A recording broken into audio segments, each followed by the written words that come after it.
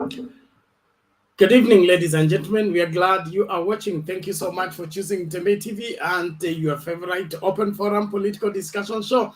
We are here again looking at the latest development on our political front and what you think about the same. We are so happy that things are happening so fast, and each one of us must pull up the socks to see to it that we keep following closely, lest we miss very important information that may help us make right decision come August 9th, 2022. It is that period of time again where things are so getting tough and tight for politicians. The decisions they must make, which parties to run to, which party favors who, where, and so many happenings. Let us get down to the same. Of course, Mount Kenya elders renew and endorse President Uhuru Kenyatta Muthamaki term. That means there is only one spokesman from the mountain, the doorway through which everybody must get to the mountain if they want the mountain vote. What does that leave for UDA, who have claimed on the same in the mountain? Well, is it the end of UDA in the mountain? Because from what we're getting from the ground is becoming slippery for UDA. The Ndidi Nyoro and Gashagwa and team had it rough in Kirinyaga today, trying to address the crowds that could not take it anymore. Well, is this the end of yellow jackets and yellow t-shirts in the mountain section of this great country? Let us look at it keenly and be able to analyze it closely. And of course, Baba, and what else? And Azimio Brigade are camping in Western Kenya. They were in Busia, and they are keeping their 4 days to see to it that they consolidate their vote, to the basket to be full and none to be lost. Let us look at it keenly. Well, the link to use to get in the studio is right now in the comment section. All you need to do is click on the link, allow StreamYard to configure your camera as well as your audio, and you will be able to get into this space. We get down to talking again. Thank you. Those of you that are joining, Salome Mbone, thank you. Sema Governor Wambora ditching Jubilee for Ufisadi Daima Alliance. That is a good one.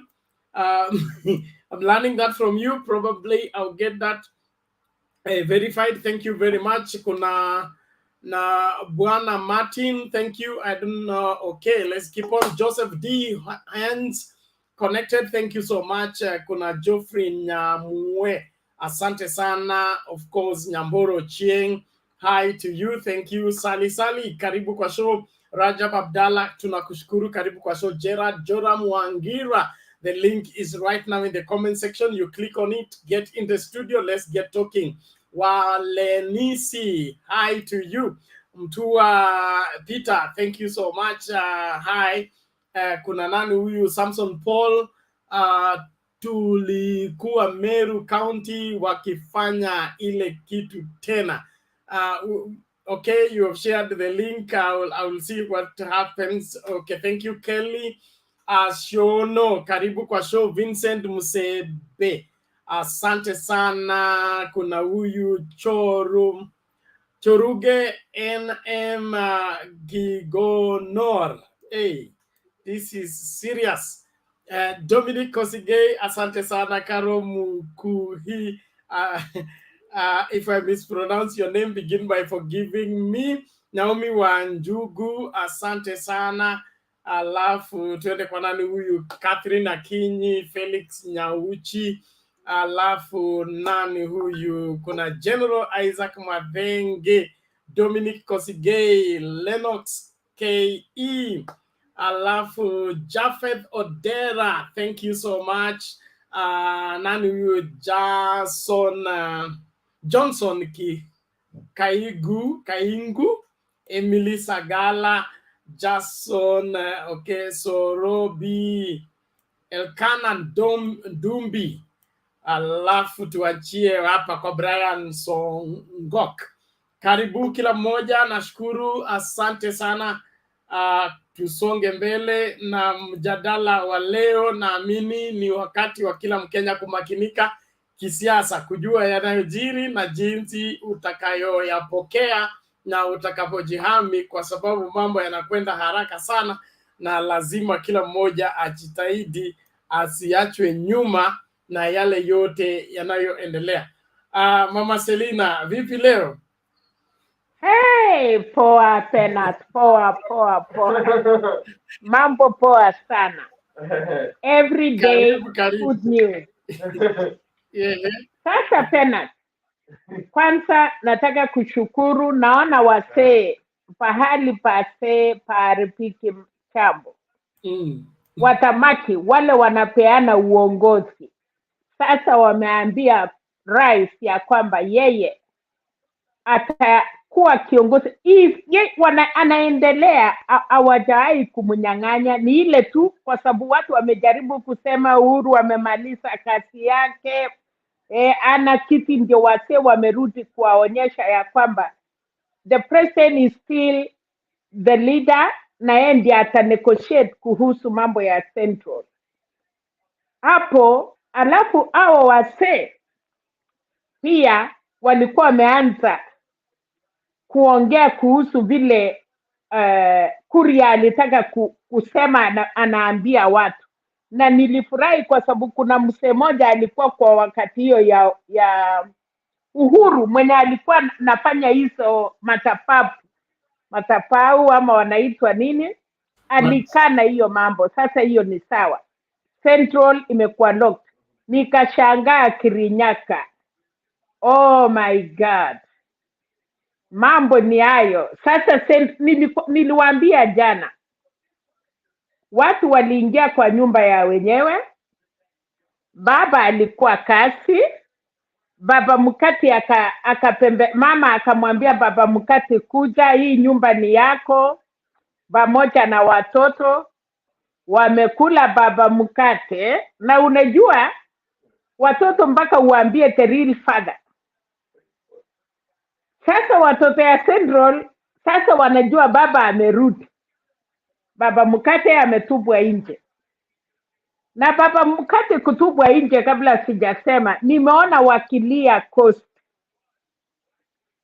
Naona Ruto deputy president anasema Jubilee wametumia bilioni 1 kununua watu.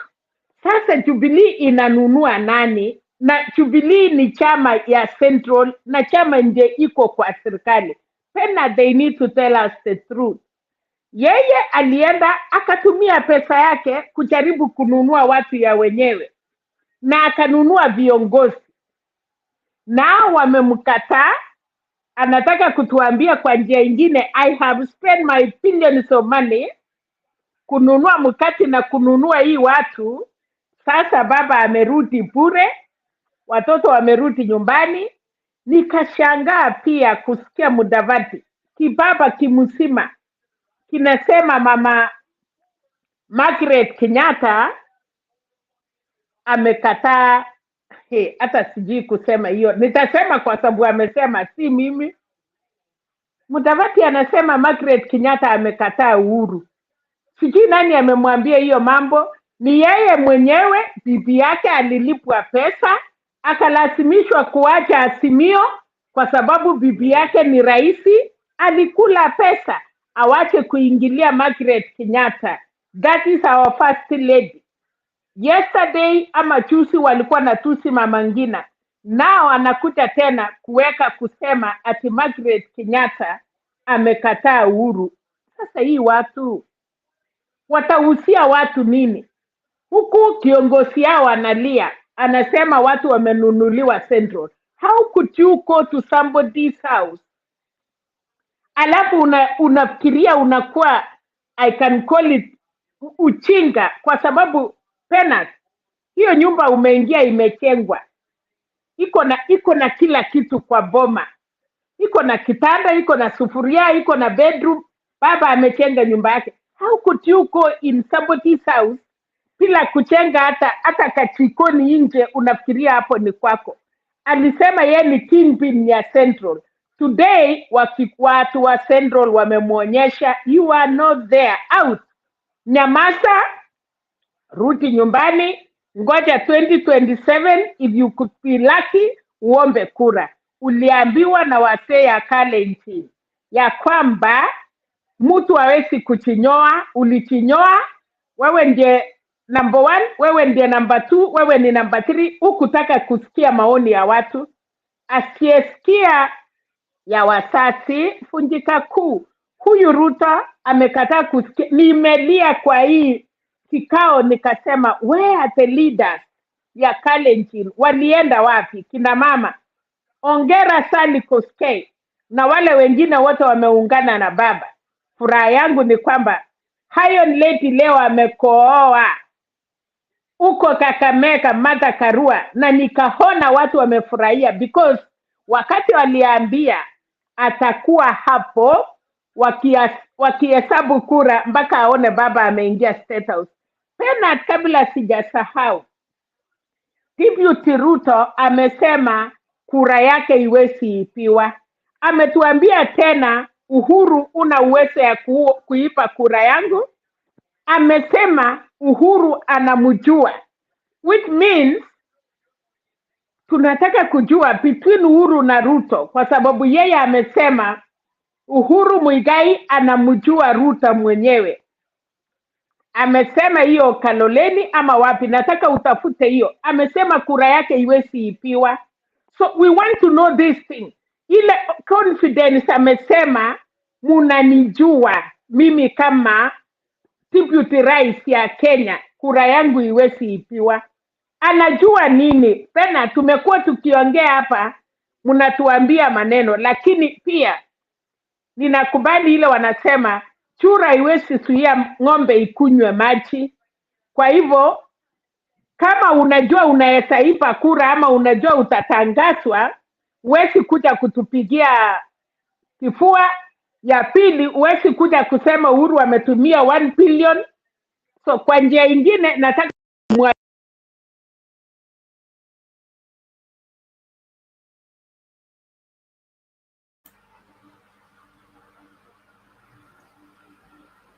Mama Selina, kama umekatikiwa pole, lakini Mr. Wangira, how are you? Oh, I'm doing fine. How is everybody? You're good, you're good. Karibu sana. Thank you very much, Bernard. You know, Muzatoli told some people to start.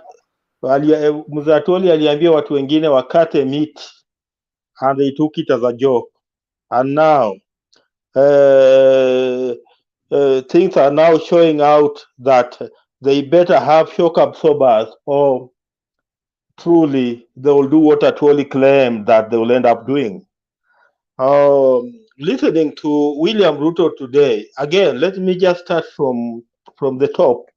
Today now, having realized that perhaps the mountain is becoming slippery, there is this other move that has started, where they are now trying to front William Ruto Musalia Mudavadi ticket for the UDA party. And some of us who read this, especially from Moses Kuria, who was saying that they should front the William Ruto Musalia Mudavadi ticket. Some of us who read those comments, we are telling them, come baby come, walete Musalia Mudavadi na William Ruto mapema, tuwamalizie mapema. William Ruto na Musalia Mudavadi, that will be 6 o'clock asubuhi, tumemalizana nao. Pengine ingekuwa ni mtu mwingine ingekuwa saa 4, lakini William Ruto Musalia Mudavadi 6 o'clock we are done, and Raila Odinga is made the president of the Republic of Kenya. Here we are seeing a panicking William Ruto, and William Ruto is in serious panic mode. Today, those guys who listened to him in Mombasa, you see, a guy who has all along been using public funds to campaign. For 4 years, William Ruto has used public funds to campaign. He has used part of that funds to buy church leaders, to buy young people, to buy women, to buy border. Today, William Ruto is telling us that the Jubilee government is now spending around 5.7 billion shillings that was meant to buy fertilizer, that was meant for fertilizer to buy people in Jubilee and in the larger Azimio family. And who is William Ruto to now hoodwink Kenyans? Because Kenyans know the type of the person he is, and he's a guy who has been associated with buying people, and there's evidence to that fact that he has bought virtually everybody.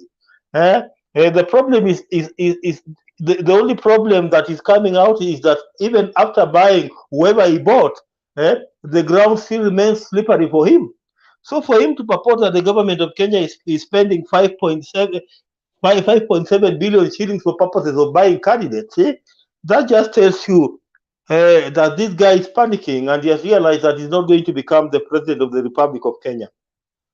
Oh, Martha Karua, just as my elder sister Selina said there, oh, she has now come out forcefully. Well, yesterday I had my doubts about Martha Karua, which I expressed on this platform, but today, she came out forcefully. That I now think that she's a real player in the Azimio family. But one thing that left many people wondering is the absence of Kalonzo Musyoka, because Martha Karua just joined us the other day. I think it was on Wednesday, and we can see her efforts to see Raila Odinga become president of the Republic of Kenya. It has been 2 weeks since Kalonzo Musyoka joined Azimio, but we don't really see his efforts to propel Raila Odinga towards the presidency. So does he want just to sit there, then at the end of the day, he'll go claiming that he should be nominated as Raila Odinga's running mate? But as things appear now, perhaps, if they continue the way they are, and even today at State House Nairobi, for the first time I heard President Uhuru Kenyatta commending Martha Karua. And for the president to have commended Martha Karua, which that means that the president has given Martha Karua a tick, that this is somebody that we need to work with. So if Kalonzo Musyoka does not come out first and pick his number, then he's likely to be left out, and perhaps Martha Karua would end up becoming our running mate for Raila Odinga.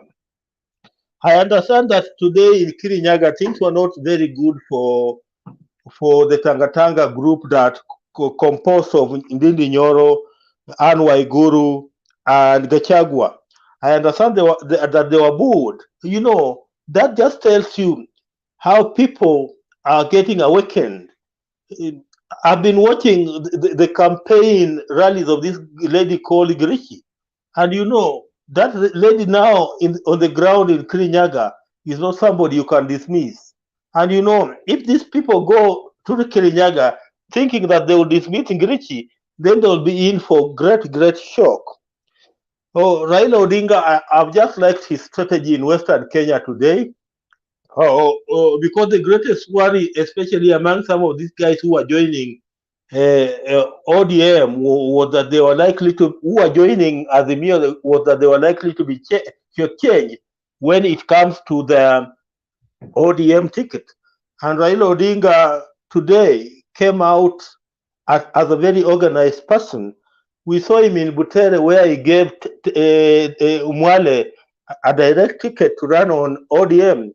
And I think that is going to be the case in perhaps Huisero, Butere, and Matungu. And even in Durambi, we saw Bishop. I like Bishop. Bishop is coming up as a really firm fighter for the Azimio family.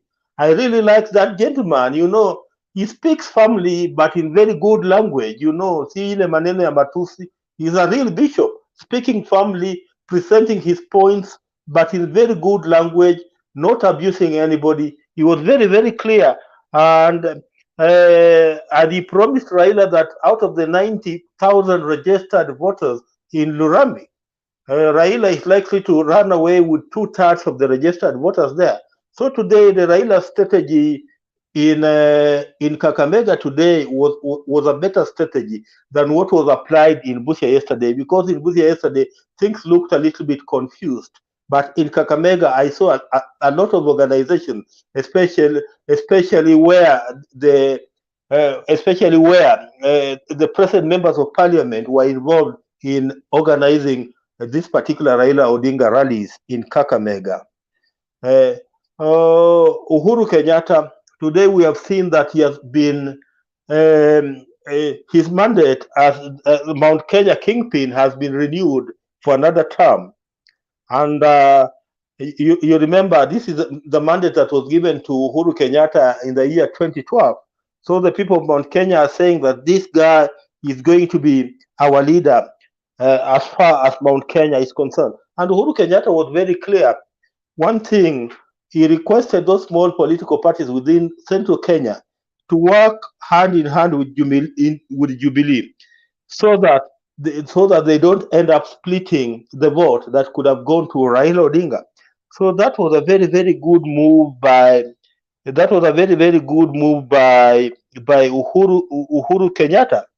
And he requested them to ensure that they now go out and they ensure that they mobilize every voter, and they ensure that every voter in Mount Kenya comes out to vote for Raila Odinga. Then there's an issue that Uhuru Kenyatta brought out today, the reason why they differed with William Ruto. And he was very, very clear when he was speaking to these elders at State House, Nairobi.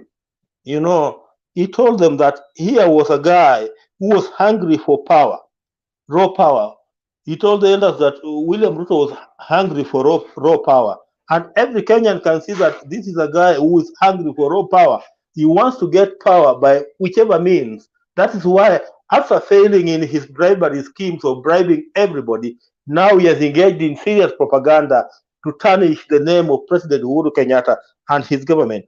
And the president said this guy has spent most of his time during this second term to sabotage President Uhuru Kenyatta's government. So he was asking those elders whether that is the guy they think should be elected as the 5th president of the Republic of Kenya.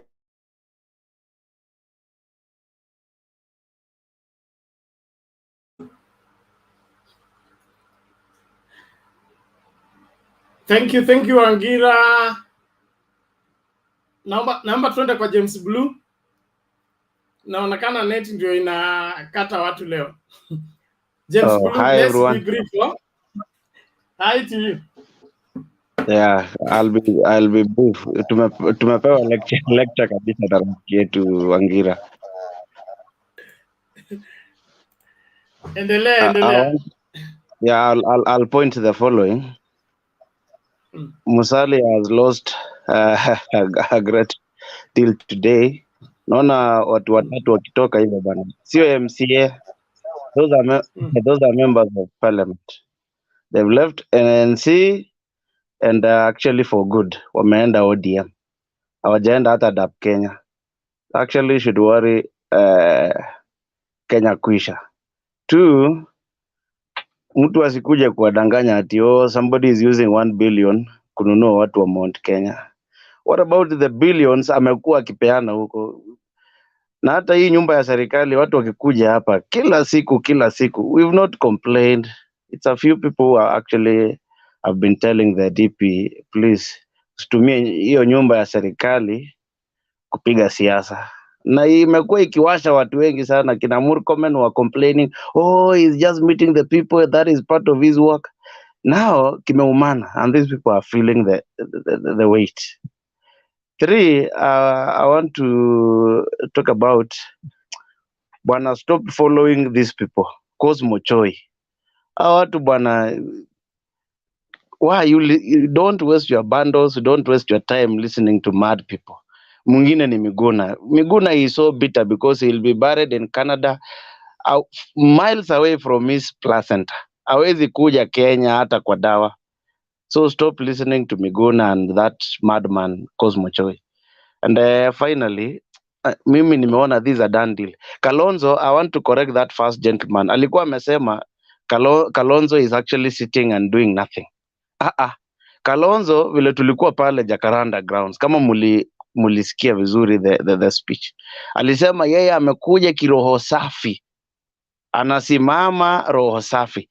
Si ati alikuja na ati with this condition. The only person who has been actually pushing Kalonzo is Mutula Junior. Ati we are coming, it is Azimio and sijui one Kenya, Azimio one Kenya. We cannot have a coalition. The law does not allow that, a coalition inside a coalition. So Kalonzo alikuja kivyake na akasema no conditions. I am supporting my brother Raila for the third time. Yeah, unconditionally, sijapeana conditions. So I think this thing has gone with Martha Karua. Muliona vizuri, actually the merger is perfect. Martha analeta votes ya kina mama. It's not only votes ya Mount Kenya. Na tulisema, si kwa ubaya, I'm just telling the brothers from the mountain. Raila needs just a drop of the vote from that mountain. Lakini sasa it is irreversible. Uhuru ameingia na wamepanda, wamefika kilele kabisa ya mlima. So siku ya kufa kwa nyani, semeni wote, miti yote huteleza. I'm done. Okay, thank you James Blue. Naomba tuende hivyo hivyo katika hiyo masafa. Hillary. Yes. yes, Bernard, how are you? I'm well. Good to hear Hello. you. Karibu. Habari. Hey, yes. Leo nimeona kumekuwa na mambo mazito. But I want to point out one thing that really made me laugh. You know, tunaambiwa kila siku ati Musalia and Wetangula hao ndio the kingpin of Western. Ati hao ndio our leaders wa Western. So something funny that happened today that you guys need to know is those guys were at Golf Hotel walikuwa kwa hiyo sijui wanaita meetings zao hizo za boardroom na Waluya from Western. So what they were doing, they were waiting for Raila atoke anatoka Butere, vile alikuwa anatoka Butere akaenda Kuisero. So those guys were following behind. Akitoka bale ametoka ndio wanaenda. So when they are moving to Butere, they are moving to another station. Wao wanafuata that station. As in, that's why I think they sat down yesterday, and that's why you realized Onsarigo has changed strategy ya announce meetings za Raila. You know, they used to give a whole week schedule. Alafu napata kwa Kenya Kwanza wana change their schedule to counter Azimio. So this time round sasa walipatiwa just for Busia. I think they sat down evening wakamua, let's split, you guys go back to Western. I'm telling you what they've done there today, it was nothing. I wish wangeenda tu Mombasa na Ruto had the numbers huko, because what they were doing today was just follow up na wanajita hao ni kingpins. Alafu they've lost their people, watu wamepatiwa direct ticket huko, walikuwa nini, as in Raila Azimio has done it today. It was massive. It was really a big massive thing today, and I was very happy. The other thing is about State House, and as you could see, naona Uhuru alikuwa ameanza sasa kuanza kuchomoa issues polepole. Remember akikuwa Sagana, he said something about nani alikuwa na tamaa ya uongozi, then akawachia hapo. He sat on that only. Today nimekuwa naona Citizen anasema hata huyu jamaa alikuwa anataka kumtoa kwa kiti. He told those elders alikuwa ameplan, amemobilize people hawa kina Rigathi Gachagua and the other MPs that he was buying. Alikuwa anataka, so Uhuru is letting those information pole. So whatever we've been hearing that hiyo story, hata utakuja kusikia story hata pengine nani alikuwa anasema hiyo ni ya Kuria, maybe we'll hear it kwa hii campaign, because naona Uhuru has started giving information pole. Leo ameongezea hiyo, wala alikuwa anataka kumimpeach, kumtoa kwa serikali. Amesema hiyo leo to those elders, and I think that will work. The other thing is about Central Province. What I saw today, Central Province, is what Kibicho has been doing in Kirinyaga ndio sasa tumeanza kuona coming out. You know, Kibicho has been camping in Kirinyaga na hizo meetings zake tu ndogo na mayouth, hizo town hall meetings. You know, he's been having a lot in almost all the constituencies in Kirinyaga, and he has been bringing people together nini. Na sasa leo hiyo kazi ya Kibicho na hiyo ya Girishi huko kwingine vile na campaign as an independent candidate, now you've seen it happening. Watu wameanza kurealize the truth. So you saw it coming out kwa kinani wakikuwa good today, and Didinyoro and the governor, the sitting governor na huyo Rigathi Gachagua. So it's I think the strategy the Jubilee is using in Central, you can see now the results are start coming out. Na sasa hiyo ni ground inatengenezwa, wazee wamekuja sasa. You will see just after the nomination watu washajua tickets, you will see Uhuru now going in forcefully kuanza kucampaign, and that will be a game changer. So far so good. Wacha niwachie wengine waendelee, then tutaendelea baadaye, tuko hapa mpaka late. Okay, asante sana Hilary. Thank you for that observation. Nicholas, vipi?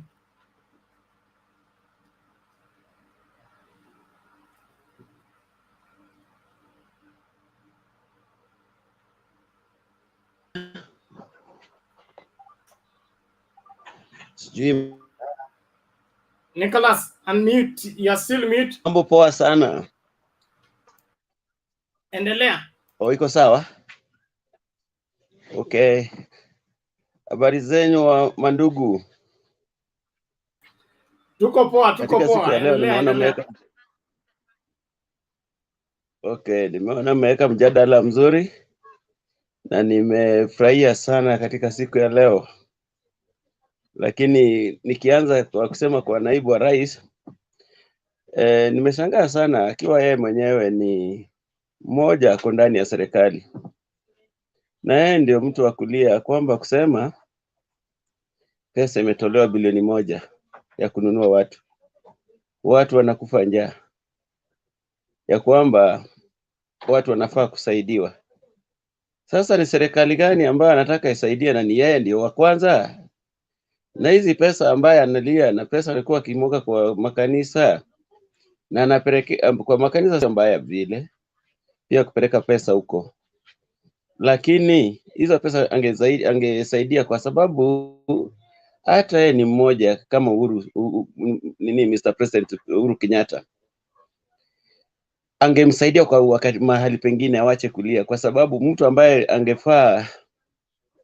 angefaa kulia ni mtu kama baba, kwa sababu hayuko kwa serikali. Yeye ndiye angefaa kusema ya kwamba watu wanakufa njaa, serikali inafaa isaidie. Hapo ingeeleweka. Kwa hivyo kusema ya kwamba pesa imetolewa bilioni inanunua watu wengine, Jubilee ndio inanunua watu. Hii ni ugonjwa kubwa sana kwa upande wangu, kwa sababu yeye ndio walikuwa nasema kwamba Jubilee ilikuwa ni chama ambaye kilikuwa kisha kufa, ni kuzikwa, ilikuwa imebakia tu kuzika. Sasa saa hizi tena Jubilee imeonekana ya kwamba imeamuka inanunua watu. Kwa nini Jubilee gani tena?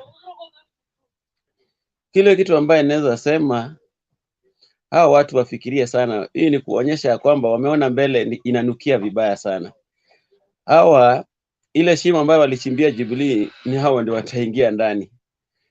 Nikirudi kwa kuangalia mkutano mmoja, imenifurahisha tena upande wa Mount Kenya, kina Rigathi Gachagua, kina Ndindi Nyoro na mama Wahome. Leo wamekuta ground ni kumoto, haikukaliki. Kwa sababu vile walikuwa nasema Mount Kenya ni UDA, baba hawezi akaona hata vote huko. Na wakarudi kusema kwamba Mr. President ako na kura moja. Na President alijibu akasema vizuri, mimi nina kura moja, lakini hii kuna watu ambaye nikiongelesha watanisikia. Lakini leo wamekuja kujua kwamba kumbe hii kura moja iko na nguvu sana. Nikiangalia tena katika mkutano wa baba huko Kakamega. Kakamega imeshika moto kabisa. Waka ninajua kwamba hata saa hii mahali Manueta na ma-DVD mahali wamekaa wanajua kwamba tulikosea, isipokuwa wawezi wakaongea kwa saizi, lakini wanajua kwamba walikosea mahali. Wanajua vile walikuwa wanafikiria kwamba baba walimtupa, baba hawezi akaamuka. Sasa saa hizi ndio imekuja ikajulikana ya kwamba baba bado ako strong na bado yeye ni mwenye bado nguvu ako naye katika siasa. Okay, kama jana nilisikia kuna, isipokuwa nilijaribu kuingia jana nikashindwa, nikasikia naibu wa rais akisema ya kwamba awachiwe tu Mr. President amwachie tu baba kidogo aone bila tamlambisha. Sasa swali ni hivi, baba amekuwa akisimama peke yake kwa hiyo muda yote, amekuwa akisimama katika siasa kwa hiyo muda yote, lakini naye anakuwaga na wafuasi, hajawahi angushwa chini. Sasa mtu hajawahi simama hata siku moja, akasimama siku ya rais, hii ndio mara yake ya kwanza, utajigamba ya kwamba utaangusha kigogo ambaye ilianza zamani? Kile kitu ambaye naweza tena kuongezea ili tuende kwa haraka kwa sababu ya muda, nimefurahia sana wakati nimeona kiongozi mkuu katika nchi hiyo ya Kenya akiwa ameita watu wake ili kuwazungumzia, maana watu wa Mlima Kenya wamengojeaga ni nini hawa watu walikosania, ama ni nini lilete shida kati ya hawa watu wawili. Lakini kulingana ile ambaye nimesikia kidogo katika habari, ameonyesha ya kwamba huyu na njia yake na ile uongozi enye alikuwa anataka, ako na tamaa zaidi, na maybe amewaambia ile ambaye inaweza geuza vichwa ya watu wengine na kuwahimiza ya kwamba wakienda katika Mlima Kenya waweze kupiga kura na kuenda kuongelesha vijana, kwa sababu katika Young Turks ndio wako na shida sana, hawajui maisha vile maisha inakimbia mbele, maana hao wanadanganywa na pesa kidogo. Sasa hao wimbo yao ni pale UDA. Hatusemi UDA ni mbaya, ni chama na ni lazima kikue, lakini muda wake bado. Wawachie baba kwanza, baba atengeneze nchi. Kwa hivyo nitasema ni asante. Mimi nataka kusikia tu maoni ya wapendwa na mandugu vile wanaendelea na ile njia ambayo tunaongeleshana. Nimesema ni asante. Okay, asante sana Nicholas, nashukuru kwa maoni yako na mchango wako. Naomba tusonge mbele. Milani, namna gani?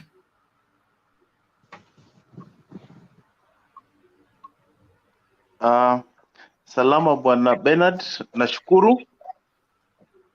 Haya, karibu. Asante. So ningependa kuweza kuchangia katika hili mada lenye tumeweza kulipata kulizungumzia jioni ya leo. Tumeona rais ameweza kupata ile endorsement ya elders ama wazee wa jamii ile, na hii iko na weight kubwa sana kwa sababu tunaona kwamba itaweza kugalvanize ile base yake ya rais, na hiyo base yake ikiweza kukua galvanized na nafasi yake na usemi wake ukiweza kuendelea kutiwa mkazo na zile stakeholders wa ile mlima, tunaona kama mtukufu rais ataweza kupata nafasi nzuri ya kuweza kujielezea kwa jamii ile na kuweza kuelezea mambo jinsi ilivyo. So for me, I think it's a good thing that the president got this endorsement, because this endorsement would help him to be able to reach out to his community explaining the bigger picture and also to get across the entire republic. Kwa sababu yule mwenye hana jamii yake nyuma yake, huyo mtu ni kama mtu uchi, kwa sababu akikimbia na watu wake, hata watu wa nyumbani hawezi mpigia kura na hawezi msupport, huyo ni mtu hawezi ongea hata na majirani. So mimi naona kama ni jambo nzuri, ni maendeleo, ni mambo imeweza kuongezeka na tunafurahia maneno hiyo. Jambo lingine ni kuweza kuzungumzia mambo ya Western. Rallies zile tumeweza kuona zikiweza kufurika na ni mambo mzuri, lakini kuna jambo moja mimi imenifurahisha. Ni jambo ya huyu jamaa anaitwa Baraza. Ukiangalia unaona kuna huyu jamaa Malala who looks like a greenhorn, and in him being a greenhorn, I think it needs somebody who is focused, who is mature, who is not kiddish and childish like Malala. Ni mtu, umejua mtu anaitwa governor ni mtu who is a county CEO. Inataka mtu very serious. Ni mtu mwenye anaweza angalia strategic focus ya particular hiyo county na kuweza kuleta maendeleo. Na niliona huyu jamaa anaitwa Baraza anatosha mboga.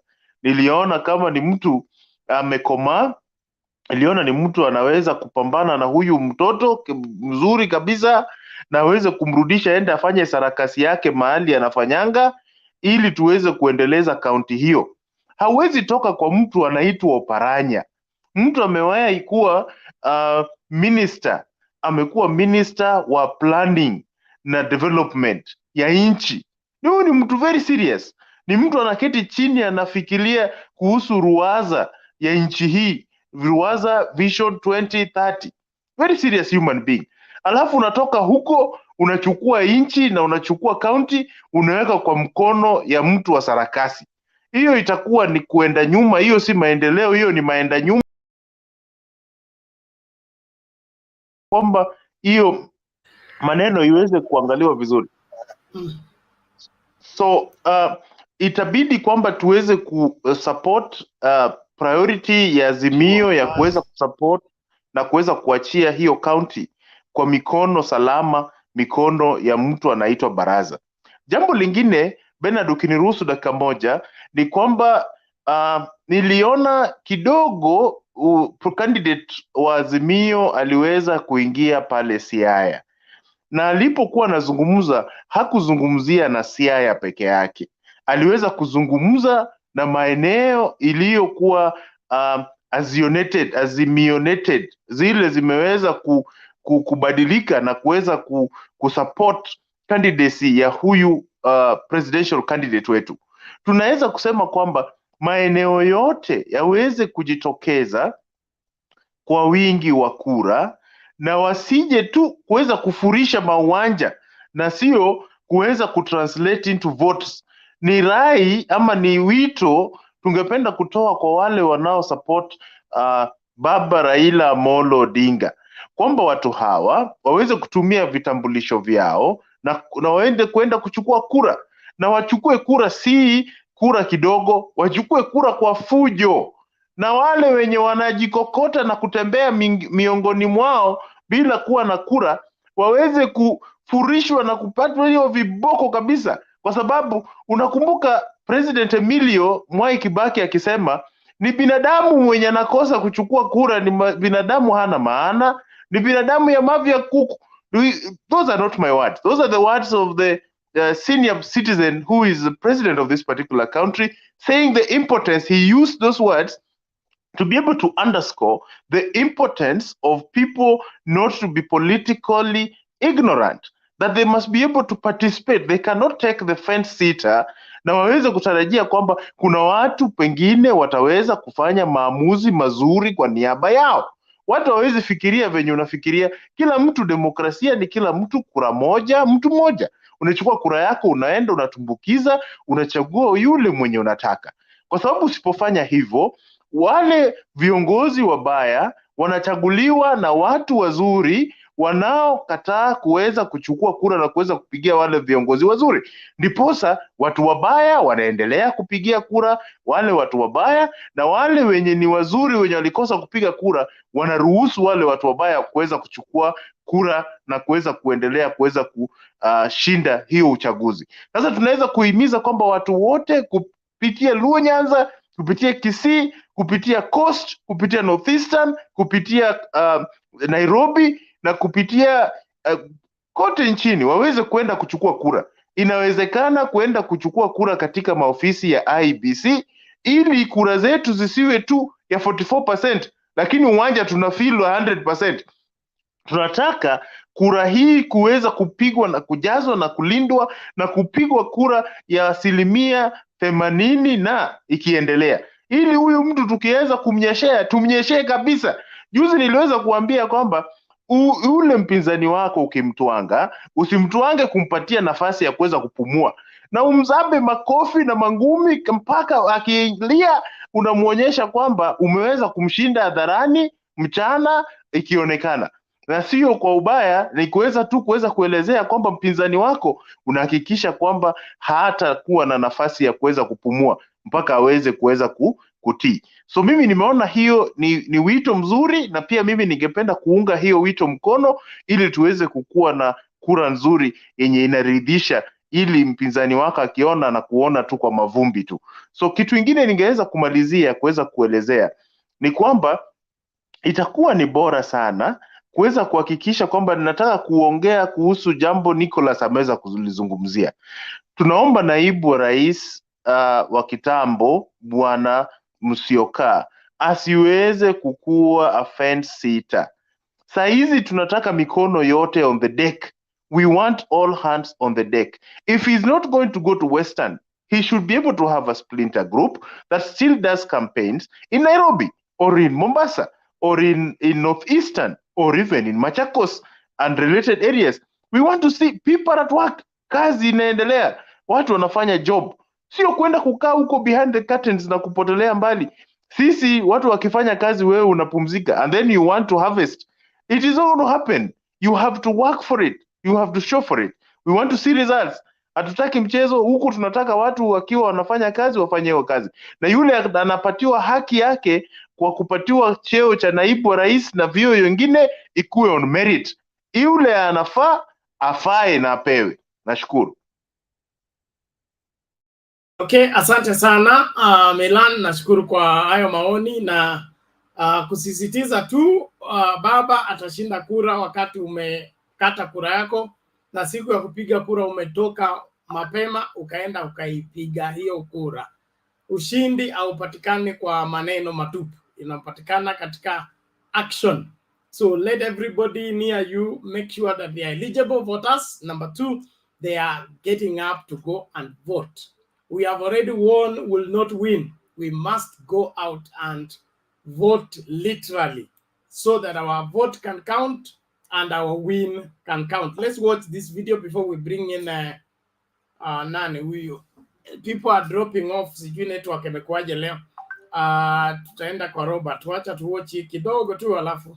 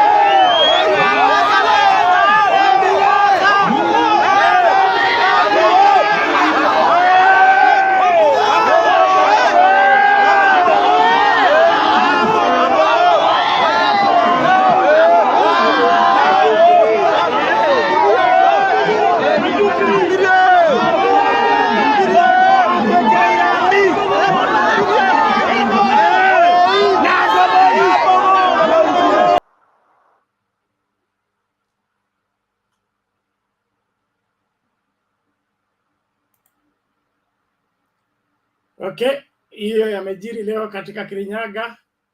Inaonekana the ground has shifted.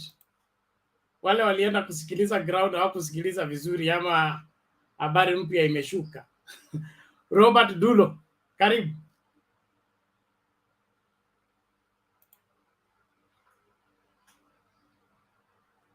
Unmute your mic, is beside your name. Oh, oh, thank you. Good evening, Mr. Bernard and other colleagues on the panel. Good evening to you. Welcome. Thank you. It's been long since I last appeared on the show, but today at least I've got time to be here. First of all, we are in interesting times, and today allow me to be neutral in my analysis, not my party position notwithstanding. You brought in a very, very good topic to be discussed. From my end here, I'm reading that the Mount Kenya elders renew and endorse President Uhuru's Muthamaki staying. Yeah, this is a very, very interesting topic and question as to whether the ground is shifting. I would begin by saying that for the first time, Central region is a swing vote region. It is a battleground because it has not produced any serious presidential contender. I hope we are agreeing on that, all of us. And that one fact is that as of now, we still cannot say that a given percentage can be claimed by the deputy president and another by the former prime minister plus other contestants. Of course, there is a presidential contender from this region called Mwangi wa Iria. Up to now, we don't know the percentage that, the chunk of votes that he would really get. Now, back to this topic or this question. Does this mark the end of UDA, United Democratic Alliance, dominance in central Kenya? I would answer this by talking about 2 points, 2 key points. I hope you are understanding me. Can you hear me? Yes, go ahead. We can hear you. Yeah, thank you. The first point here is that the lieutenants of both the candidates, that is Raila and Ruto, are those leaders that really cannot comb the ground on their own. We talk about deputy presidents, lieutenants. The fact is that these are leaders that cannot hold a rally on their own without the deputy president. I hope I am not lying. Some of the lieutenants of the former prime minister also cannot. In fact, the fact is that most of them want to hang on the coats of these presidential candidates. That is why, as we look into things, as things unfold, there's this question that I'm asking myself, and I've been asking myself. Well, the Muthamaki, the elders have endorsed Uhuru's ideas. But the question is, how frequent does the president go to the central region to hold campaigns? So far, we see most of these our leaders coming to this region, the western region, the Nyanza region, the coastal region. But there is little effort that they are making towards popularizing Raila's candidature in central region. This is perhaps a question that my colleagues would ask me, because I believe that we don't have time. And that if Raila plus any other candidate wants votes, then he or they must really have laid down strategies to access both the regions. Yeah. he did well by making up, computing a very good campaign team. Then this campaign team must move to the ground. The likes of Governor Ndiritu Muredi, they must go access the mountain. They must not leave the mountain in the hands of the likes of Moses Kuria, who would spew all that, who would rant, all in an attempt to turn away the minds of otherwise undecided voters. So that is one of the observations that I have been making, and I wish to address.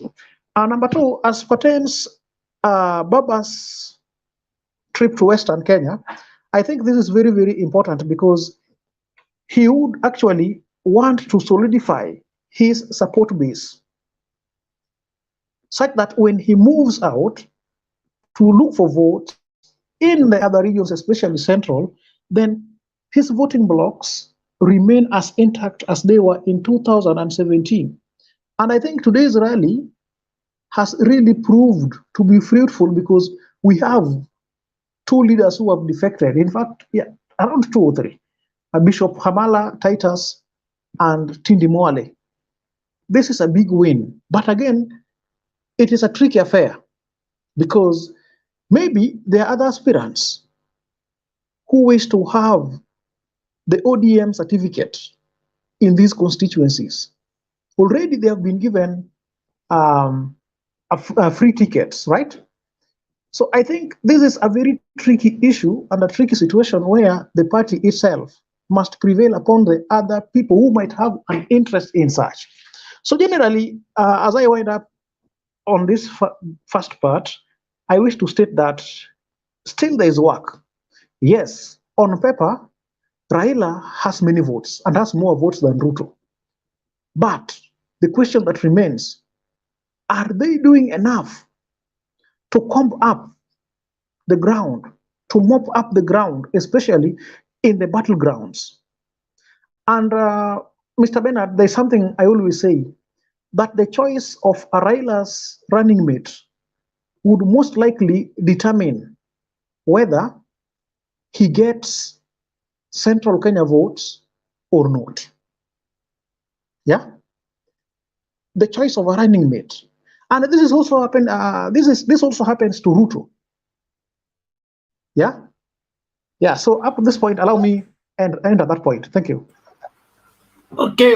Thank you, Robert, for your submissions, and I would just want to, in a quick response to you, is that our politics is arranged and is developed. It builds up. As where we are right now, there is we are almost beyond the politics of personality, whereby grouping particular people in order to get votes. Azimio has become a brand that people are buying into, not just how many individuals have come in. So by the time there will be a decision of who will be the running mate, it will be not so much significant on if you don't pick me, I will go away with my people. The people have already bought into the brand. It will be very difficult for them to retreat at this point in time. But of course, wise decisions have to be made for the betterment of the country and for good governance. One of the things that we cannot afford as a country right now is to have a new government that begins on the premise of fights among who went with what slot, why was I not given what slot. We need to have a stable government that takes off on the first day, because there is a lot to be done in terms of recovering the economy and getting lives back into proper wherever livelihood as individuals, corporately, and as families. So I appreciate your perspective, and let's remain optimistic and play our role, our sphere of influence. Those people around you are the ones to be told, nenda uchukue kura, nenda upige kura. Everybody playing their role, we will get the whole country rally behind what is right. But if we remain to look for who to blame, there is a lot we can blame. Transferring blame is the easiest thing to do. In my opinion, that is not leadership. For Kalonzo, somebody said we should understand he is nursing the wife. We shouldn't be hard on him, but all the same, he has his role to play, and I'm sure he knows to play. We still have got some time. Let's not be too quick to conclude. 5 months is a long time in politics, and alignments will take place. Let's talk. Let's not talk as if tomorrow is the election day. Thank Now, you. allow me just interject on for just a few minutes, Mr. Mutembei. I'm trying to read the comments by our listeners here, and perhaps they are not getting, most of them are not getting my point clearly. That the fact, some of them are saying that I'm trying to say that Raila does not know how to campaign. No, in fact, Raila is a super aspirant. Mr. Dulo, yes. I think when you get the second submission, you can respond to that. As at now, tunasonga kwa ile mtu anafuata. All the same, everybody is entitled to the opinion. You have given yours, let everybody give theirs. Eventually, at the end of the day, the best man will win. Thank you. Thank you. Naomba tumlete Bwana Guru kabla tumlete Shiko. Bwana Guru, vipi leo? Mzuri sana. Yaani yellow fever ni watu hamtaki kabisa. Pardon? Yellow fever mmeikazia Kirinyaga watu wasiongee. Iko nini? Unajua? Kuna kitu kimoja nimekuwa nikikwambia hapa. Watu ya mlima ni watu very tricky, na wanajua kwamba mgeni akija nyumbani huwezi fukuza yeye, sana sana akiwa amekuja amebeba kitu. Lakini si kusema kwamba sasa ataingia bedroom, hapana. Table room atapatiwa, lakini bedroom inakuwa ngumu. What is happening is what I have been saying here over a long time, that these people are very interesting people, because they'll treat you the way you treat them, and they'll be receptive to your overtures, but at the same time they retain their independence. What is happening right now is that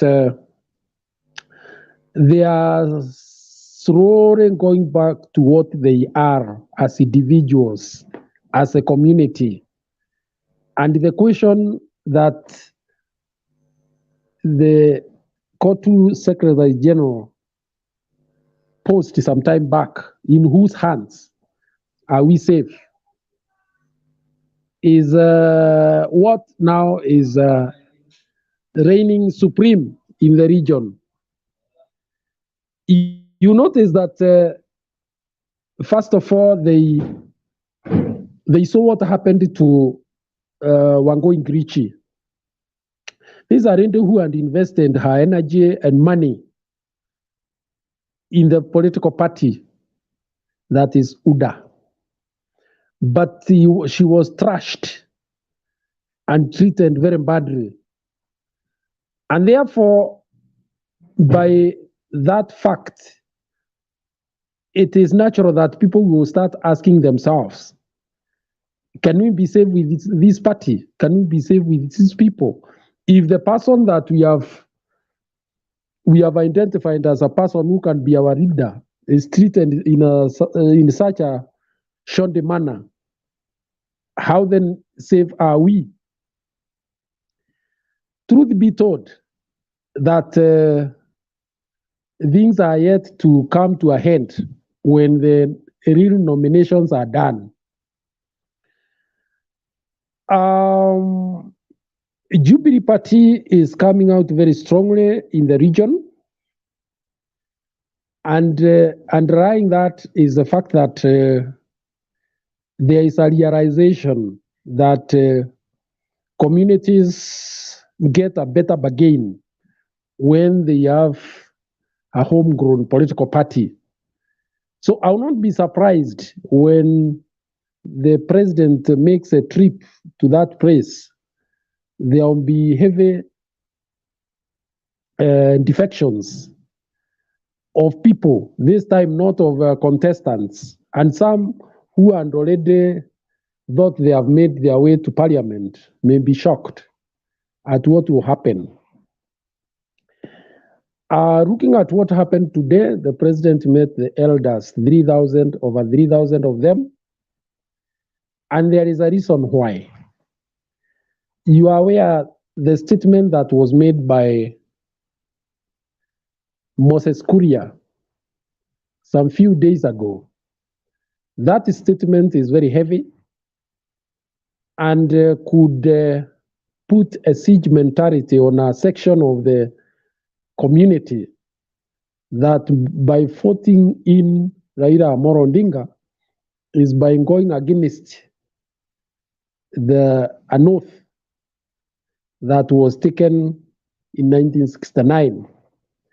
And as you are aware, all of you, I know you come from communities, you know what oath is, and especially when it is administered by Wazee. So I think I would want to speculate that this is one of the key issues that the elders will have to go and break it down in the community and explain in such a manner that it does not affect voting, particularly of a certain generation of people in this community.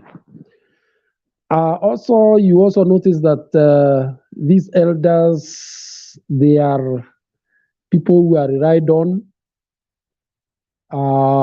by quite a huge section of our community. Of course, there are those who call themselves millennials and may not see any use in what these Wazees talk about, but there is still a part of the society that is very keen to listen to what these Wazees have to say because they have a direct communication with the powers that be. Like now you can see how many people are invited to State House anytime. There are very few who have that privilege, but these are the people who can be called upon even within days. So they have earned their place in the society, and I believe that the communication that was done today is on the way forward for the community, and particularly how to explain to the community the way forward in terms of leadership at the local level and leadership at the national level. So we are yet to see the mass movement towards Jubilee and related parties, and this can only spell doom for UDA. There's a friend of ours here called Dulo, who I heard say that Baba is not being sold in the mountain. You notice that this is an area where you will not just plunge with the big rallies. You first start with what we call small boardroom meetings, more organized groups, meeting opinion leaders, and then you come up once you have won them on your side. That is what happens when you try to penetrate an area where you are not readily accepted. And the game plan, as I've said before, is very simple here. And I heard the statement made by Peter Munya, which I can accept. The game plan by the two leading principals, Uhuru Muigai Kenyatta and Raila Amolo Odinga, is to consolidate other parts of the country. So by the time they are coming to the central, it is not to come to plead with them to support Raila. It is to ask them whether they want to play their politics in the opposition or to be in the government. Sometimes politics is not about pleading with the people. It is by browbeating them and giving them almost no option. But it is up to them to choose which side they want to be. And if you look very well, that is what is happening right now. Consolidate all the other parts of the country, and then in the last few months, the kingpin of the area will go and tell them, you see what? The country is moving in one direction. But it's up to you to choose whether to be in the government. I would wish that you are left, I leave you in the government. But the country has moved to the other side, the leadership, and I would want you to go there. And then they are left, and when they look at the reality, they see that is what is the case. So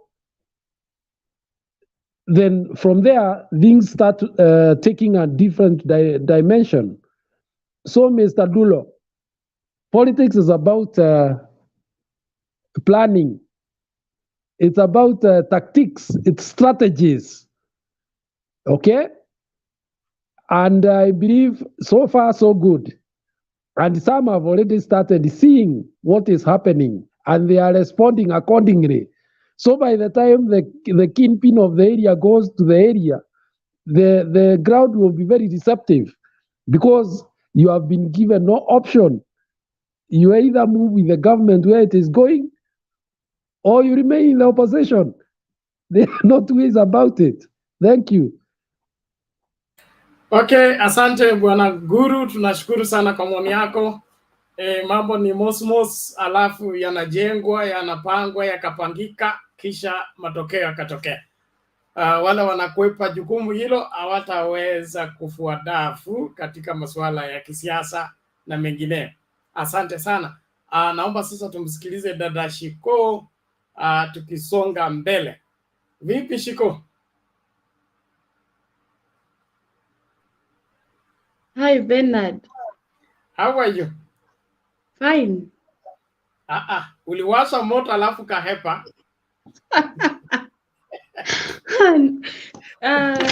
Kuna mtihani sahi, sasa ndio maana sipatikani sana. Okay, sawa. Yeah. Karibu lakini. First of all, I would want to start by saying I'm so happy for what happened today. I, Shiko, reporting from Mount Kenya, a daughter of Mombi. I'm reporting from Mount Kenya. I'm so happy. Leo at least kuna hao wazee, hao ndio mtu akileta mahari kwa msichana Mkikuyu au lazima wakue. Hao ndio wanapatiangwa dowry. And I'm so happy that sasa wameenda mpaka State House. They were called by our kingpin, who is Uhuru Muigai Kenyatta. On top of that, that showed, amekuwa nikisema hapa, Uhuru will still remain our kingpin, and he is our kingpin. Sijui kwa nini watu wenye wako UDA hatukuona kina Gachagua hapo. Hawajulikani kwa hao wazee, kwa hiyo bunge la wazee. Hukuona Dende Nyoro, hawakuwa. And I'm asking myself this question. Why are people so bitter in a way that our President Uhuru Kenyatta anaita watu State House? Why are these UDA people, like, why are they bitter? Ruto amekuwa akiita watu waende Karen. Na for the last 4 years, and we've never complained. Sasa wakati Uhuru anaita watu Ikuru ndio sasa kumekuwa na shida. Sasa wazee wameenda huko. Those are the same people who ordained Uhuru Kenyatta, kina Mishuki na wale wengine. Kuna kofia alivalishwa, and I know he still have it. Kuna kofia alivalishwa wakati walimwadeni akuwe kingpin wa Mount Kenya, na hiyo kofia bado najua ako nayo. Na sasa yeye kuwaita, because he has to listen to them. I know lazima pia kuwe kuna anawasikilizanga, there are those advice like lazima asikie from his cause hao ni baba au sasa yeye anaweza waita baba, lazima awasikie. Na nimefurahi sana, tunasemanga na Kikuyu, I know sijui kama Guru anasikia Kikuyu, kagotoika musie gatihakagwo mugeni, and it has come to pass. I know you know what that means. Kagotoika musie gatihakagwo mugeni. Ruto akuje Mount Kenya. Bernard have been saying this. You ask Kikuyus. Me personally, we are not to be trusted. We don't even trust ourselves. Uwezi tuwekea 100%. You no one like usemange ati mimi niko central. We don't even trust ourselves. And kusema ati watu washinde hapa wakisema ati ni UDA Mount Kenya. Right now, I would say penye UDA ilikuwa 2021 Mount Kenya, the percentage that they had in Mount Kenya is not the same percentage they have at the moment. People have defected. And I'm waiting to see after nominations utawaona. And before nisahau kuna huyu Ringathe from my county. Pia ninaona idarudi na UDA, Ringathe Gachagua. Bernard, mark my words, that woman huyo wa Maranga lazima atakuwa yeye ndiye atakuwa mbunge wa Madera with Jubilee ticket, because she won last time. Anyway, back to the topic. Watu wa Mount Kenya, it's for them to choose. We've been shown the way. It's for them to choose whether they want to be in the opposition or they want to be in the government in the coming 5 years. From where I sit, I'm seeing so many people I've seen so many people who have defected from UDA. Mtu baada anasema kuna hii kitu Oscar Sudi alisema and people like walikuwa wanasema kama hakuna mahali Mkikuyu atakuwa kwa the DP, hatapewa DP ya Raila, not Raila, ya Ruto, kama ni Mama Boga atapewa, sisi hatuko. My condition is I have to vote where I'm seeing my one of my tribesmen. Na nakwambia ni ukweli, wa Kikuyu wako hivyo, hakuna atague Musari asichague. Sisi we've been shown by the way, and I've seen people when you wakisema mimi sitakuwa kwa UDA, wengi wanasema hawatachaguana, but wakati Martha Karua amekuja kuingia Azimio, watu wengi walikuwa wanataka wapeane mwelekeo, as in they wanted to see which side she's going, and they washaona ameingia Azimio. Na Martha Karua ameleta kura mingi sana zenye people, let's not just say ati amekuja tu, she has no votes. So many people have trust in her. I would rather go for Martha Karua, hata kama ningesema siwezi pigia baba kura, nipigie mtu kama Martha Karua angeenda kwa debe peke yake, rather than kusimama na mtu kama kina Rigathi Gachagua, because from Uhuru Kenyatta I'm seeing it from Mount Kenya. Sasa the mwenye anafuata tungesema ati ndiye tumeatiwa atupatie mwelekeo, that would be only kina Martha Karua, Peter Munya, such people. And So watu wa Mount Kenya ni wao wajue kama wanataka kukua in the opposition in the coming 5 years, and they don't know how opposition feels. They've forgotten. They've been in the opposition for they know what they went through during the 24 years of Moi's government. It's kama wanataka kukua hapo ndio watakuwa in the next 5 years. Wamesahau. And I'll be very honest with you, Bernard. So many people who are in UDA, majority, I would say a good number of them, ni youth. They are those youth. It's like ni kama cult. It's like a cult in Mount Kenya that was brought in Mount Kenya. Ile yenye watu wanaambiwa Uhuru, the Kenyatta's family ndio inafanya sisi tukue, ati ndio inafanya it's okay. Kenyatta's family is the cause of why you're not doing well in life.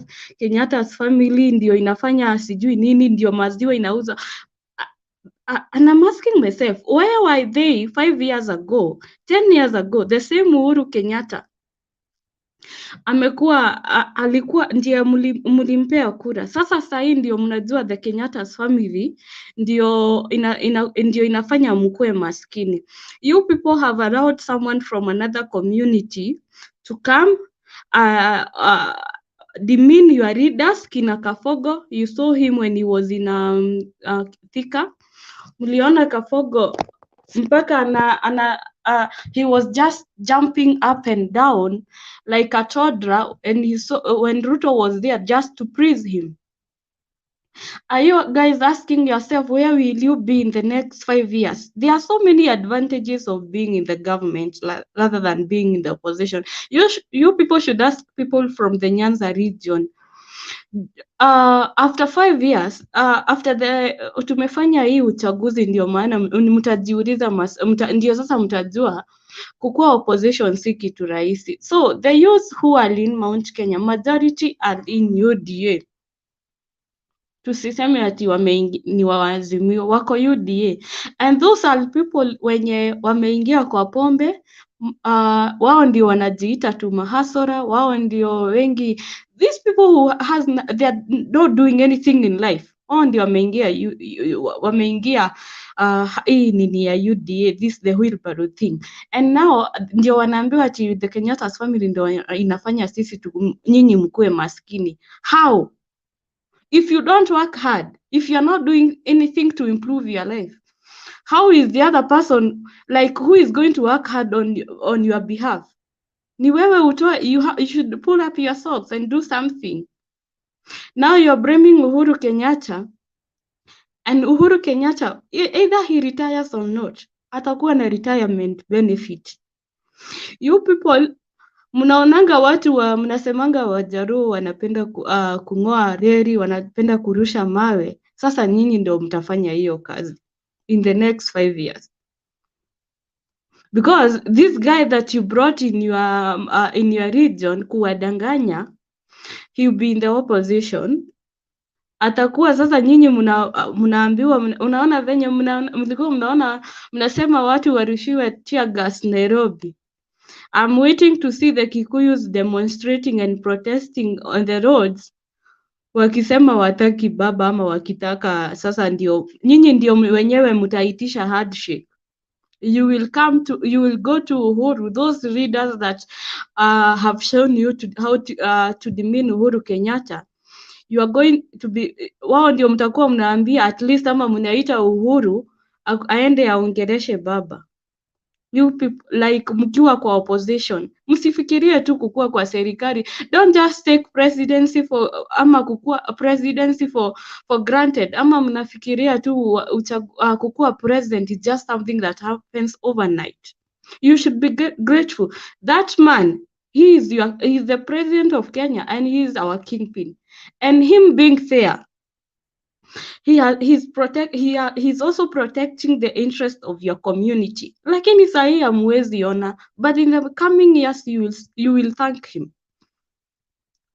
So I'm happy myself. Like what I am very happy for what happened today, and my wish is after the nominations Uhuru Kenyatta ataweza kukuja kwa ground, akuje akuje aongee na watu yake, because he has the right to do so. When he comes to Mount Kenya, he belongs there, huku ni kwao, and he is talking to his people. No one should tell us that Uhuru Kenyatta should not come, should not campaign. He is talking to his people, and the question is, and he has to tell us what happened. Let him say the truth.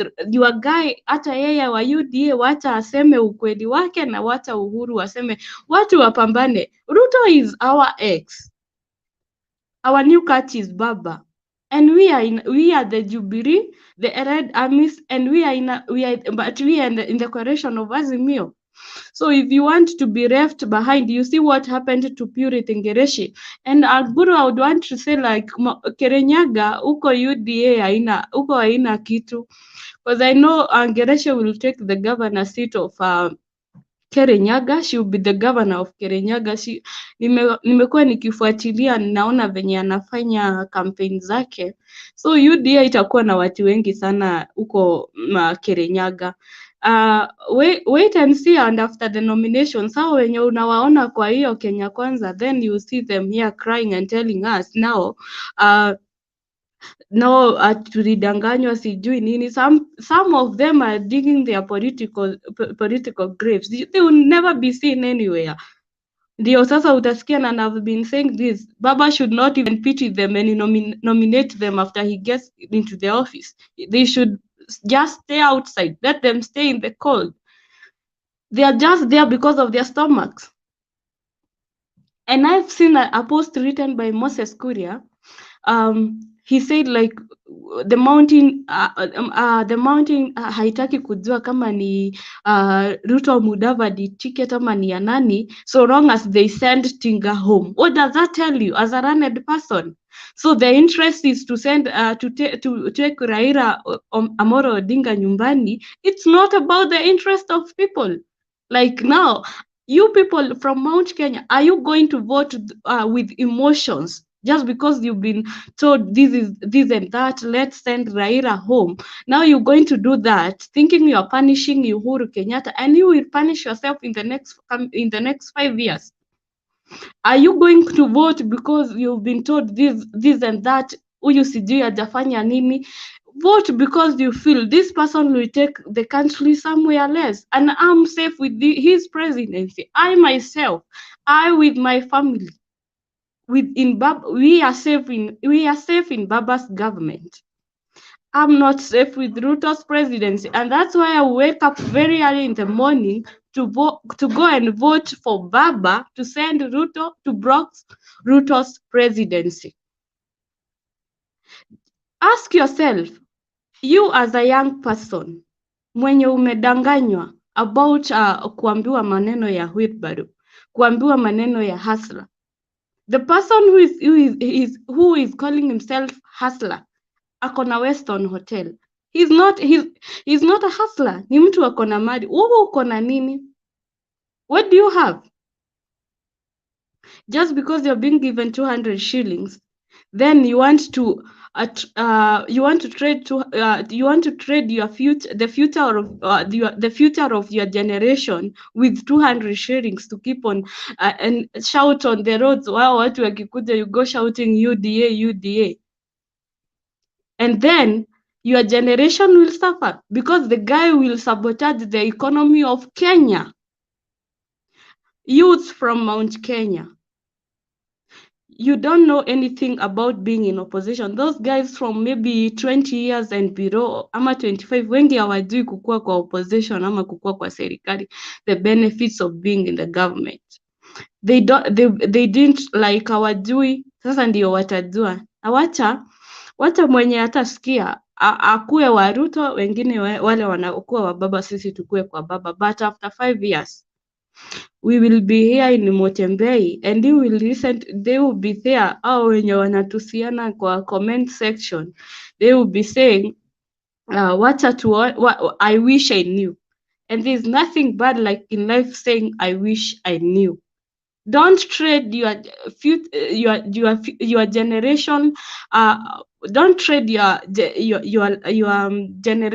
future generation with 200 because of mtu mwenye amekuja just from nowhere. He's not even from your community. He doesn't understand anything, and he's just there because those readers from Mount Kenya you think are following Mr. Ruto, they are just there because they've been bought. The same way they are saying that Uhuru amenunua. Kuna watu amenunua, and if amenunua, what's the issue? Those Kina Ishongwa and Dede Nyoro, they've been bought, and that's why they are in UDA. They don't care. They have money. Where will you be after 5 years? Uhuru is our Muthamaki, and I've said, we say in Kikuyu, kagotoika musigata kagwa mugeni. So Ruto akuje alete pesa nyinyi mkure, but tukifika mahali tunafikanga, you know what we do. Ikifika wakati wa uchaguzi, we do the necessary. Lakini pesa hatuwezi acha, sisi tunajuri hiyo, hatuwezi acha. Hakuna uwezi letea pia mtu mwenye ako na njaa pesa na umwambie asichukue, lazima achukue na akule. But don't vote because you've been told. Don't vote thinking you're punishing. Don't vote for someone thinking you're punishing Uhuru Kenyatta, and you end up punishing your future generation, and you punishing yourself. Wacha nifikishe hapo Bernard for now, nitarudi baadaye. Okay, thank you, Shiko. Alex.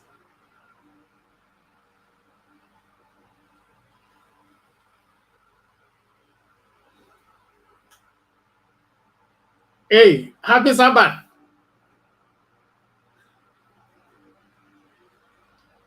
Alex, you're mute. Nilikuwa na swali kwa Guru. Uliza swali Murunga, unaona vile ananiangalia.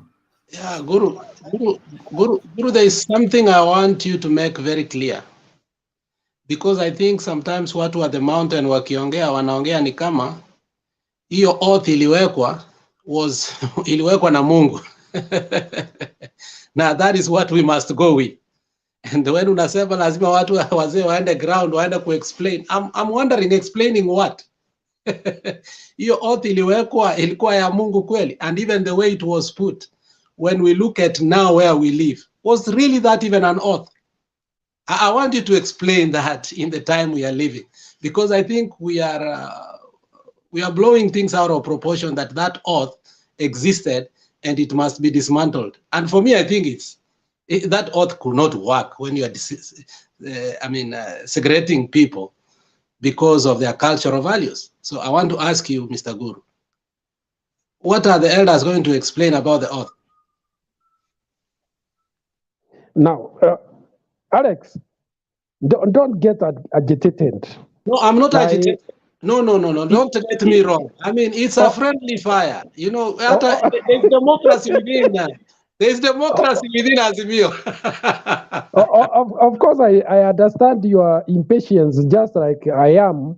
But I've talked with... It's not impatience. Don't take it negatively. We are just trying to ask. Because... Alex, you ask the question, wait for the answer. Thank you. Let me answer. I do understand your frustration and your impatience with this kind of thing in this age that we live in. But you must also realize that I have had the privilege of talking with some who actually, one of them who took part in that is an old lady, and she's very passionate about it. In fact, she was asking, kwani walipotezewa wakati yao kuenda kukunywa hiyo chai?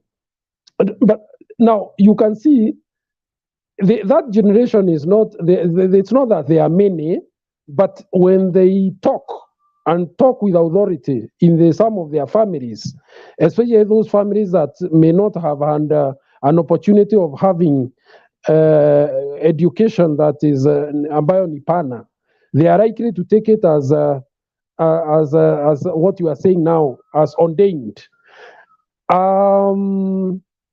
Of course, there are things that are challengeable in that thing, because even within the the community, you know very well. Ukiwa hujachukua hiyo kiapo, wewe hauko pale. Akiwa kuna madhara inakuja, ni wale walichukua ambao wanaweza kufuatwa nayo. Pili, hii ni nchi, na ndio that's the manner in which I engaged her. There is no way an individual can take part on an oath on behalf of a country. A country is not for one community. Like now, what happened? So you cannot, assign some curses on an entity like Kenya. Yet that is just a one community affair.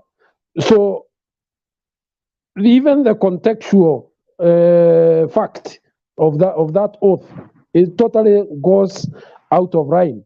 Then within the oath, there was that leadership should not cross Divachania, which obviously meant the people of Nyeri, Kirinyaga, Embu, and going upwards should never come close to leadership.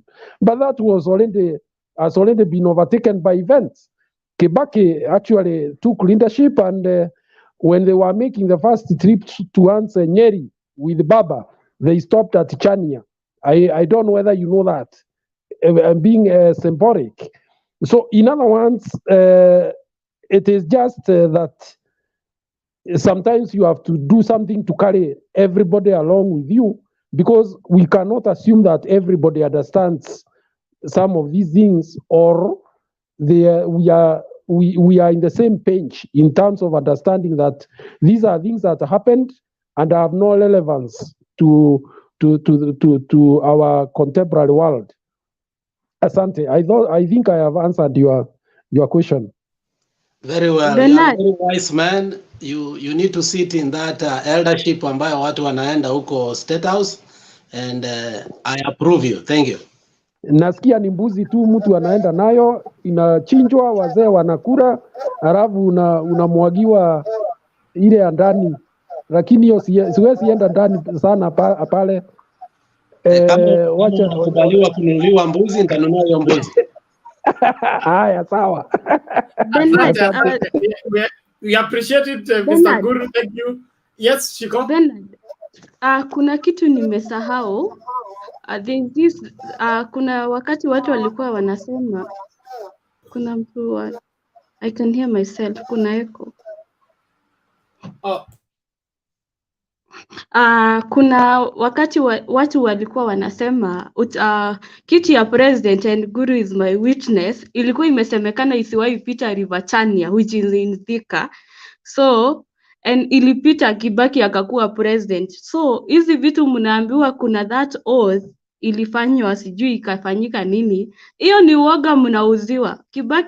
Kibaki ni Wanyeri, na walikuwa wanasema uchaguzi ati sijui Kenyatta sijui na nani walisema ati kiti ya president haitawahi pita River Chania, which is in Thika. So msidanganywe na msiuziwe uoga, hakuna oath. Na kama kuna oath yenye ili watu those Maumau people walikunywa, hiyo tungekuwa tukisoma kwa hizo vitabu za Maumau. So watu wasiuziwe uoga.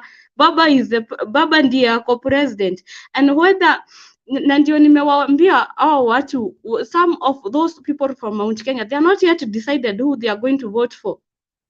So nyinyi watu from other communities msianze kuambiwa. You also have elders from the Ruya and nani Bernard. So those things that happened there, unasikianga tu ni propaganda. Na sasa a politician can just come up with something and tell people kulisemekana sijui nini, au kina Masinde Moriro walisema nini, and now you have to believe on that. No, I mean, we are runned, and watu saizi we are not in the 16th century wenye watu wanaambiwa kitu and you have to believe on that. Ati muriambiwa sijui. Sasa ati the same way they are saying that rules are not like, I don't want even to mention. It's a lie. Like hizo ni vitu zenye zilikuwa before. Kama vile watu walikuwa wavai nguo kitambo, walikuwa wanajifunga vitu. So you people should not buy those. Kina Moses Kuria are just using that to brainwash people from Mount Kenya, and he will only brainwash those who want to be brainwashed. Yeah. Okay, thank you. Mama Selina, your hand is up, and Yes, Penat, nataka tu, nimesikia Shiko akiongea, nimesikia Kuru. Nilikuwa nataka kusema niliona Maumau wameenda kotini kwa sababu hii mambo yote Mkuria anasema Maumau wako kwa Azimio, so kama wenyewe na ule mama ya Tetan Kimati mwenye amekuwa akisaidiwa na baba, na juzi baba alienda kwao wakamkaribisha. Kama kulikuwa oath, hawa wamama ya Maumau na wale Maumau wamepaki na wameenda kotini kustaki, kama walikuwa wanajua kuna hizo muma hawangetoka nje. So ukweli ni kwamba Kuria alikuwa anataka kujaribu kujitetea, lakini saa hii kama pia hiyo muma na yeye amelaaniwa na hiyo wasee. So I think Shiko umesema ukweli, hawa watu tu ni vile wanajaribu kudanganyana, but kuna vitu za communities, kuna mambo ya elders kwa kila jamii yenye wakisema mpaka watu wafuate. So I think it is true, lakini hiyo ya Central wasee wa Muthamaki wameplace baba, Maumau wako na baba, so ni nani mwingine? Asante. Okay, thank you, Mama Selina. Bernard, let me just add on something what Mama Selina. Hold on. Nataka tumalize hiyo maneno, twende kwa Murunga. Dakika moja Bernard. So, half a minute. Yes, Shiko, half a minute, then Alex, half Let a me minute. just finish so that Alex anaweza ongea. And ndio nimesema hata kama niyo ni ya kubrainwash watu, because watu kila community, every community has elders and people are told to respect their elders na vitu zenye wanafanya na walikuwa wanafanya. And if there was an oath, if kuna kitu ilifanywa, so where is the problem Uhuru rectifying maybe what his father did? Because his father was not Jesus. He was not at 100% right. If I have a parent and he divorced my mom, so and my dad is alive, would it be a problem if me going to if I go looking for my father ni wareta na mamangu ama mimi nijue baba yangu? Kuna makosa gani hiyo? And if there was, where is the wrong? Uhuru could rectify the mistakes the father did. So people should not like watu wanakuwa brainwashed to Mount Kenya. If there was that Uhuru Kenyatta, because yeye ndiye aliatiwa hiyo uongozi na baba yake, let him rectify the mistakes the father did. Okay, thank you. That's clear enough. Alex? First of all, nataka kusema Shiko ni shujaa, anaongea vitu watu wengi hawezi ongea. Secondly, Bernard umesikia hapo na I'm addressing you. When Baba has finished his term, usikuja hapa kusema kuwa uongozi ilikuwa inatoka Ujaluoni ingie Uluya, because that's what you believe. Hii hapana, Wakenya tutakaa chini tuamue. Alex, penye wazee abaribiki neno. I'm just throwing a friendly fire. I'm just throwing a friendly fire because Masinde Muliro also told you that. The true test of prophecy is that when it is pronounced, it comes to pass. So whether it will be after 5 years or after 10 years or after 20 years, we know that from the lake, it will come. Thank you very much. Thank you very much. Mr. Murunga, karibu. Bernard, you forgot to tell Alex that this is a prophecy, not a curse. So the next presidency is coming to Western Kenya after Baba. Asante sana. Shiko ameshatuambia, Shiko ametukadasha hiyo. No, sikiliza Alex. Hiyo ilikuwa oath, okay? Oath, not prophecy. Prophecy is different now. Yes. Unaona vile watu wanajitetea. Sisi tutashikilia oath sasa. Unajua kwa hiyo oath, hiyo wanasema walikuwa wamesema kwamba kina mama wao wanatairiwa. Sasa wanatairiwa siku za hivi karibuni. What has gone wrong then if it was a curse? Let me tell you, this matter is not that it is being talked the first time. Even Gathoni wa Mushomba has been using it and has talked about it. So it is something, it's a tactic they are trying to use, but these are just desperate measures after noticing that they are heading nowhere. Good. Okay, asante Bernard, sana. And I want that to rest there. We'll dive into that. I think we'll do a show all that on the traditions and politics, so that we dive into that in details. As at now, I want us to move forward, please.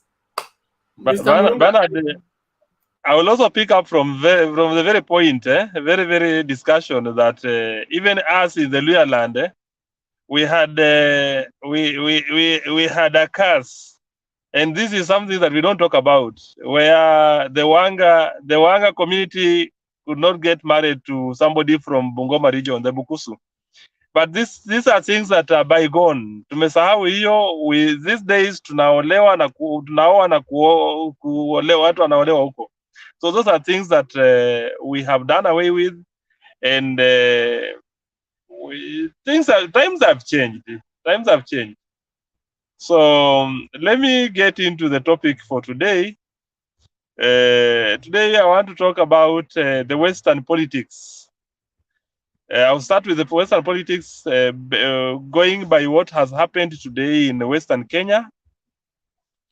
We must appreciate that the Mulembe nation has come together and doing what they know best by acknowledging their son, that is a son of from a generation of Nabongo Netia, where we have now Raila Odinga, who said today is the 13th grandson of Mumia.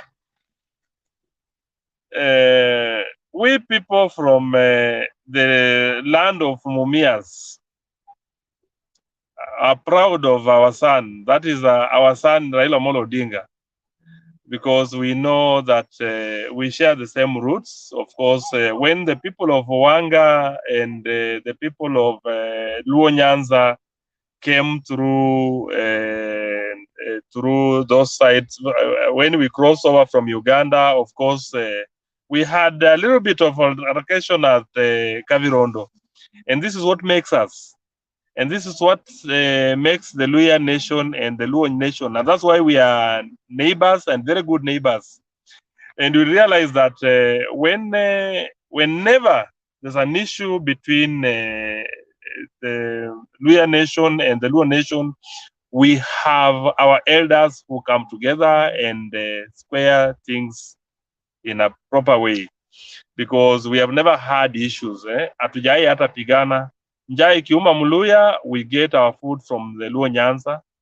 We eat, we share, there are things that we share together, kama hiyo tamaduni za Luo Nyanza and the Luya land, especially the Wanga community and the Batoto, the Marama of Butere.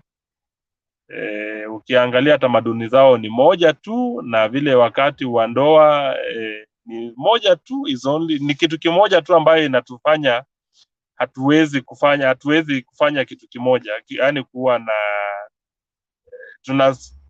tunakuwa na mgawanyiko kwa sababu ya tamaduni ile ambayo Wajaluo, Waluo walikuwa wanang'oa meno, na sisi Waluya tulikuwa tunapashwa tohara, na hiyo ndio tofauti mahali iko peke yake, lakini hizi tamaduni zingine zote zinaambatana.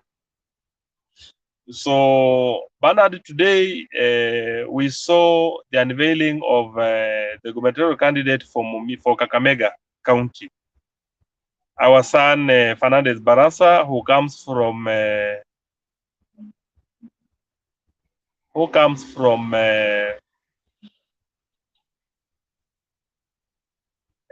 hello, can you hear me? Yes, we can hear you. Go on, Mr. Murunga. Yes. Yeah, Fernandez Barasa, of course, from Mumias. As I told you last time, anytime we have the three sub-tribes, Marama, Wanga, and the Batoto, coming together, when the voters are blocked, it means that Kakamega is a done deal. And that is what it is. And that's why our opponents are feeling the heat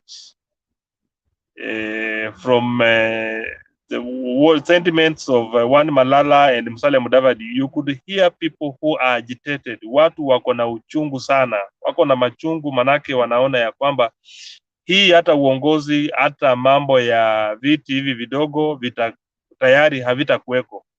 They will be gone. And I'm happy that ODM decided to take the first measure by issuing a direct nomination to the sitting members of parliament, and especially based on their popularity. I am sure that the MP for Lurambi, that is Titus Hamada, is among those who are going to come back to parliament. The guys, all the MPs that were awarded the certificates today, the ODM certificates, I expect them in the next parliament. Only for the few that will actually those that will not toe the line. But those who are awarded the certificate today are going to come back to parliament. That is according to the Western political dimension. Those of us who come from that region understand it so well that you go against Raila Odinga, you go against the wave in Western Kenya, then you are not in parliament. And that has been seen before when Musalia Mudavadi was actually ousted, and he was actually number 2 in the country. Moving forward, tuko na leo mambo yenye raisi wazee waliitwa kutoka jamii ya Wakikuyu.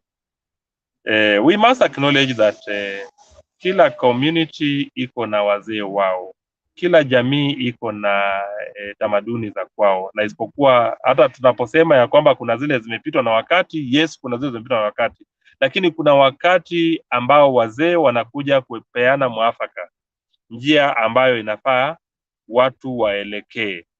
Na hiyo ndio kitu rais amefanya leo kwa kuita wazee na kuongea nao na kuwaeleza kwa kinagaubaga ni nini kilichofanyika, nini kilichosababisha yeye kutomuunga naibu wake wa rais mkono. Na hiyo ni jambo la muhimu sana, kwa sababu hawa wazee ambao wameitwa leo wataenda nyumbani vile Guru alisema, waweze kupeana ujumbe kulingana na vile mambo yalivyokuwa yamefanywa hapo mbeleni na vile mambo yatakavyofanyika sasa wakati huu. Hiyo ni muhimu sana, na tunapoangalia mbele tujue ya kwamba, unajua, msahau mila pia ni mtumwa. Mila lazima itunzwe, na tunaposonga mbele tujue ya kwamba ni muhimu kwa lolote lile na kwa jamii yoyote inapotaka kuendelea mbele. Ningependa tu kusema vile nimeona, na pia hii ni mwito wa wale ambao wamekuwa wakifanya kampeni ya leo kwa upande wa Azimio. Nasema siasa za kuwa na chuki, siasa za watu kutumia matusi, tafadhali watu waepuke kabisa. Hata sisi kwa hii forum tuwe na mwelekeo, tupeane mwelekeo ambao ni dhabiti. Tuwe na siasa ambayo itatuelekeza mzuri, because hapa yale mambo ambayo tunanena hapa ndio yale watu watanena kesho, because there are those who are listening to us and they are getting one or two words that they are going to say tomorrow basing on what they are seeing out there. So tuwe watu ambao tunashingatia hali ile ambayo itakuja kufanyika hapo mbeleni, na pia tuwe pia sensitive kwa culture zile za watu wengine. Kwa hayo machache Bernard, mimi niko kwa kazi hata saa hii. Nimetoka tu nijifiche mahali at least niweze kuchangia kidogo. Ndarudi baadaye, najua kuna elders wataendelea mpaka asubuhi. Leo niko na nyinyi mpaka che. Thank you Bernard. Okay, asante sana Bwana Murunga, nashukuru, na tuendelee kujifunza pamoja. Alex, ni zamu yako. Shukuru Bernard. Unajua iko kila siku moja kwa siasa wanasema ni kama mwezi, na mwezi moja kwa siasa ni kama siku. Mimi nilifurahishwa sana na vile mama wetu Martha Karua ameingia katika hii siasa. Now I have my own reasons. About 3 years ago, we were just good friends. We were sitting down and speaking about the place of women politics in Kenya. Na tukachambua. Now I think after maybe 2-3 hours, we concluded that we like her or not, Martha Karua has earned her place in Kenyan politics. And she might be a maverick, but at the same time, she's very firm. Na ndo maana I've changed my mindset on who must become the next deputy president. On my ball game, I had Kalonzo because niliona huyu jamaa atatusumbua sana, na we just need to wash away all seats za kutoka Ukambani. Lakini sasa the matrix that is playing is beyond Kalonzo, kwa sababu wamama are excited all over Kenya. In fact, wamama ni wengi katika kura, lakini at the same time wako na mama who doesn't fetishitize anything. Ni mama ambaye anakuja vizuri na vibaya. It just depends the way you take her. And I think for the first time I may have a confidence above the level threshold ambayo nilikuwa naogopa kuwa people may capture Raila. But if Martha Karua will be put in the presidency and wafanye right negotiations to give her duties, and especially not just light duties. Unajua kuna hii kitu ya light duties later on tulikuja kujua Waiguru alitaka. No, we don't want light duties for her. I think she has earned a place whereby she can play hard duties. Yeye anaweza lima shamba na ng'ombe na hawezi acha any weeds huko. So I think I'm of the idea kuwa it is time for a mama to understand that they have an opportunity to change the trajectory of the politics of Kenya, because the closer she comes in there, the better, because I think the so-called zebra approach of one man, one woman, so that we don't have affirmative action, viti kama women rep, we have real seats of power that are put across board, especially in corporation, public and private sector. So I believe now for the first time, sio hii mchezo Duale alifanya kuwa anaita watu parliament all the time, ikiwa ni mjadala ya wamama, even the women don't come. I don't think Martha Karua can condole that. I think she will push them and she will make sure that the 2/3 gender is not just affirmative action, is a reality in Kenya. So I think that is one thing that I'm liking about this ticket. But above, I think it is also the right of Raila to decide who he must work with. But given the excitement Martha Karua has generated, it will be hard to push her on the side. Angalia Kirinyaga, just by her moving over. Now Kirinyaga is rejecting even those people who used to go there and be given audience. So I think the people of Kirinyaga are going to come together and they are going to agitate for this seat more than even Muranga. And I think watu wa Kirinyaga, they know how to agitate for their for their people. And the fact that they have given women an opportunity to lead them. You see, even in the gubernatorial race, as one of the counties ambayo imepea women the right to be the top contenders in the whole country is Kirinyaga. So if Kirinyaga pushes for Martha Karua, I think they have a right to do that because they have shown us that they have earned it. And they were ready even after Waiguru kutoka, they were ready nani kuingia, even Ngirishi kutuingia, ama Martha Karua kuingia. So you see how that matrix have changed. So it is sad that my boy Mutula Kilonzo made a wrong calculation. He needs to wake up and understand that the matrix is gone. Awache kusukuma Kalonzo sana because sasa hakuna mahali Kalonzo. And Bernard, mark my words, this is the last time we are talking about the Mudavadis, the Kalonzos, the so on. After this election, a new crop of leaders are coming. So if he wants to retire in a manner that befits him, he rather comply. Otherwise, mnamuacha huko wamama waingie ndani and mnapea government wamama 60% na that government will run. There's nothing he can do. So I think I like her. Though her speech was short, but that is Martha Karua. I think she's better in policy. She's better in putting things together. She doesn't like too much crowds and making nonsensical speeches. I think she's better in articulating issues in a debate, in interviews, in management. And I think we will find that very, very interesting when it will come to the coming debates, especially morning debates, evening debates, so that we can see what she's putting to us in Azimio. And I think she has disrupted many men within Azimio. She has disrupted. I don't know the place of PK Sasa, Peter Kenneth. I don't know his place where it will be, but I think that is good, because I think you don't earn a position because of your proximity. You must earn your position in the terms of what you are giving to Kenyans. And I think she will give us a better euphoria that we need as a people and our women to feel good, because these are women, when you study them, and there is a day I almost disagreed with Mama Sego here when I told Mama Sego, when these women, ukiwaona, they are so manly, wako na misuli hata kwa uso, it's because they fought the politics where their space was not there. And one time niliambia Mama Selina kuwa, don't expect mtu kama Martha Karua to be womanly, motherly, because the war she has fought was not just motherly. She fought wars that were vicious to be where she is today.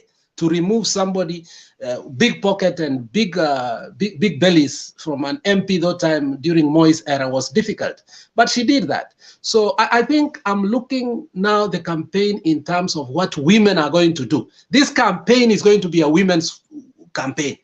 If Sabina Chege and all these women can position themselves in a manner that is not divatory, like the way DP Ruto has made people like Aisha Juma to be very useless, people like my homemate, like Millicent Omanga. I don't even want to say she's my homemate.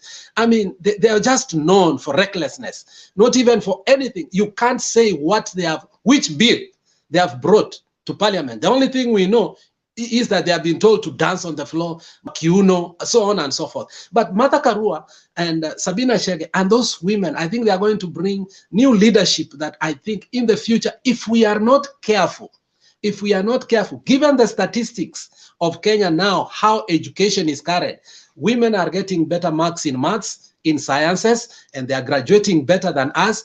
Given that statistics, if there is going to go, women are going to overtake us, which is not bad. Scandinavian countries have done it, which is good. So it's time for women. This is an election for women. And I think we must concur that Kenya is going to be one of the countries in Africa that is going to produce the 2/3 gender, not through affirmative action, through the ballot. Thank you, Bernard. Thank you, Alex. That's a good one. And I think it's overdue. When we say in whose hands shall we be safe? I think we are safer in the hands of both Baba and Mama, not Baba only. And so it's overdue. And if we succeed in that, we'll make giant steps in terms of progress than all this continued tussle between which bill is going to balance what and all that. If we get all that done through the ballot, we are good to go. All we need is for the country to take off. Just before Mama Selina adds something, let me play what Mother Karua said today, I think so.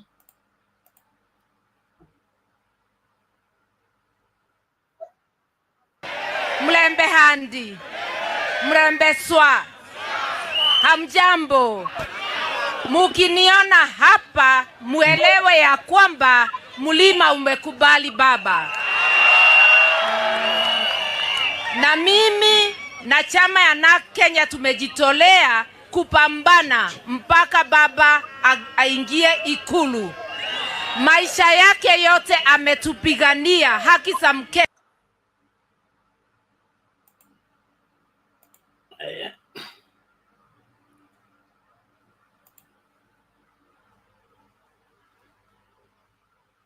Yes, Mama Selina, in a minute or so. Yes, Alex, no, Penat, asante sana. Nilikuwa nataka kuambia Alex, asante sana. Leo ameongea kuhusu wamama, na ni ukweli tunataka wale wamama wanapigania viti. Ya pili, nataka kushukuru mama ya Alex, aliongea jana na amenichenjia Alex, mpaka sasa amesupport sisi kina mama. Thank you Alex. Ya pili, sasa Martha Karua amesema kwa mkutano, na unaona vile amefurahiwa. This lady, she's a iron lady. Amesema baba amepigania wa Kenya, na amesema atasimama mpaka aone baba ameingia State House. Vile alisimama na Kibaki, nashukuru sababu Martha Karua yeye si mtu ya mchezo. Alisimama hapo akihesabu kura. Actually nashukuru Mungu. Wakati walikuwa KICC na tunaongea, na ananiambia niko na alikaa 3 days bila kuchange manguo na kura ikapatikana. So nataka kushukuru. Ya pili, tena ile kitu tunataka kuambia watu ni matusi, na unasikia Martha Karua amesema kwa nini utusiane, omba kura. Mimi narudia, Mudavadi sijui ameokopa. Nashukuru watu ya Western, na sidhani utatuambia kama kuna MP amepaki sasa, kwa sababu nafikiria ni Balala tu sasa amepaki, kwa sababu the rest wote ni kama wameingia ODM.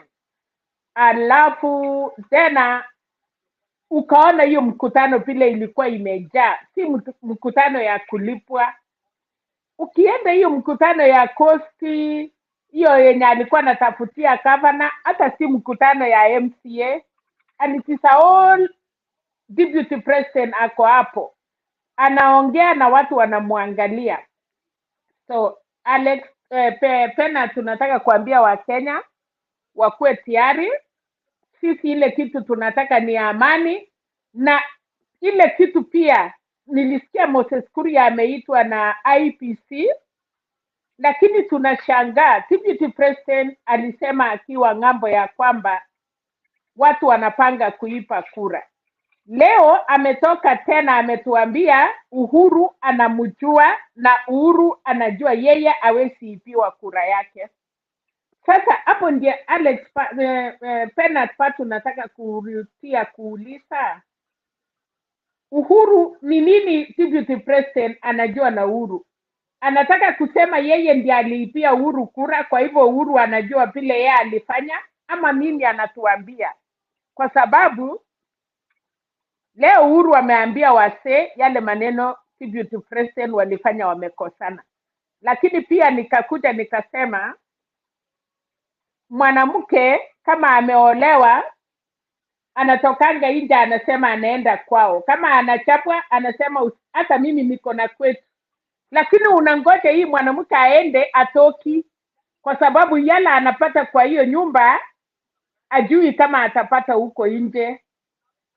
Ingine baba akatuambia chura haiwezi zuia ng'ombe kunywa maji.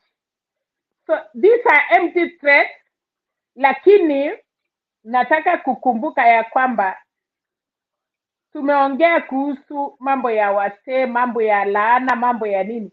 Kuna mambo ingine, nakumbuka mama ya Musando, nakumbuka bibi ya Musando alilia. I think Penat, kabla hatujaenda hii kura ya mwezi wa 8, actually kuna siri mingi itatokea, kwa sababu damu ya watu iwezi lala bure. Kuna plot ukikusa inakusumbua mpaka usikii vile unasema. And I am hoping very soon ile sapa, unasikia watu wamelalamika wameona chirchir, kwa hivyo tunajua mambo ya sapa kunaenda aje. Lakini I'm very sure kabla hatujapiga kura damu ya Musando tutajua. Ili tunaambiwa Uhuru anajua, tunataka kujua. Hii tunaambiwa Uhuru anamuokopa, tunataka pia kujua. Lakini Nashukuru Tamu na mama ya Musando aliongelesha mtoto yake. And that is how the strong women are. Bernard, sitaki kuongea sana. Nataka kushukuru wasee wa Central, wameamua na wamesema. Kirinyaka wanaendelea. Na nimefurahi vile Shikwa amesema after nomination. Na hata walisema Uhuru anaenda Central sasa. Na pia akifunja parliament vile tulisema. Nikiruti hapa ya mwisho, Bernard niliwaambia. Kura ya Central amuwezi amua January, kura ya Central nikawaambia amuwezi amua February, lakini nikawaambia tukielekea mwezi wa 4 kura ya Central inaamua the last minute. So hiyo chakula mlikuwa mumepeleka, tumekubali, baba ya nyumba amerudi. Kama mliipiwa bedroom kidogo, sasa mama amefunga mlango. Kama ulikuwa umesahau suti yako kwa nyumba hiyo, chua hiyo suti imepotea, itapatiwa mfanyikazi ama hiyo imeisha. Kama ulisahau kitu yako huko, hiyo bedroom imesiliwa, hauwezi pata hata. Asante sana Bernard. Thank you Mama Selina. We appreciate it, and interesting times in Kenya. As things fall in place, others fall apart. The deputy president and threats, they go together, but he needs to have his threats founded, because we will not give anybody presidents because we are afraid of the person. Bernard alituambia alifukuzwa ODM, hawezi fukuzwa Jubilee. Those are the other examples of what is happening now. Na kuna mingi. Ukiendelea utatuambia mingi. Sawa. Thank you Mama Selina. Naomba tusonge mbele. Let's listen to Oduor as we move forward. Bernard, habari? Salama, namna gani? Mzuri sana. Mama Selina. Yo. Habari? Mzuri. Alex, habari? Oh, Alex is gone. Okay, habari everybody. Anyway, thank you so much, Bernard, for this this opportunity. I really appreciate it, and actually I've been following from the background, and I'm really impressed on how everything is running down. Now, I will simply just talk about what Mama Selina has just talked about, the deputy president. Now, let's, well, one thing, let me say this. I'm glad that the deputy president is learning, though not really quick, but at least is learning on how to become an opposition leader. And this one, actually, I can tell you with no doubt about it, because right now, if you look at how so many things are happening, you can tell, when you wake up every day complaining about something, it means, you're not getting it right. If I can really summarize about a few things, we can see this man, becoming angry and angrier every day. He has tried to bring some ideas in his campaigns that really don't work. I can use an example of Pota Pota, whereby the other day he was asking them to go and get all their motorbikes from wherever they were. That was a little thing we might have thought like, he was just saying for the sake of it. But that man was just trying to test his muscles to see how much he can do. But what he found out that he didn't have a follow on that. Still, he doesn't understand how politics is played in Kenya. And this one is very unfortunate, but I will say it. And actually, I can be supported even with his own supporters. We can go back. We had Malala the other day saying that the only person in Kenya that has, let me call them a different name that he never used, but then let me say what he said, fanatical followers is Raila. You know, that one alone tells you where we are heading to. It means he has just crowds. He hasn't been able to make fanatical followers. And he has tried for so long to build these fanatical followers. Unfortunately, because of messaging, because one time he was hustler, and then another time he was bottom up, and then another time now he's in Kenya Kwanza. Tomorrow we don't know what he's gonna come up with. You know, if you ask the deputy president today what his really agenda is, what he's selling, I mean, he won't tell you because he doesn't know. It's just he's so lost in between. But if somebody could tell him, and I'm sorry to tell you this, Kenyan politics is more of tribal. I mean, it is sad, but it is what it is. Because when you talk about a hustler, there's a hustler, a Kisi. You know, when the bell is gonna ring, that hustler is gonna go back to Kisi. There's a hustler. It's a sad truth, but it is what it is. So that's why I'm saying he's trying to build all this cloud, but he hasn't really gotten over there. Lastly, on his messaging, especially, let's just look at one or two instances that we have been really getting upset about. Now, we have seen him like once or twice in Central Province. One time he went over there, you know, this guy, Moses Kuria, came up, and then, well, you know, when they were having their campaigns, but the only one word that people left that campaign with was what Moses Kuria said.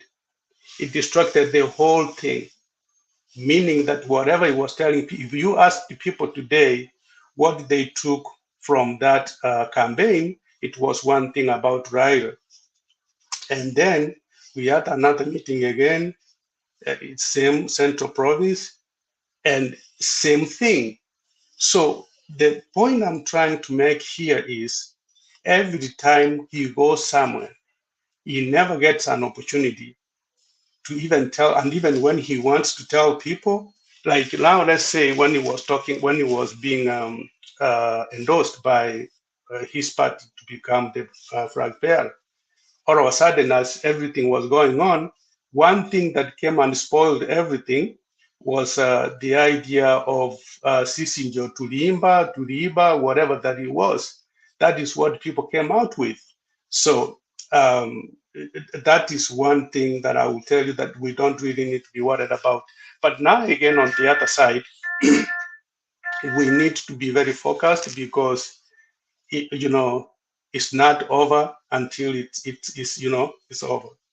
We haven't crossed yet, so we have still a lot of work to do in terms of organization, in terms of messaging. And on this subject, there is one thing I'm really a little bit worried about, especially when it comes to ODM. The other day we talked about this, and we talked about how other people try to talk others down. But again, now I think there is another thing that is really coming up that is not coming up really good, especially this idea where the journalists were wrapped up at the Orange House. I really don't think that was really a good thing. It was very unnecessary. And, you know, I think ODM needs to work with speed because I'm suspecting that this is, something that is being played, if not from inside, from outside. But I believe this is something that is played from inside because of so many interests. What I'm trying to think about, I mean, I'm sorry, I could be wrong. I think many people, leaders in ODM, as much as we are really focused on this 2022, some of them are focused on their, personal future political affiliations. And because of that, I mean, it is trailing us. It's moving us backwards, and I think it is high time we changed this way of doing things, because these are some of the things actually that have held us behind every time we have gotten so close. And this time I really think we shouldn't get it wrong, now that we have all these people coming on our side. On Martha Karua, I told you the other day, and I keep on telling you, I'm the happiest man on earth for that woman, and I wish, like one of my friends said, the house is mama and baba. It's not always baba and baba. I wish, even if it means making history, there are a lot of things here that we will be looking at, not only winning presidency, but also let's make history. Who came with what at what time? It will really make a lot of sense. So lastly, I will talk about the president. The president is doing what has never been had anywhere for what he stands for this time. And I wish our leaders will all follow this. Many people might talk a lot of things about the president, but let me tell you, he's just a human being like anybody else, but I'm sure he has performed. It's only that we haven't had strong people on the ground to tell our people what the president has done and what the president hasn't done, because some people really kind of think like, the president should come with a basket of food and just throw it on your door. No, that's not what presidents do. But on this political marriage that, or foundation that he has created, it will always be remembered. It will always be remembered, given the history that we have had between here and here, that we had one that came, instead of going this way, he went in the middle and got somebody from another place. It is really impressive, and this is the Kenya that we need to see. Thank you so much, Bernard. Thank you, Mr. Duarte. That is a good one. And there are things that are forgivable, others are not forgivable, but we should learn to put up with one another as we move as a country. He said that it is hard to drop old habits. The dynamics of the ODM party and its adversaries are so much complicated at times that it becomes very difficult to manage. Like, there are people outside ODM that like ODM ticket. They like it so much that they'll be willing to pay anything to get the ticket. And then others are outside ODM but still want to make ODM look bad to an extent that they will buy anybody to go and cause something to just paint ODM in bad light. With all this at play, and we expect the ODM management team to manage all of them, at times we are over expectant, in my opinion. Vitu zingine will have to leave them to nature. Others will allow them to cause whatever havoc they can cause, because some of them are distractors. Because when the focus is clear and the race is clear and the people running are focused on the race, somebody would want people to run and then look on the other side so that they can be beaten. But we trust that things are looking up, and we'll move forward as a people. The balance between mama and baba for the safeguard of this country, it is a welcome idea, overdue. We pray for the same, and let's keep moving forward. Thank you so much, everyone. All of you that are continuing on the comment section. There is a calculated group who are determined to say that we are called useless platform. Another one says we are wishful thinkers. Others say no. I only have a problem with the UDA guys. What you don't appreciate is that William Ruto is running for presidency for the first time. He has never run for presidency. You cannot gauge him as a winner. It's very difficult to win when you are running for the first time. And then you don't have a clear-cut agenda. You don't have momentum. You are jumping from one goalpost to another. It's difficult, even if you are running for head boy wa shule IND. So ninyi watu wa kukata miti, tafadhali endeleeni, na wale ambao wanahitaji counseling, there is Mr. Kamau offered free counseling. Please, if you need counseling, talk to us. Ingia inbox, tutakupangia counselor. Hii maneno mwanze tu kujipanga mapema. If your candidate is still jumping from one matter to another, Mara who has left who, Mara who has bought who, Mara who has sold who, that is not a ticket that can win an election. Afadhali tuambie tu mapema mjipange. Hakuna haja ya sisi kuambia tu there is hope. The only if Raila gets 50%, the highest William Ruto can get is 27%. That's the closest he can get, according to the statistics. Hii ingine ya kujitia moyo, he has this county, and this county. It is all wishful thinking, which is not going anywhere. Hesabu vizuri, anzia 1, 2, 3. Usiseme 1, 20, then 30, 40. No, they in between counts. Thank you.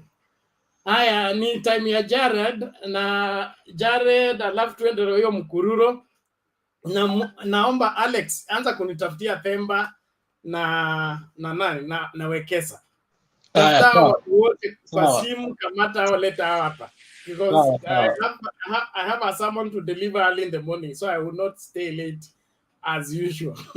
Thank you very much. Jared, karibu. Thanks, Bernard, and the rest of the panels. Yeah, on today's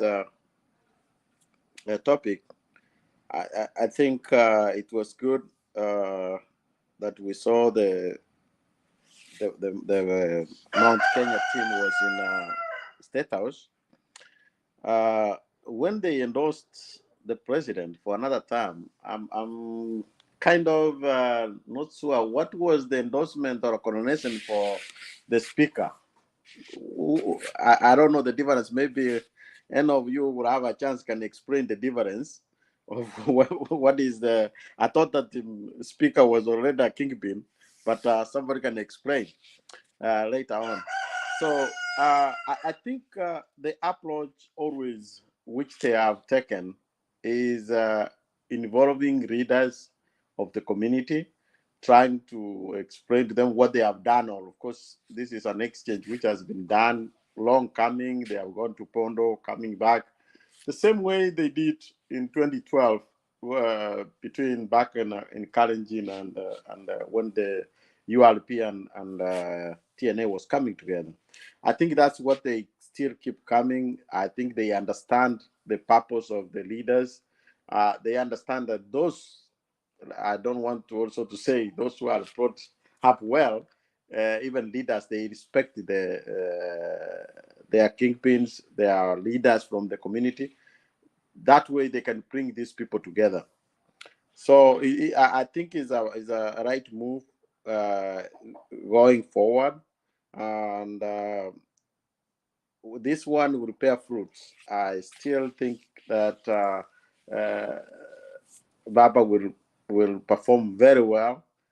He will outperform what they expect from Mount Kenya.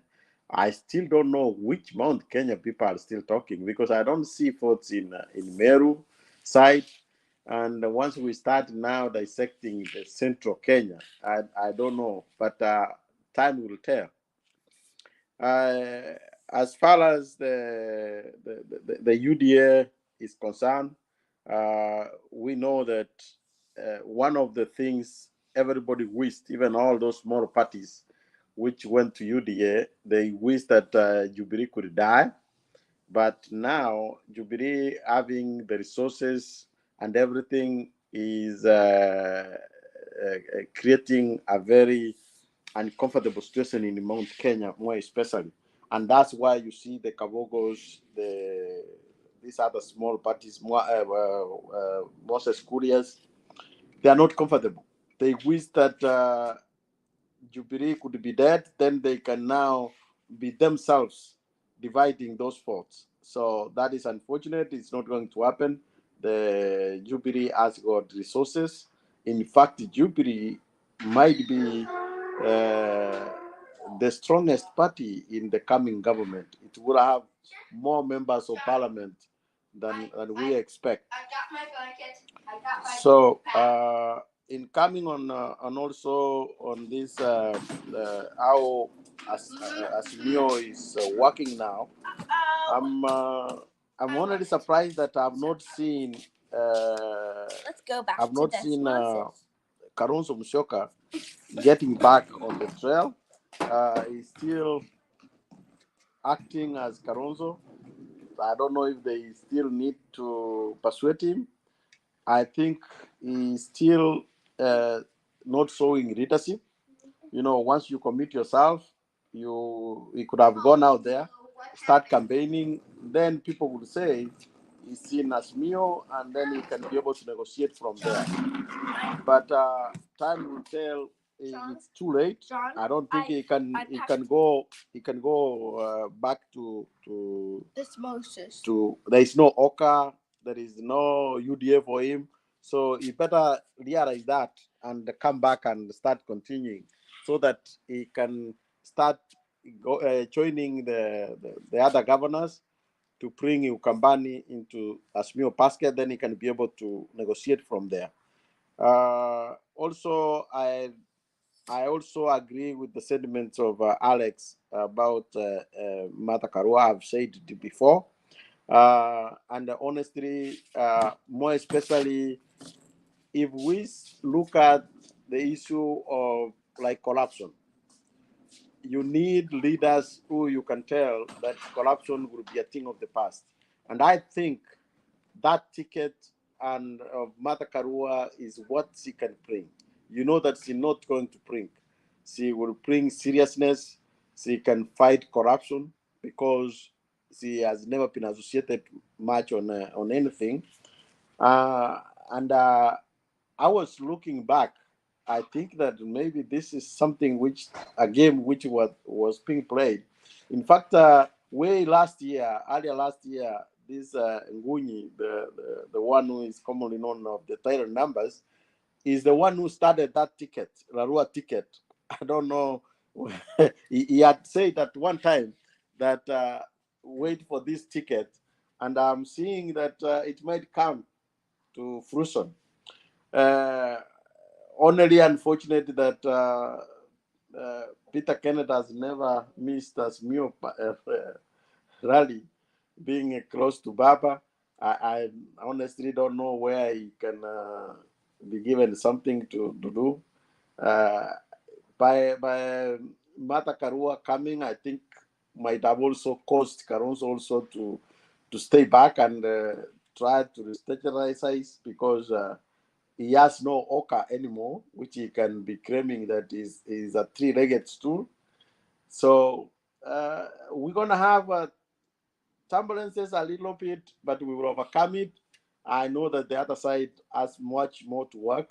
I don't know how their numbers is working, but I do not see, because even in Nakuru now, I saw Ngujiri having issues with Kika, Susan Kika.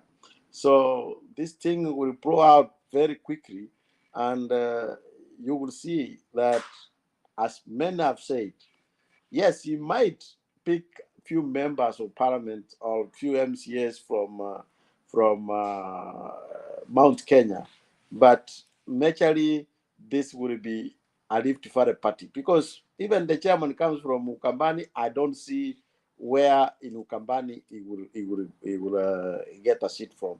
I don't see. Maybe I don't see. So it's gonna remain a Rift Valley party, and the only sad thing about it, if he manages only to get members of parliament from the smaller Rift Valley, not the whole Rift Valley, then his bargaining power coming in 2027 will be much less, because then people will start looking at him as a kingpin. That is the danger he might have. Otherwise, I will stop there. That's my submission. Thank you, Bernard. Okay, thank you, Jared. We appreciate it. Yes, Dulo. Dulo, you have a question? Actually, I have a point. I wanted to make a clarification because seemingly people misconstrued my earlier points. I simply meant that we are in a presidential system, right? And that this is a zero wholesome system. So my point was pegged on the fact that we need parliamentary strength. What I'm sure about is that Azimio is going to win this election. And Bernard plus the other panelists, whatever I'm saying is that this might go down as the freer election, the fairer election, and the most transparent election than the 2002 one.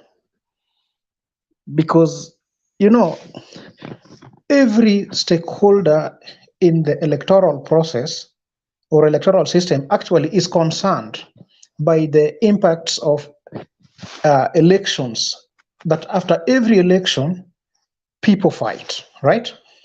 So what I'm saying is that the people, the soldiers, the foot soldiers of His Excellency Raila need to work on securing parliamentary strength. Then number two, as pertains Martha Karua, honestly speaking, in my own opinion, this actually caught me by surprise. I actually never thought that Karua would team up with Raila. And actually, I am telling you, this is a big win for Raila. People say that Karua has no influence. Why then was UDA quoting her? Karua is a very influential woman, and actually, Karua is ushering in a new women leadership in this country.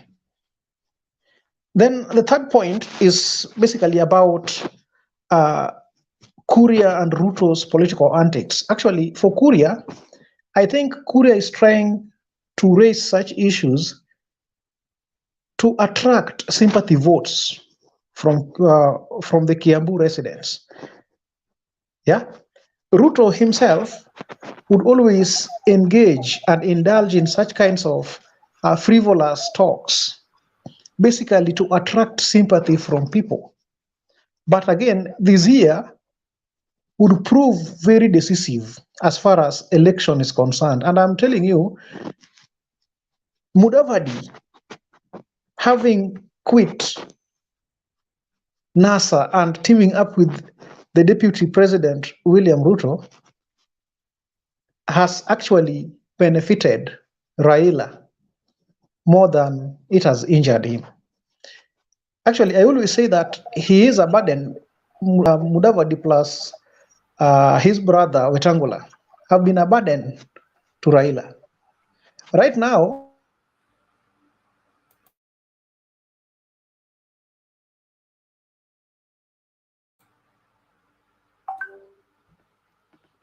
I think you have made your point, although the network has cut you short. When you come back, we'll see about that.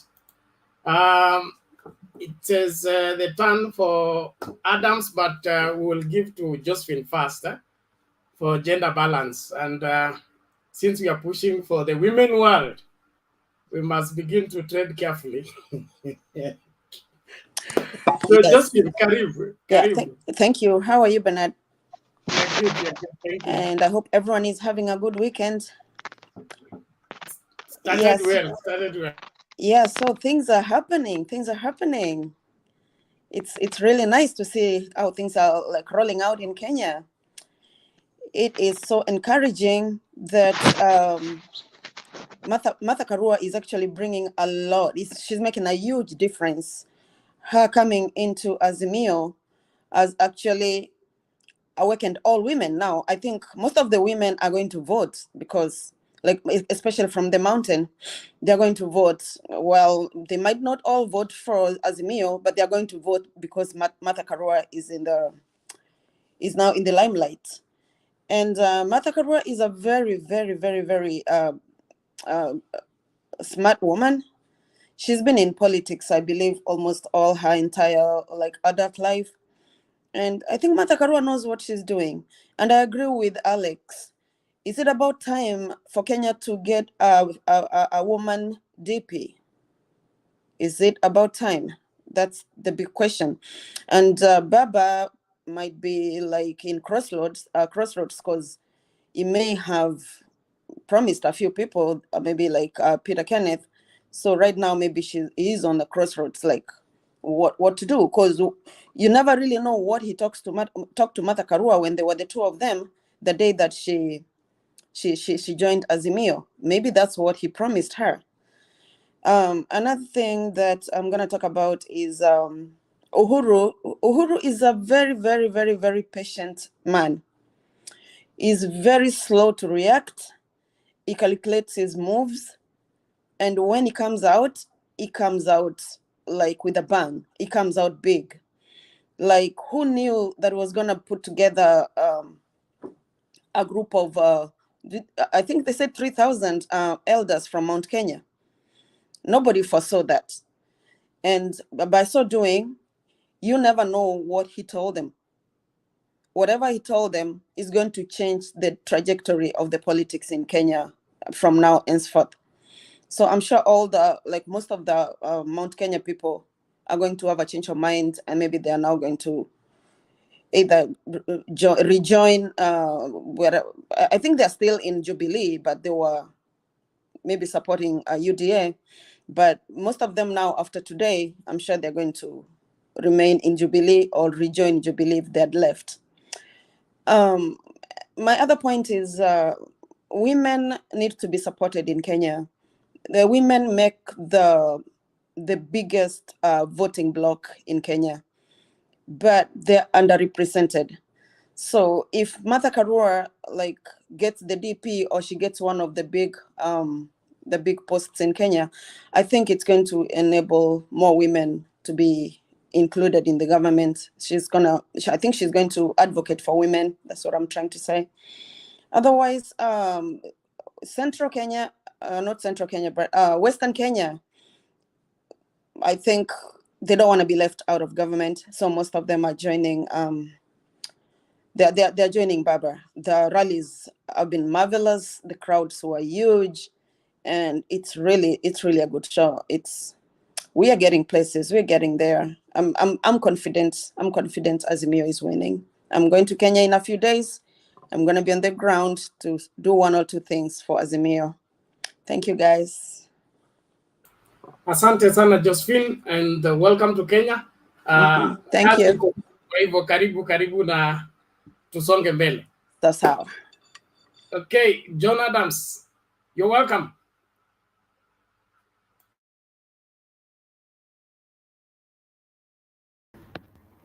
Good evening. Good morning from Nairobi. Asante. I hope the background noise is not too much. If it is, you can let me know. No, you're good. You're good. Go on. Okay, so like everybody has said, good day for Azimio. Martha brings some sanity to our politics. I think I was listening to her, and when she said especially that we don't need politics of insults. And it's something that I think as Azimia, we cannot play the campaign the same way Kenya Kwanza is trying to play it. We are appealing to a different section of Kenyans, and it's nice and refreshing to see Martha coming out to bring some cleanness and some tolerance together with people like Muhisa Kitui, Nderitu, etc. It's also good to see Alex supporting the idea of Martha also being deputy. I think we're all starting to see the strengths of such a ticket. And I don't know how we will deal with the Munya factor. I don't think Kenneth will be too resistant, but Munya, I'm not quite sure. But all said and done, what I'm a bit worried about is the infighting.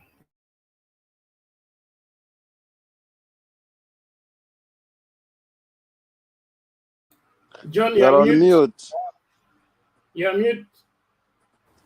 Sorry.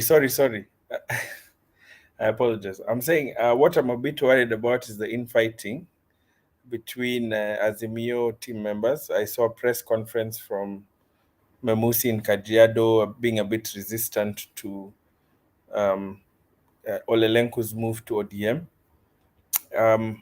And then the DAPK press conference that was a bit confusing. So I just wish everybody can, for a moment, put aside personal ambitions, just like we started, and focus on what is important for the country. UDA was in Mombasa today. I'm in Mombasa today. I didn't feel them as much, but they're trying. They're trying in their own right. With regards to this meeting in the mountain, there's some revelations I'm seeing. I don't know if anybody had a chance to hear one-on-one what the president discussed with the elders, but I'm seeing some reports of him confirming some conspiracy theories that have been rotating about his impeachment, the threatened one, and the threatened assassination. It will be interesting to see what effect that will have, if at all, in Mount Kenya. But like everybody has said, I think we need to keep pushing. I think we need to shift towards more issue-based politics. And if we go the issue route, I am 100% sure UDA will not have anything much to do. Finally, on the Meru issue was quite disappointing. There are people who are saying that kind of messed up Munya's chances in one way or another. I don't know how true that is. But from the feedback I have personally gotten interacting with the voters from that particular block, something seems out of place. It seemed a bit stage managed in one way or the other, because that resistance we have not seen coming from that area in that manner. So I hope we can all, as Kenyans, embrace our differences of opinion and tribe. To the people in the comments who have been attacking the platform, please join, comment. Some of us don't know Bernard personally, but he gives us the opportunity. Come here, say something. Let's hear your side of politics. You don't have to bash anyone. And the final thing I'll say,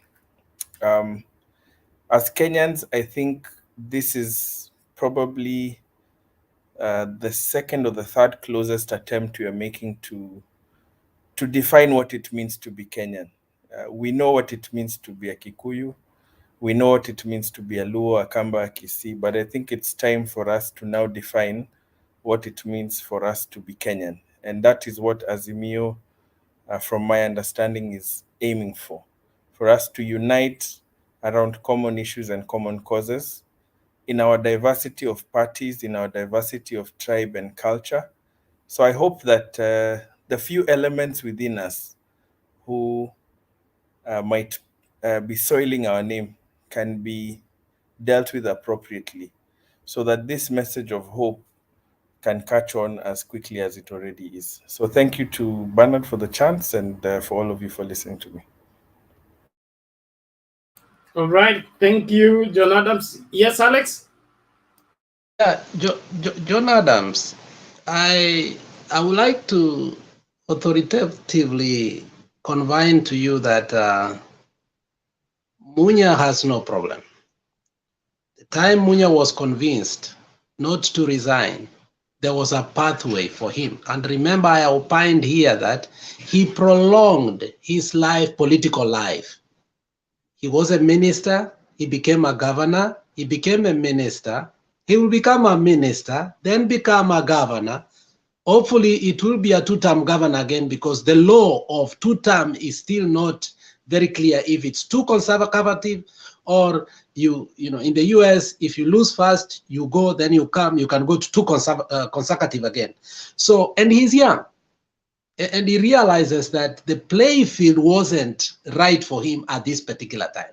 So Munya is not even in the equation. The only question we do ask is that Mount Kenya, the Muranga Foundation, has invested heavily from the very beginning. That will be our own concern, that how will they take it? But I think as they have come to State House, I don't think they just came to give us a Muthamaki. They are sitting down and ironing their issues. So we should not be worried about that. So, I mean, if it's Mount Kenya giving us a running mate, which so we see now, is that they are listening to us. Lastly, a friend of mine called me and told me that he saw me in Mutembei. And he asked me, man, you guys speak so well, openly, without fear of contradiction. You can say anything in the panel. I said, yes, that's why I like it. And asked him, where did you see me? He said, I was going to give my papers in Orange House. I was waiting in the waiting room. They have 4 TVs, and Mutembei was being watched there. So when you speak, speak your mind. Don't speak your worries. Speak that we want Mother Karua. So if you speak your worries, they know that you are not setting the agenda or the narrative. Our agenda is firm, is resolved. We say if women have to vote this, it is. You know, when Obama came in 2007, he said, this is our time, this is our moment. And I will tell women, this is your time, this is your moment, don't fetishize it. So the narrative is clear, Rarua. Bernard, can Thank you. I interject, please? Okay, yes. Yes, so many friends of mine have also like texted me like privately, like, hey, what is this? We see you like contributing all the time. We tell us when you're gonna go live again so we can watch you again. Of course, I don't tell them, but this thing is going like far and wide. We are being watched everywhere because this is the first time I've ever participated in anything like this. As much as I love to like to be heard, as much as I want to participate more in politics in my small way, this is the first time that I think someone is like listening to my little voice. Thank you so much again, Bernard, for this platform. Thank you, we appreciate it. Matters PK, Munya and the DP slot, hiyo tuachie wazee wataamua. Hii government ni kubwa, kuna mtu atapewa msitu moja kukalia sehemu hii ingine nini. And remember also the Nairobi governorship is part of the presidential slots in terms of sharing power. So that should not be worrying. I'm sure the Azimio team will be on the table and all matters will be balanced. The really important thing is, how do we consolidate the country, the unity of the country, and the legitimacy of Baba's presidents by getting the majority of the country's support. So who brings the rest of the country on board? Is it Karua or PK or that? So with that on the table, it won't be a big issue. And of course, with the current dynamics at play, the women, wherever demographic cannot be undermined. And like we are calling what? The voter apathy in the mountain, okay? One of the things that will literally make people come out and vote will be that Karua ticket, because the mamas will come to vote for a man. And right now we want people to come out and vote. Now that the youth want to keep away from voting and these other people are lazing around, we need to get a reason why people will wake up early in the morning and go actually vote. Because most of the votes people are counting on, like UDA people are counting on in the mountain, will not come through because some of the people have resolved they are not going to vote. They don't have a serious reason why they should vote. And so the Karua issue is a good one, and I'm sure it's going to cause some serious votes to come in the ballot by the women affirmative action is overdue. I support the same. Thank you very much. And for the rest of the world, this is an open forum. The UDA people are afraid to come and speak. They hide in the comment section and complain from there. You are allowed to do so, but be free to come. And if you are ashamed of, Jesus said, if you're ashamed of me, before people, I'll be ashamed of you before my Father who is in heaven. If you have a candidate and it's credible and you want to dig in for the person, come and tell us why. Just don't bring propagandas and lies, because we have our history. We know these people who are asking for leadership. We know who can deliver and who can't deliver. Thank you very much. Sasa tumsikilize Kevin Orinda tukisonga mbele. Kevin, are you there? Good morning, everyone in the East Africa. Good evening to the other teams in diaspora. Alex, how are you? You are presidential, as you said, even in US. Umepiga look one. Yeah, inabidi bwana. That's great. Huwezi jua nini itafanyika. I like that. Thanks. Bernard, I would want to share a bit before I get to the topic of the day in regards to the team at the comment section. How I just wish there's a way you could log in these people, the UDA team, the people are, they're becoming so personal, and they need to come on board and air their issues and give out their opinions rather than confusing other Kenyans and everyone on the channel. This is an international channel that people need to get serious and bring issues and discuss those issues and tell Kenyans what they feel. Secondly, Kenyans moved on, and anyone who is still hiding in their tribal cocoons is someone who is lying to themselves. And this will be clear when His Excellency Raila Amolo Odinga will take over the government. I'm telling you, you will see a very inclusive government, straight and communicating clearly the agenda of Azimio. That definition of togetherness of Kenyans under that umbrella will exactly reflect in how the entire government will be shared, and that is when the truth of the matter will boil down to the issue that he has been saying all along, that the Kenya that the great fathers wanted will truly reflect come August 9th, and it will be very clear when he will form the government. Back to the issue of running mate and the effects of Martha Karua. I'm telling you, Azimio will go out of its way to make history, and this will be a very historical election in terms of everything.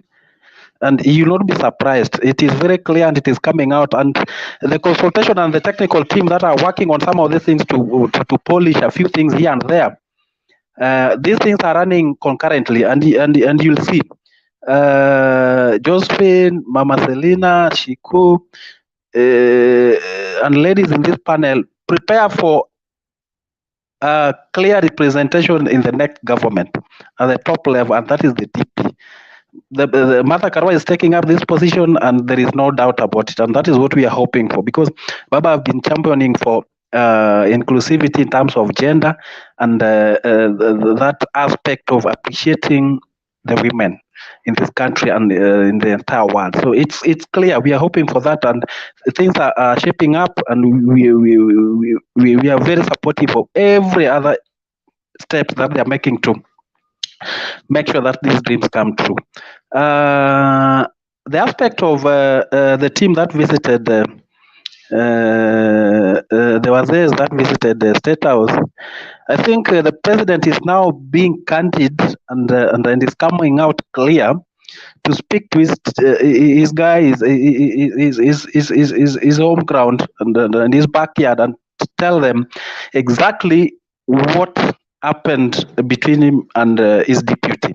It is now very clear, and I think in one way or the other, I didn't have the opportunity to get to details of what he spoke, but I think he is now coming out clear to his people and telling them, look, these are the factors 1, 2, 3, 4, 5. Because you remember the day when the day of the launch, and some few occasions when the president has been speaking of the support he has gotten from Baba in terms of running the government.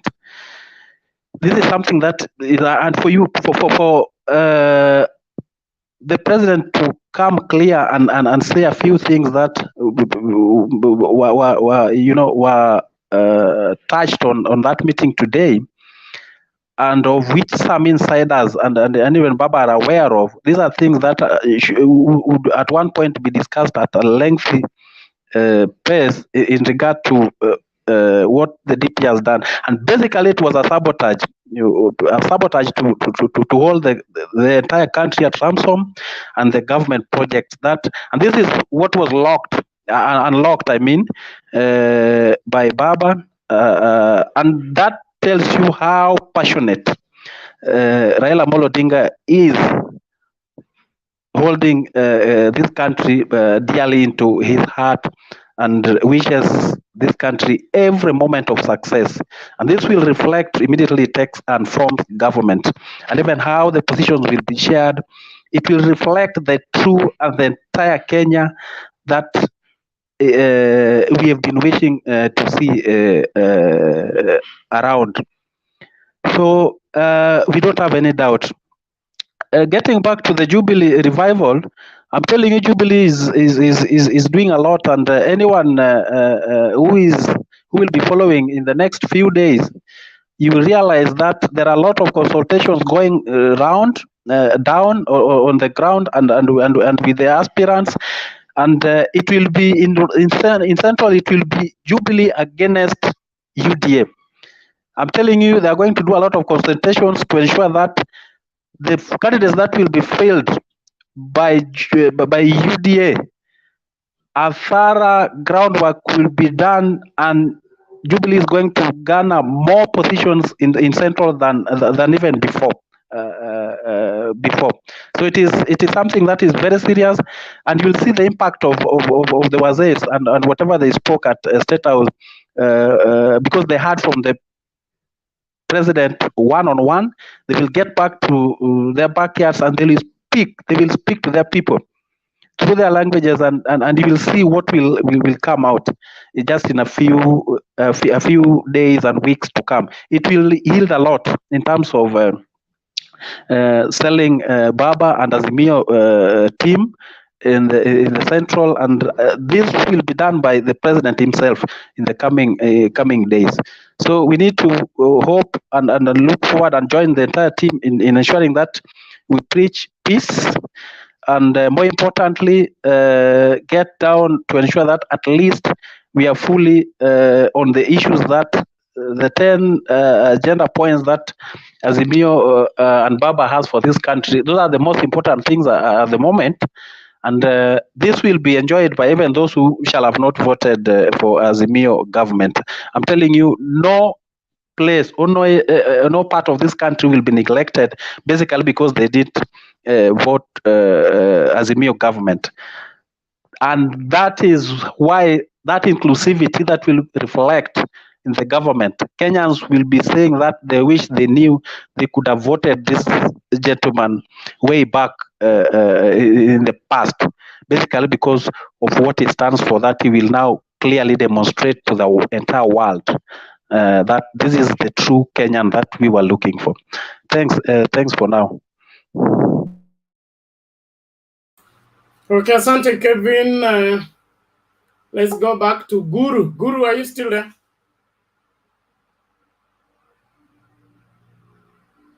Aya, Guru ni kama ameng'atuka. Shiko?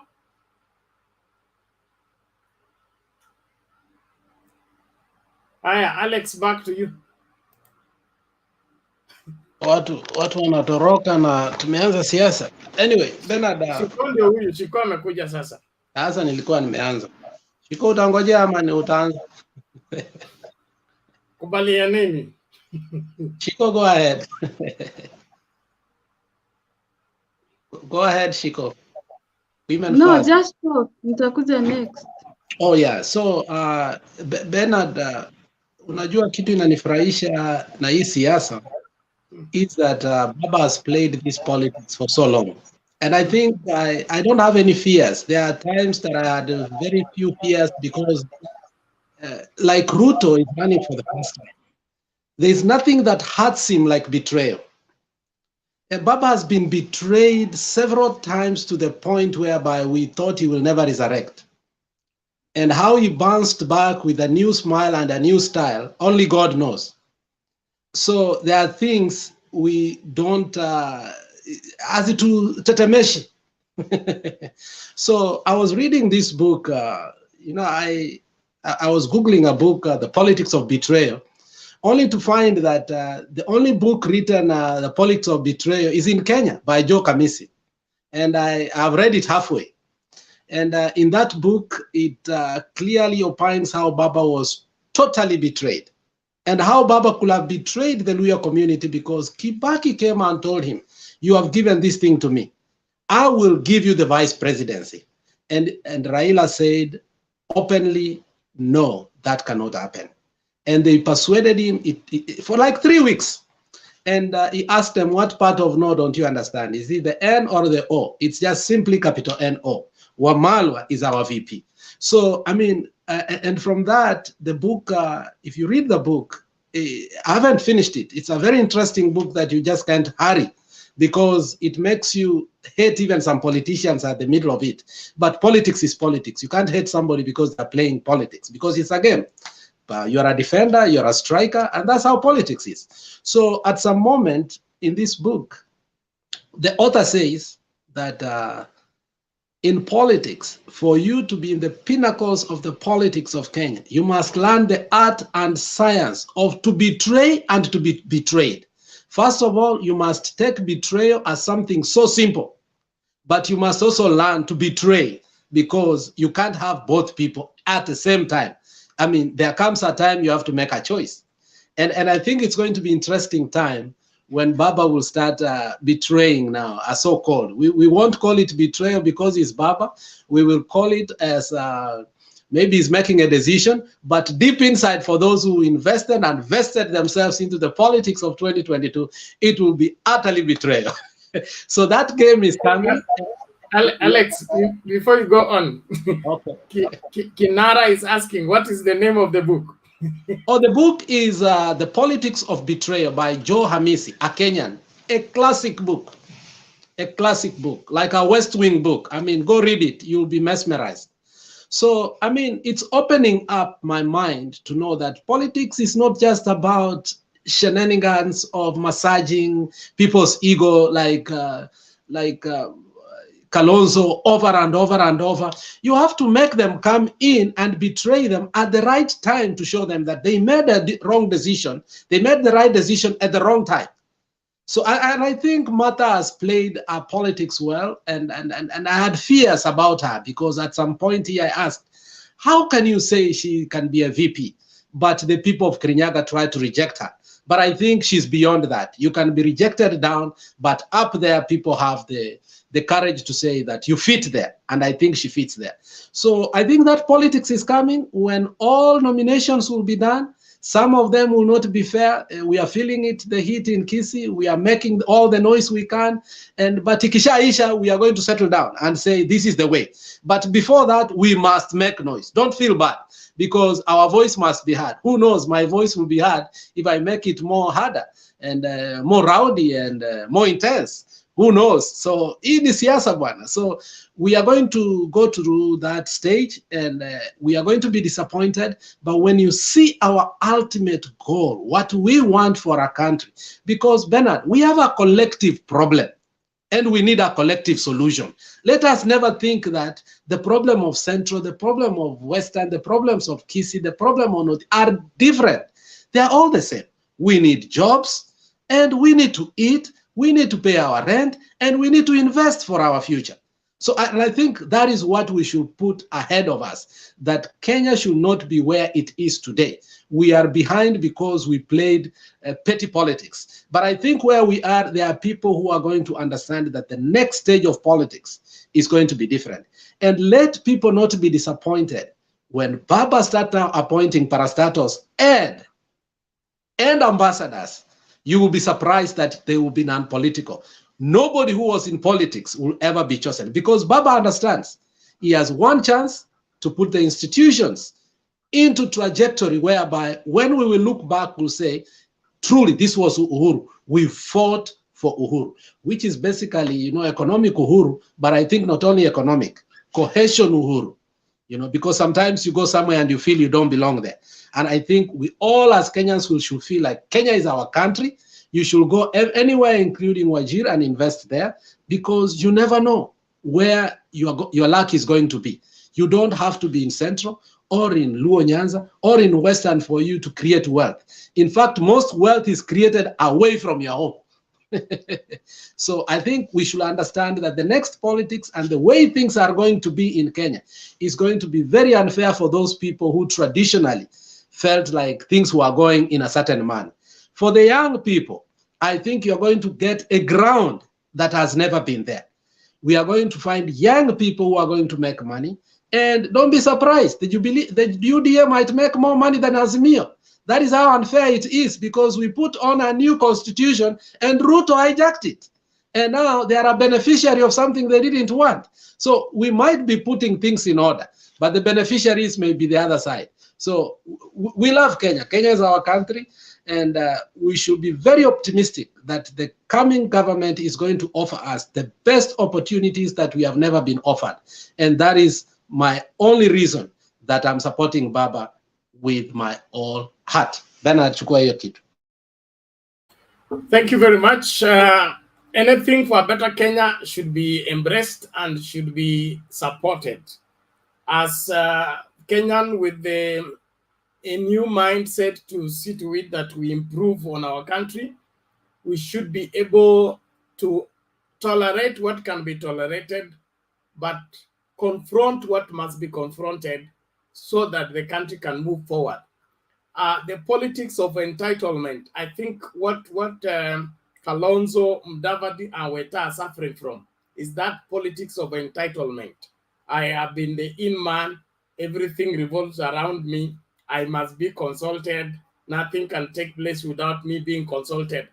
That's what caused all these people from building up a political muscle and be able to participate in an election that they are fit for the same. And now they are riding on hot air, not knowing where they are stepping. So as younger politicians, as we get into the political space, we should understand, Mama Selina keeps reminding us here, you cannot laugh with borrowed teeth. If you're going to be of any significance in your political journey, you must build that political capacity. Why should Malala be saying that only one man has fanatical support? This fanatical support did not happen. He made it happen by investing his life in ensuring that that's happened. So if you want to be a Raila of 2030, 2050, then you should begin to invest now. Get in the hearts of people. Let people buy into you. Be a brand that people will be willing to stick their neck for. But if you want to cheat your way into greatness by cutting corners, taking selfie here, and bribing here in order to become something that you are not, it will only disappoint. And so we should all accept responsibility when we are seeking the highest office in the land. Whatever office you are seeking for, be it MCA, MP, and all that, be happy that night when you are declared a winner that you have got it because of merit, not because of how many legs you cut, how many corners you cut, how many bribes you gave. Let it be that you are sitting in that office because you fit the office. Now, I'm sure when I begin to talk like that, I'll be attacked here. I say politics is not church. Right and wrong is the same everywhere, whether it's in the church or outside the church. I keep reminding us the force of gravity doesn't know politician and non-politician. If you go to KICC to jump right now and say, I'm jumping politically, the force of gravity will still pull you politically and otherwise, and you will fall and die. So let us embrace what is right, and I'm happy that Kenyans are coming on board with this reality, and we are moving forward as a people. Let us push for what must be done for our country to pick up and recover what it has lost, and then be able to prepare something that will live for our children's children. Thank you very much. Naomba sasa tumsikilize huyu honorable speaker. Thank you. My name is Martin and I come from county number 045. Wewe Bernard umenipita. Sawa. Shiko, subiri, I'm considering wale ambao wajaongea, but tunarudi kwako. So unajua wewe ni mshirika wetu. Shiko. Shiko. Subiri hapo kidogo tu, wacha nani aongea, hajaongea. Tutarudi kwako. Thank you. Aya, this county 045. Thank you, sir. My name is Martin. I come from 045, and hopefully I will be the speaker of that county when that right time comes in the future. I'm a young man, aged 25, fresh graduate, and I'm glad now I've seen great minds speaking truth to power. I'm really impressed. First things first, I want to throw my heart in several things that I have heard some of my colleagues have touched on. Number one, I may wish to, because currently I'm residing in a Kiambu County, which is popularly known as Mount Kenya region. I want to talk about Baba's possibility of leading in the August elections. You know, notwithstanding with all the statistics that is being done, the TIFA, the analysis, I'm really convinced that per today, if an election was to be held today, one Raila Amolo Odinga stands a chance to be the president of the Great Republic of Kenya with not less than 60%. With the latest entrance of the Iron Lady, Mother Karua, then the deal is done. Today, I was having a conversation with some of my great friends who, for a long time, have been supporting William Samoei Ruto. I was so much shocked to realize that they have already changed their mind, or they're in the process of changing their mind, or they have realized that indeed the ground is no longer safe for them. In fact, one of them quoted the infamous quote of Moses Masika Wetangula that they are now standing on quicksand. And if they insist, they will sink deep. They have seen that Ruto stands no chance of leading, not because he's not fit to lead, but because all odds are against him. Number one, Raila Amolo Odinga has built his brand for a long time. He has portrayed himself as a selfless leader, ready to lead. And this is a man I'm convinced we might be crying now that the economy is doing so badly after the handshake. But what I'm really convinced that after the August elections, some of us, whether we will vote for him or not, we may wish that Raila Amolo Odinga can be 50 years and below so that he can lead us longer.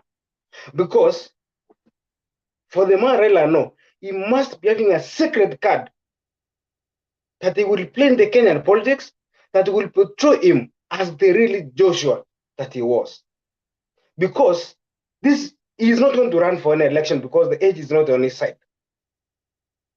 He might decide to do one thing that is aimed at killing all the past political injustices, the judiciary, the economy, some of the things that is going now to be very, very open, like betrayal. Some people are going to feel that they are going to be betrayed. So he's going to dump some of his great friends who are even supporting him right now because he will want to change. It is very true that some of the governors maybe and MPs who are supporting him, Some of them have some corruption cases.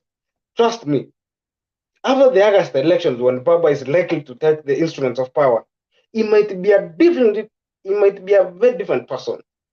He is even going to arrest some of his friends who must have misappropriated funds so that they can protect that image of the Joshua is. Having dealt with that, I really wish to talk about the Kisii and the Nyamira county politics and the popularity of Raila Amolo Odinga. With the latest statistics, Kisii and Nyamira County has been ranked as among the sway counties when it will come to the voting patterns. In regard to the current politics, for the past 6 months, UDA party had taken root, especially in Kisii County where I come from. But with the latest entrant of the Dagoret MP Simba Paul Arati, he has changed the dynamics of Kisii. Right now, if you only walk into Kisii town, even if you are blind or deaf, you can smell, you can see Simba Arati. And when you see Simba Arati in ODM, you see Baba. And that's exactly what's happening. And what is going to happen in Kisii County, Raila Amolo Odinga is going to get, if I might be wrong, Baba will not get less than 75% of all votes in Kisii County. Reason? All the bigwigs who we consider to be the kingpins, or who, in my own language, I can say the big men or the clan men, all of them are leaning on Baba in Azimio. We have a few dominants who are in UDA, one, because they want to get a ticket to run either for governor or for senator, or they want to remain relevant to the politics of the day. Going to a county like Nyamira, with the dynamics of Nyamira, Nyamira is a quiet county that people seem to forget so much, and people tend to underrate it. But I'm pretty sure with the likes of Ben Mumanyi, Mheshimiwa Ben Mumanyi, Timothy Bosiro, who comes from the region, the current senator, Okongo Mogeni, who has played a very vital role in ODM, they are going to push the numbers from what happened in 2017, where they almost shared the 50-50 votes. It is going to go up to not less than 60 or 70. The last thing I wish to talk about was about politics of entitlement. You know, I have grown in politics since 2013. I joined politics, passive politics, in 2013 when I was in high school, and in 2017-16 I became fully politicized, and I started even talking about politics, discussing about politics. But what is ailing us as a country, it is politics of entitlement. This is what is killing us. That there are some men who are seated somewhere that at the end of the day, they feel like they want to make a decision on behalf of all of us, which is something I consider very egocentric, very immature. I wish with this crop of new leaders who are coming up, we get to clear this kind of a culture, so that I'm not going to vote in a leader because it's going to come from my village or from my region or from my county or from my tribe. May we be voting in a leader because I believe in the policies and the capability, the dignity, the meritocracy, and the honesty of this leader is going to transform. I think that will be the greatest thing I wish to see in 10 or 20 years to come. If you want to be a Raila of 2030, as one of you said, let's build that brand now, but let's make it to be more fashionable. Let's not build this as if we are in the 1960s when we had to bend low to some kings because they had money. Now we should be discussing things based on knowledge, wisdom, and ideas. Thank you. Okay, asante. Yes, Shiko.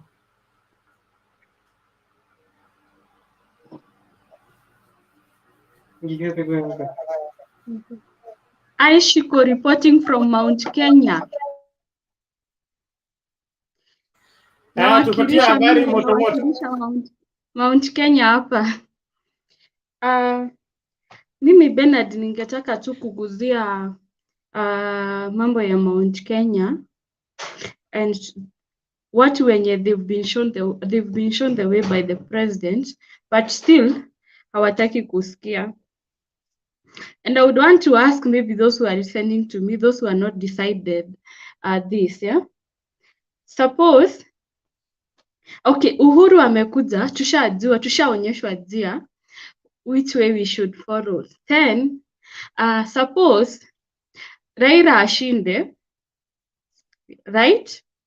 Raila ashinde kura because atashinda and he will be the president.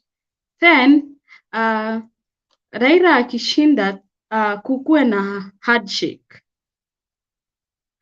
ya Raila and Ruto. For us Mount Kenya, we've been told tukuwe na party ya UDA and now watu wameshaingia, wanafikiria sasa washaingia hiyo UDA, the politicians from Mount Kenya.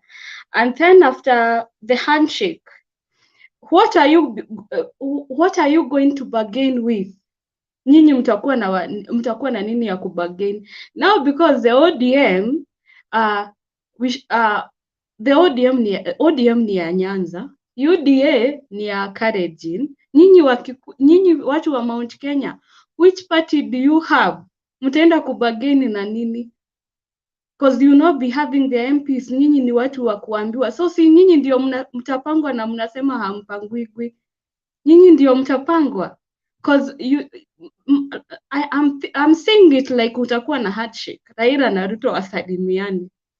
And wakisalimiana, hiyo handshake ita benefit sana hao watu from the Rift Valley. What about the central people?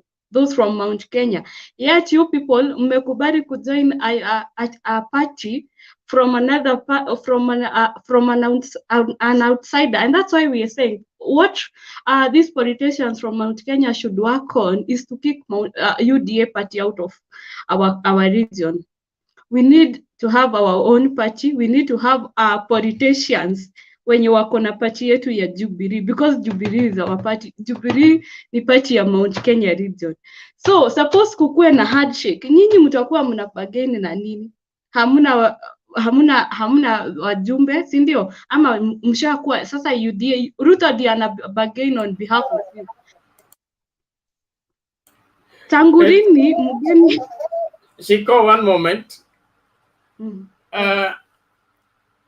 I support the revival of Jubilee and any other political party anywhere. And from Themba, deal with that. Okay, thank you. But we should not advocate for regional parties to the extent of asking a particular party to be kicked from a particular region. We will want that particular party to be defeated in the election. Ili kama imeshindwa si eti No, Bernard. No, Bernard,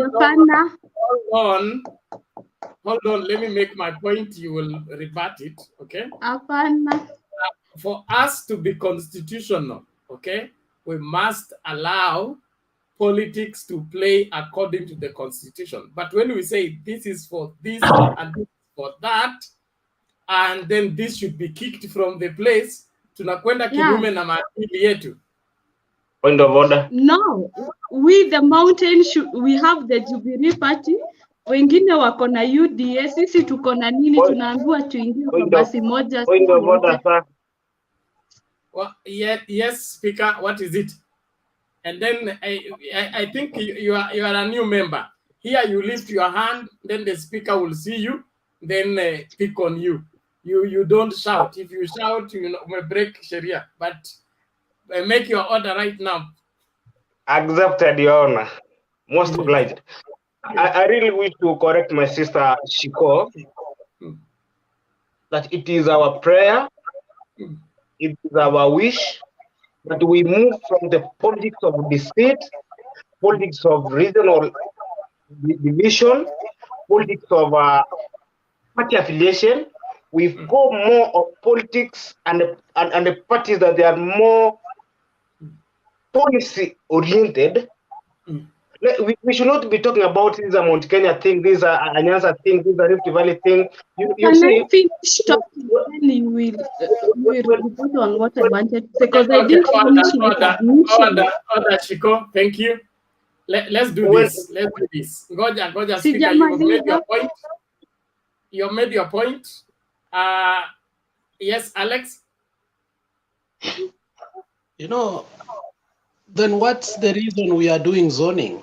Already we are doing zoning in some areas, and you know that. So I think those fears are already there. So even if we want to push Shiko out, where there is a point she's making that is very unpopular, but at the same time very legit, and we can't push it away. That is why we are having zoning.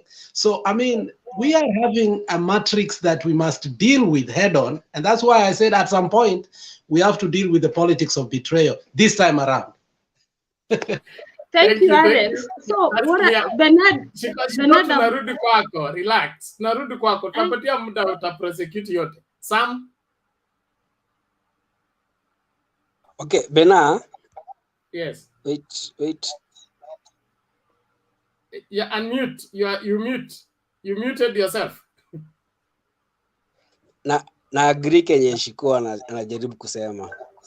What she's trying to say here, let's take an example of a handshake of Uhuru and Raila.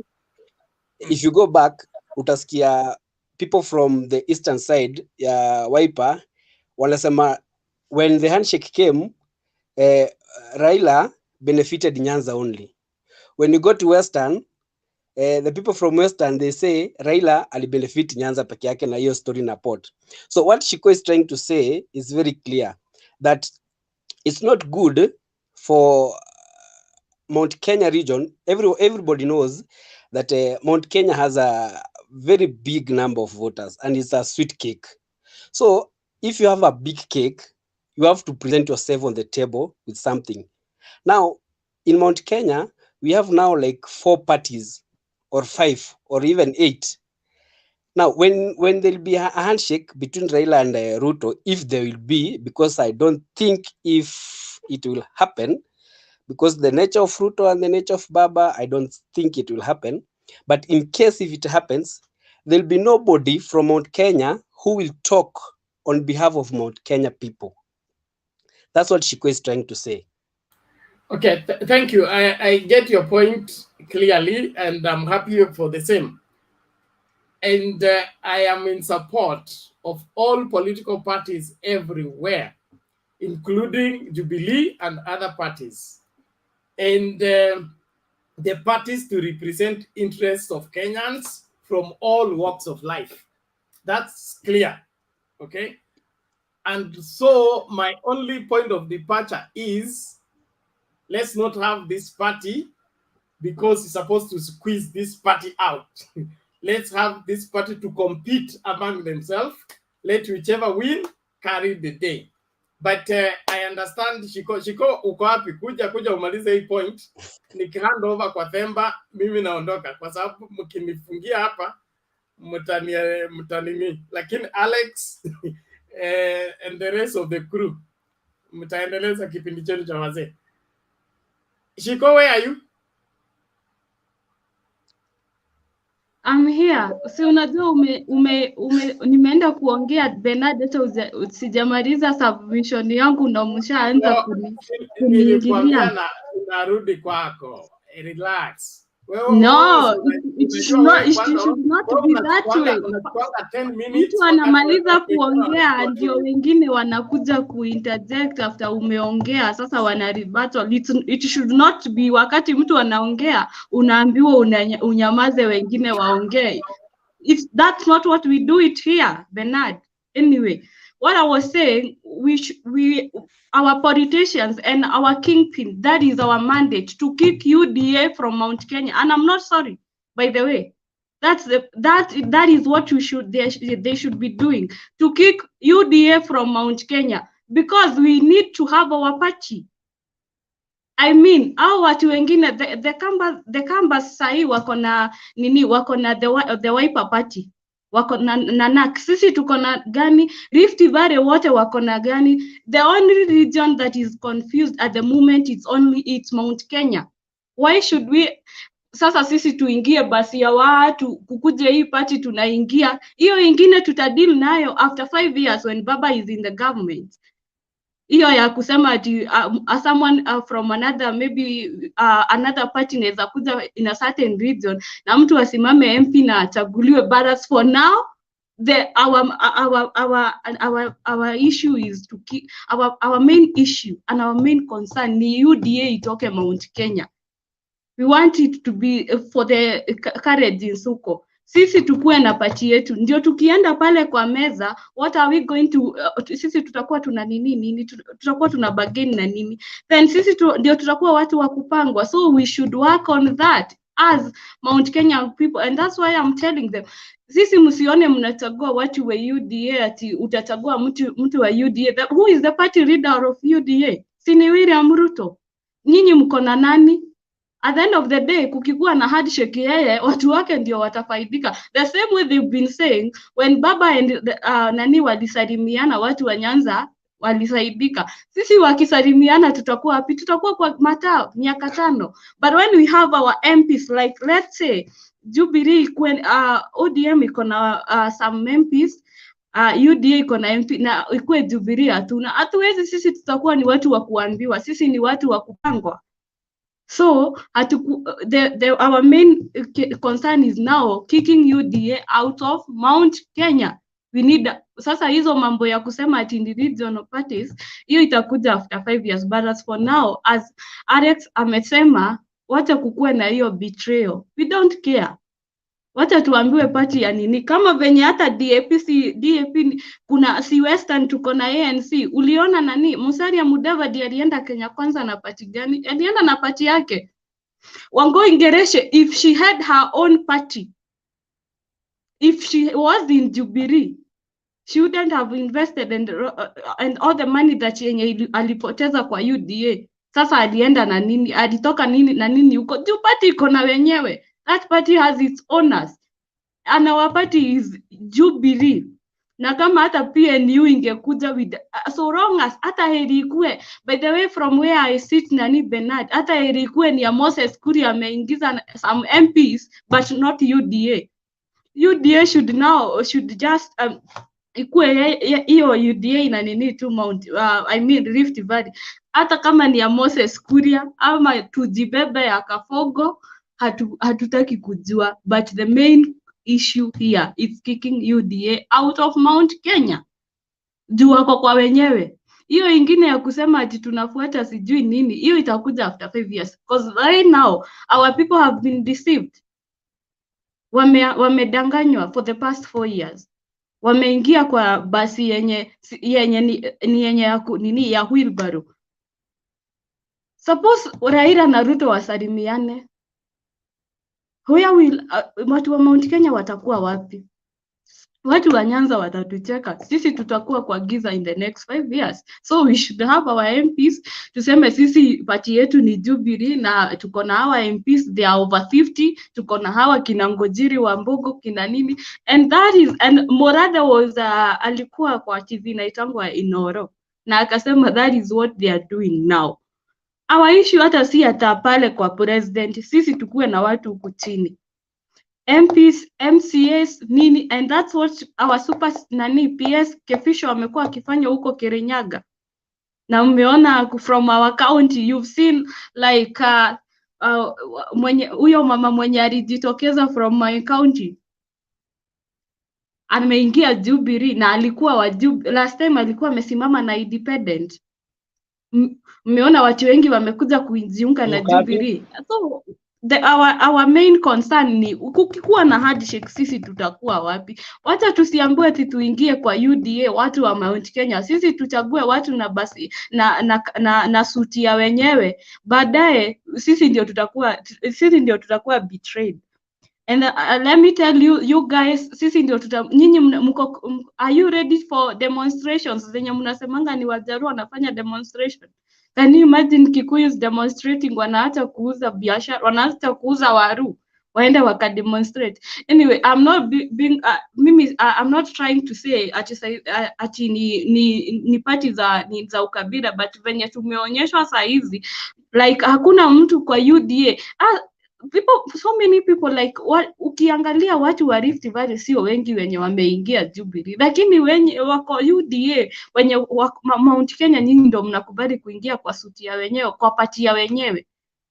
Mkienda pale kwa bargaining, wewe utaenda, Ruto ndiye anaenda hapo na pati yake, utakuwa wapi? And after nominations utawaona wakilia. So our main issue here is kicking UDA out of Mount Kenya. Hizo vitu zingine za kusema ati a certain party ati sasa kukue ODM inaweza kuja kuchaguliwa Mount Kenya ama party ingine, hiyo itakuja baadaye. But as for now, there is that poison imepewa those youths from Mount Kenya. They are kwanza the age to be below 25 au wengi ndio wameingia kwa hiyo UDA. So that's our main concern. UDA itoke Mount Kenya. Wakuwe wana watu wengi wenye hata kwa nomination, watachaguliwa na hiyo party yao. Mount Kenya wasikuwe ni wengi. At least Jubilee should have some, they should be having more politicians, more members more politicians wenye wamechaguliwa na Jubilee. Sio wa UDA ikuwe ati hiyo ndio itakuwa na more seats in Mount Kenya. Anyway, I've finished. Na ningetaka pia kuadd on hiyo ya President Uhuru Kenyatta. We've listened to him. Watu wa Mount Kenya alikuwa sagana na akatuongelesha na lugha ya mama. Sijui wenye wako nyuma bado mnagoja nini?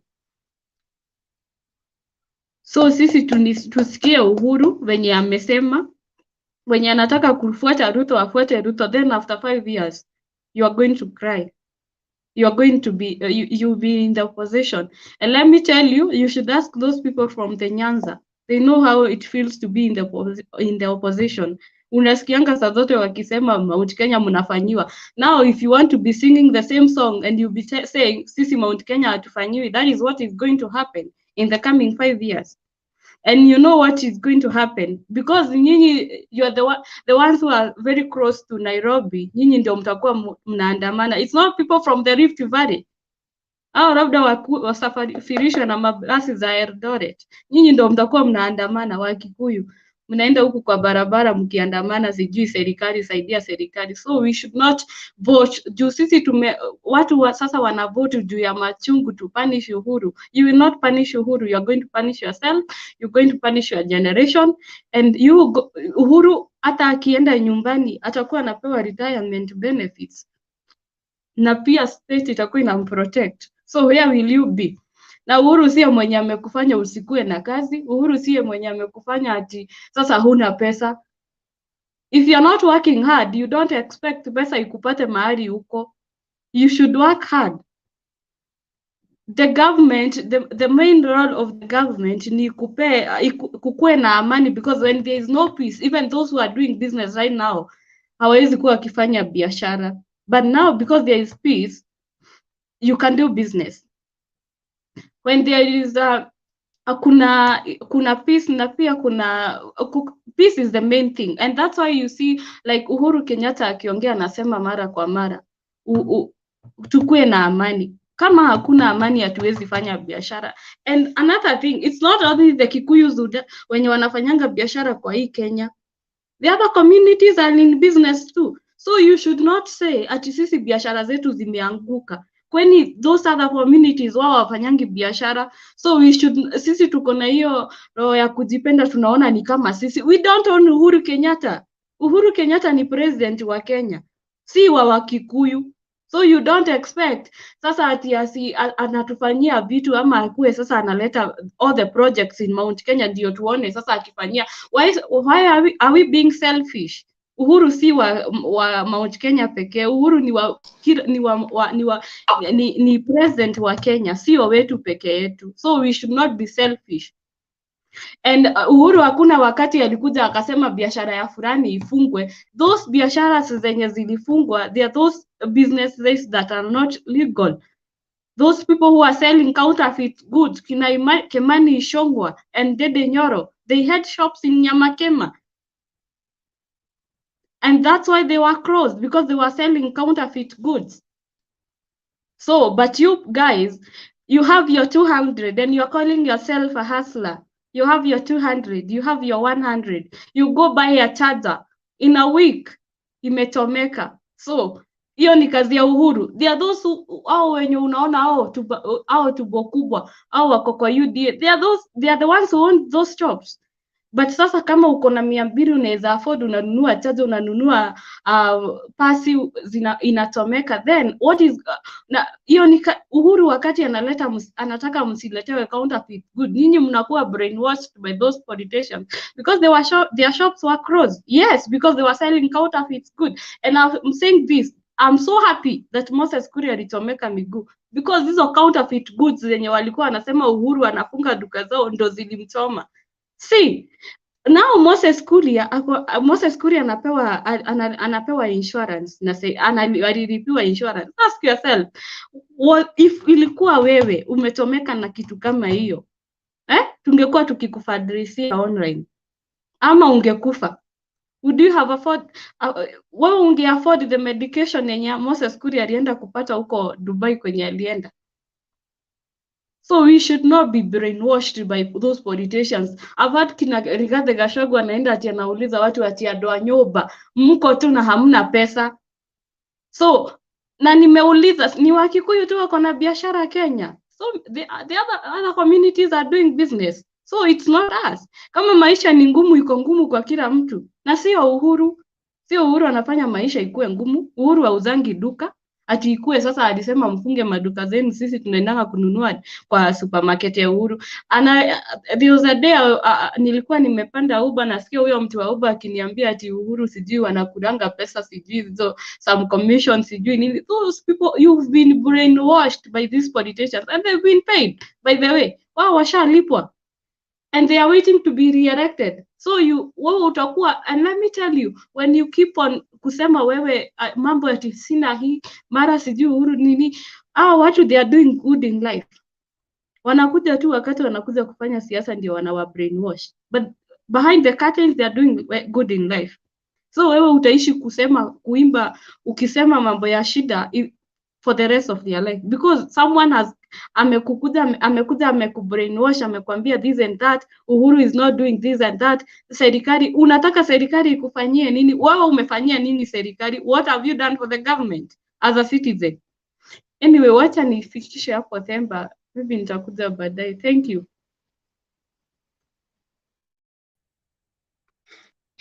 Thank you Shiko. Maswali kwa Shiko? Any question? Okay, wacha kama uko na swali inua mkono, then I'll give you time. Okay, kuna honorable speaker, kuna Richard, nani mwingine ako na swali? Haya, na kuna John Adams. Okay, tuanze na Richard. Richard, swali yako? Yangu hata si swali, lakini it's a brief comment. Wacha tu niambie Shiko. I don't think I've ever underestimated the level of what I'm looking for the word. How much Central Province can disappoint somebody.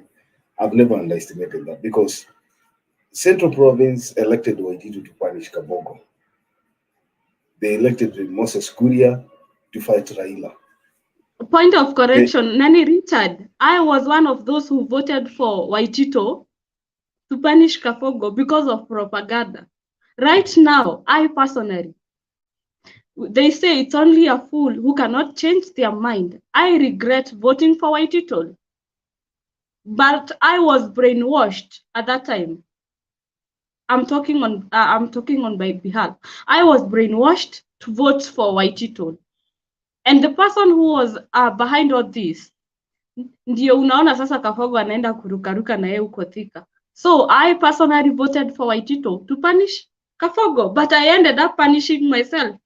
because for so many like for almost hiyo time yenye Waitito alikuwa governor, siwezi jua mtu yeyote alikuwa Kiambu County hakuna kitu ilifanywa, mpaka Waitito mwenyewe anasema they want to move the river. How can you move a river? I mean, how can you move a river?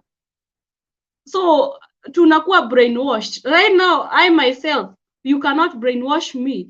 Hata saizi personally, let's say sorry nani, wacha tu niongee kidogo. Ni kuna candidate wa UDA sahi ninaona, and I know he's a potential leader, na ako kwa UDA maybe to survive. I will vote for him because I'm not voting for the party. Mimi navotia mtu individually. I'm not voting for a person because of the party. If kama hata ni wa UDA na nione ni MP ama nione ni MCA na nijue tu personally ni a good leader, I'll vote for him. Nimemaliza. You can unaweza continue. Okay, sawa Shiko.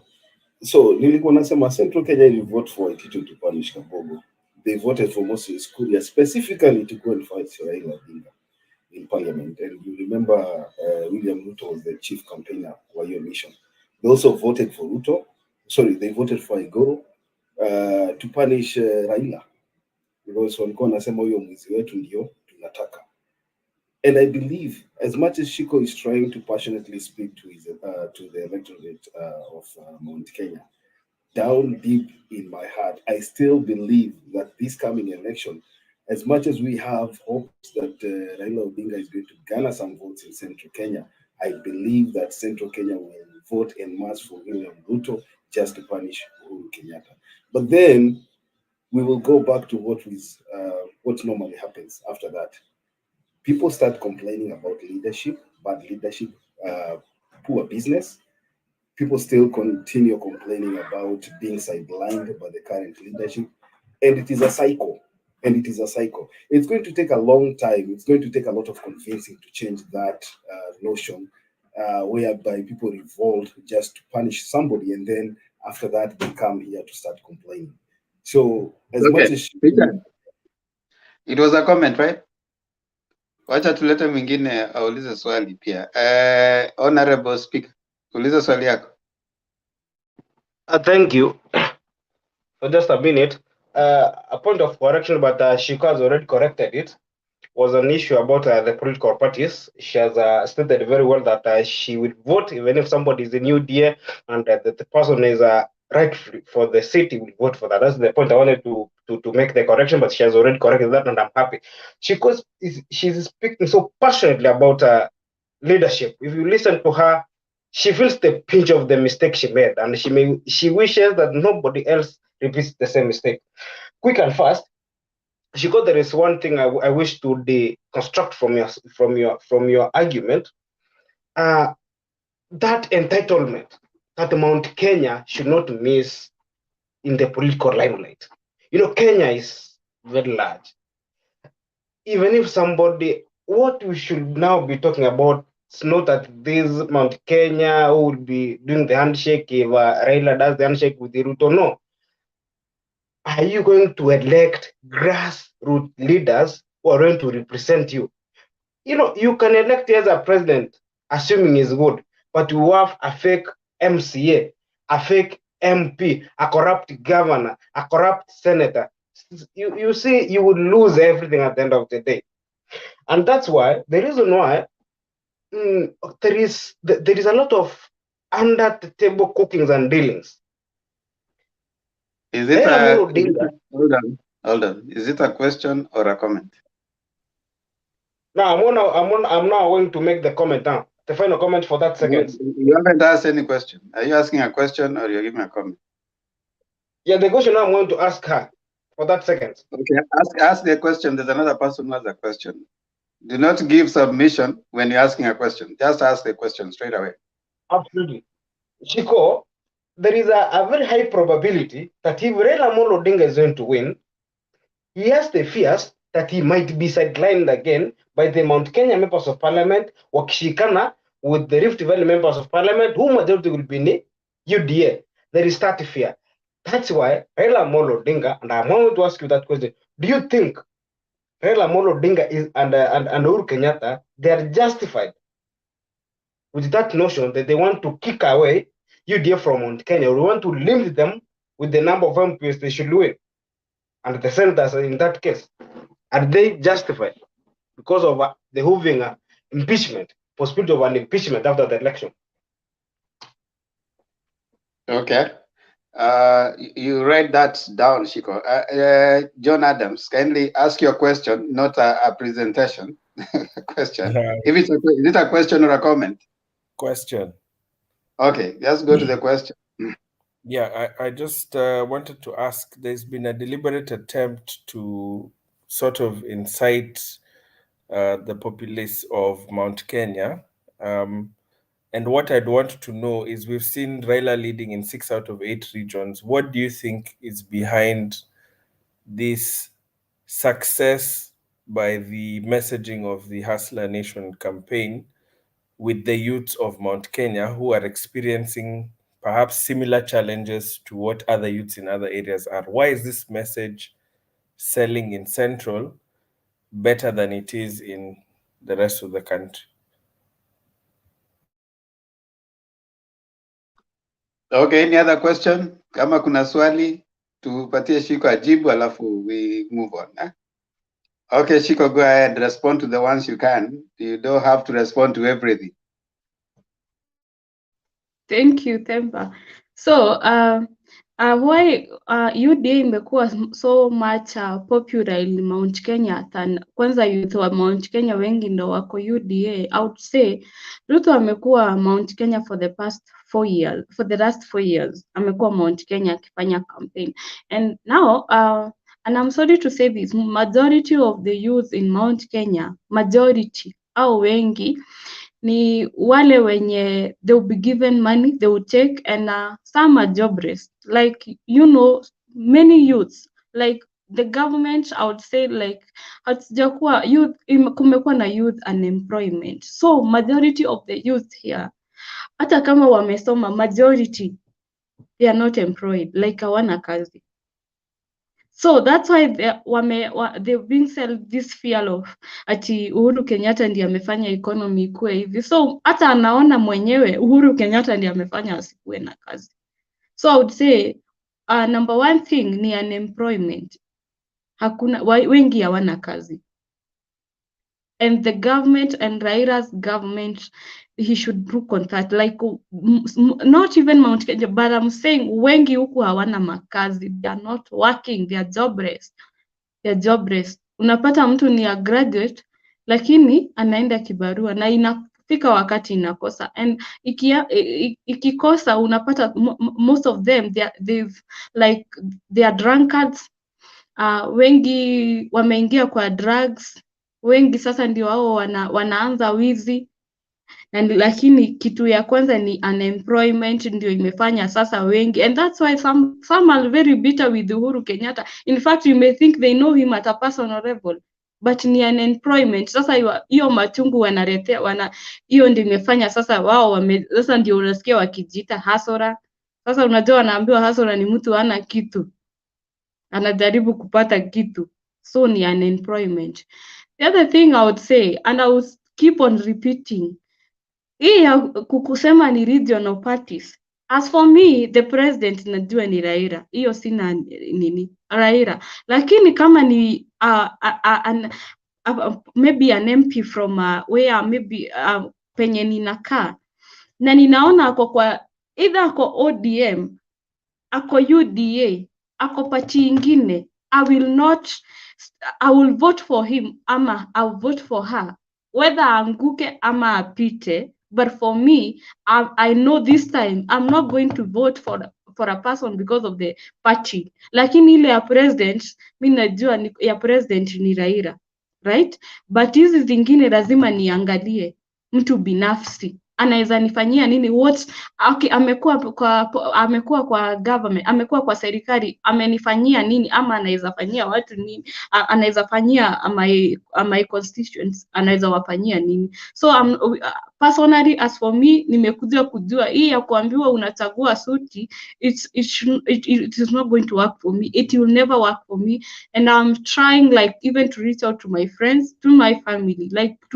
tusichague watu juu sasa unakuwa ukisema ni suti, like the way we were told last time when we were voting for Uhuru and Ruto, tunaambiwa ni mambo ya suti. Hiyo suti ndio ilituletea kina kama Waitito. I wish we gave Kafogo another chance, because if we gave him another chance, Kiambu would have maybe transformed to a good county na tungekuwa tumeona maendeleo. You know, Kiambu si county ya kusema you can just vote for a quack.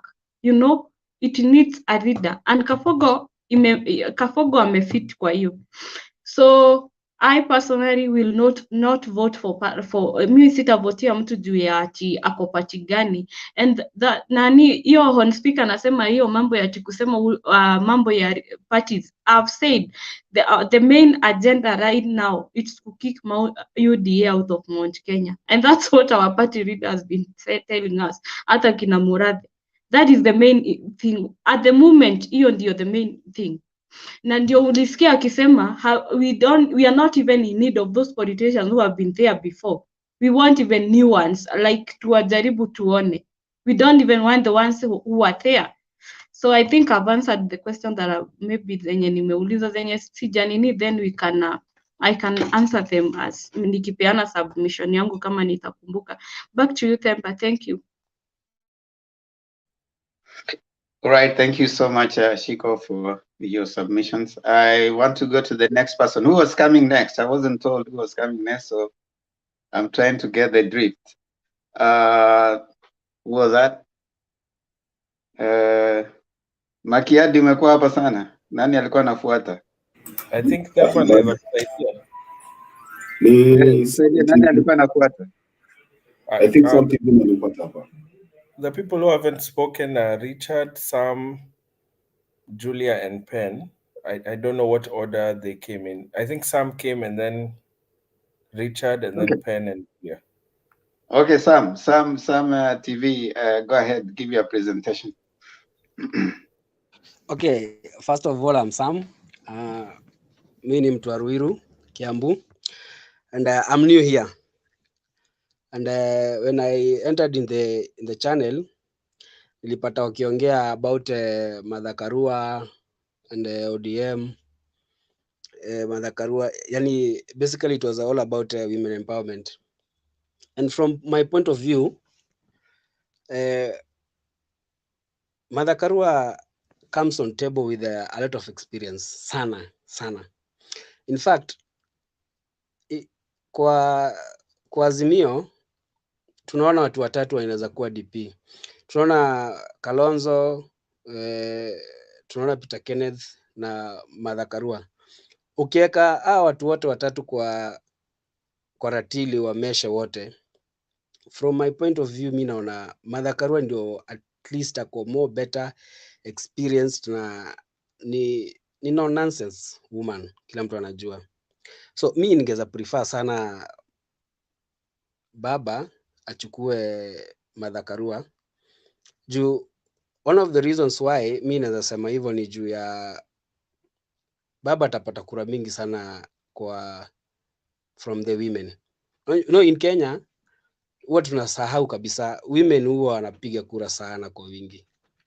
Even though hadi pia wao ndio wako wengi, lakini in Kenyan politics wanawake hupiga kura sana. So it will be an added advantage for baba since wanawake wengi sana watakuwa wameenda kupigia one of their own. And then there was something I like about the current Azimio campaign. For the last 1 week or 2 weeks, okay, for the last 1 week, Ruto amekuwa Mount Kenya for like 4, 5, 7 times. But kuna kitu moja yenye mimi nafurahia sana na Azimio. Like naona kina Ledama wako Narok wanapiga campaign, naona kina Joho maybe wako Mombasa wanapiga campaign, Kisii, kwanza Kisii, I love Kisii na Nyamira. Those people are doing a good job. Kwanza venye Arati alienda huko, kwanza nilisikia venye Honorable Speaker alisema, alikuwa anaongea na nilikuwa na agree na yeye. Kisii imekuwa one of the Kisii na Nyamira imekuwa one of the two counties in ODM zonals strongholds zenye zimechange kabisa. Like unapata hadi saa hii wale watu wote walikuwa UDA walikuwa wameenda UDA wote wamerudi ODM. Then unapata 10 aspirants wa governor. And then what they do, they just change their parties. Unaona kama Samongeri ametoka ODM ameenda DAP. Though pia inaweza cost mahali cause lakini their politics, I love their politics. Nini za Kisii na Nyamira napenda hiyo. What I can pray ni places kama Western.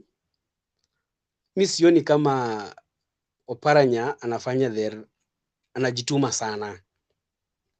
Like ukiangalia mtu kama Joho, if Joho decides to do a campaign for Raila akiwa peke yake, anaweza make the whole of Mombasa to stand still if he decides. Lakini sio ndio kitu hiyo energy sioni kama Oparanya, na yeye ndio the point man wa baba nini Western. So if at all Oparanya anaweza simama vizuri na aongee na kuwetu hiyo vocal vizuri in Western, I think baba anaweza atachukua kitu mapema sana. And then there's something I saw today. Okay, ni submission yangu Themba na sijaongea sana, so I might mix things kuna kitu nimeona leo yenye bado imenifurahisha, yenye kwa so different na what we did the other years, like hiyo tuseme ODM. What happened in Meru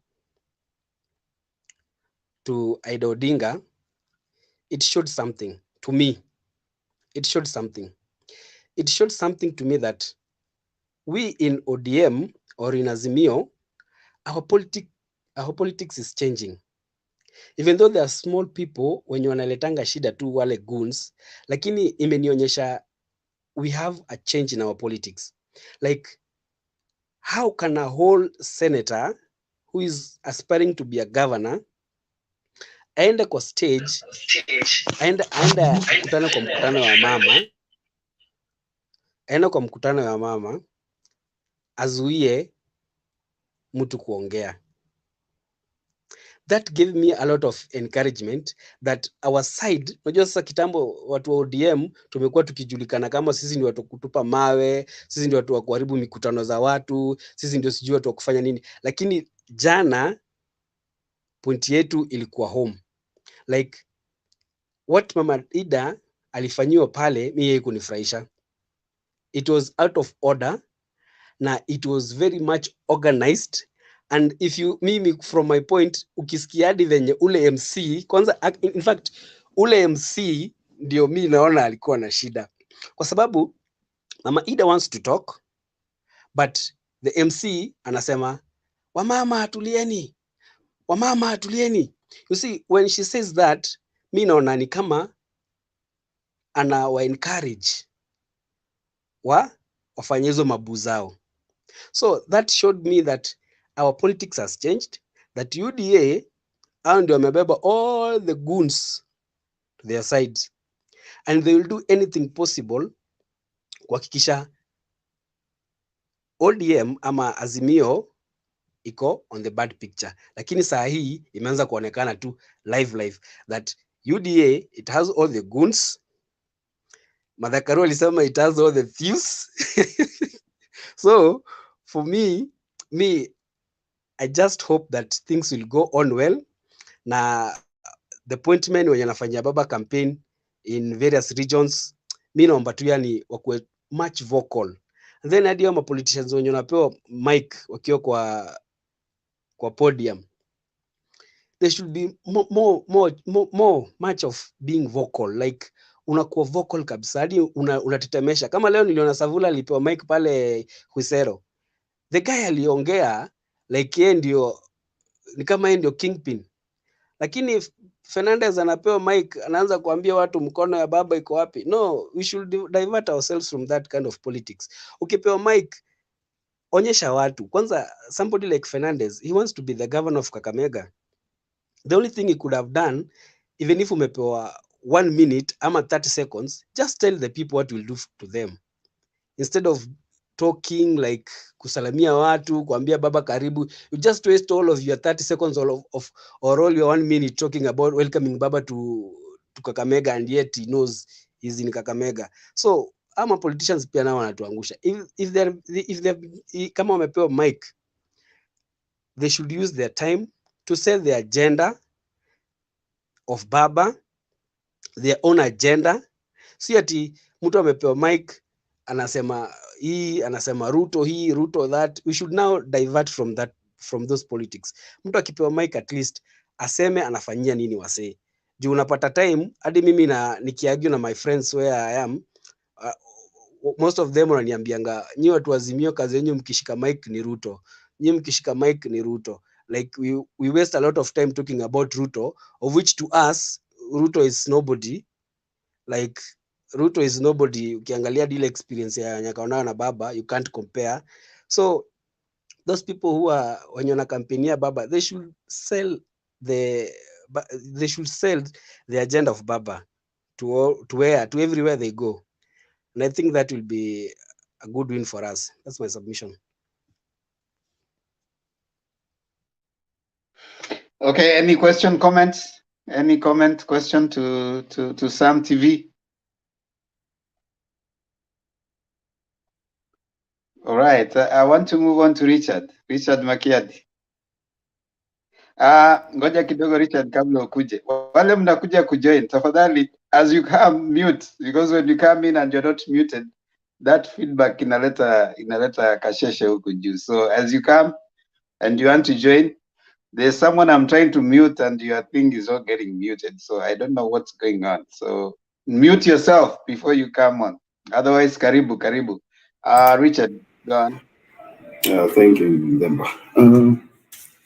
First of all, I'll start by talking about the Western tour today. Remember, we've been talking about the strategy that ODM, DAP should put on the ground for Western province. I'm so much impressed today, and for what the ODM party has done. I know some hapa ameongea maneno ya kuwa na watu ambao wanapatiwa microphone alafu wanashindwa kitu ya kuongea. Oparanya is not a noisemaker. You know, we have crowd movers and managers. Coming from the county of Kakamega, I know Oparanya is a manager. And ile game Oparanya amecheza Western, ndio umeona leo wale MPs wote walikuwa ANC. Wale MPs wote walikuwa unasikia wanatapatapa huku na huku wamepatiwa direct ticket ya ODM. That is because of the behind the scenes plans zenye zimekuwa zikiendelea Western, and which is a good thing, because I was kind of worried about these people moving from ODM again to DAP, from DAP to ODM. At least whoever advised Baba kuwapatia direct nomination aliwaweza. So these guys are grounded. Ile kitu sasa wanaweza fanya ni kwenda kufanya kampeni yao binafsi na kutafutia Raila ticket. So that's a plus. That's a plus to the ODM party. And we also know that ODM and Baba need numbers. You know, I spoke another day here in Kasema, there's no need to win presidents without MPs, because basically your agenda in parliament will be stalled. So at least if you have MPs that come from your own party, people that you don't have to sit down and negotiate now, basically what unaambia left, what wanaenda left, sema right, what wanaenda right. So that's a good thing. It's a plus. And I believe also this should also, move to other regions where ODM feels it's a strong party, and where they feel that they are confident enough to win seats without necessarily having to antagonize their relationship with other political parties. I want to talk about also Mount Kenya leaders meeting Uhuru Kenyatta at State House. I think Uhuru Kenyatta has basically resonated well with our brothers called Wagidomo. I know Shiko can bear witness with me. there's that native voting bloc that listens very well to Uhuru Kenyatta, and I believe this is what we are supposed to be looking at. You know, he should be doing more of this, because right now I don't think it would be really necessary or effective if we start seeing Uhuru Kenyatta. I mean, I might be wrong, but I don't believe it will be really necessary to have Uhuru Kenyatta go to the ground. I'm very sure if Uhuru Kenyatta starts like a fully fledged campaign in Central Province, people will have, you know, to hire goons just to embarrass him, just to show that he's not wanted there. So I think the best way for him to approach these, and I might be wrong. I think the best way for him to approach this is to meet with the local leaders, meet with the grassroots mobilizers, you know, and try to talk to them, send these people out there to try and send the agenda of the Azimio party. But I don't feel that he should be on top of cars like all the other MPs seeking for re-election, you know, in a fully fledged campaign, because he will be most likely prone to a setup whereby people will hire goons, you know, just go and heckle him to show that he's not wanted and he's not our kingpin or something like that. So that's a good strategy, and I believe that in the coming days we'll see more of that, just to make sure that he tries and bring in more votes. The Meru incident was such an embarrassment.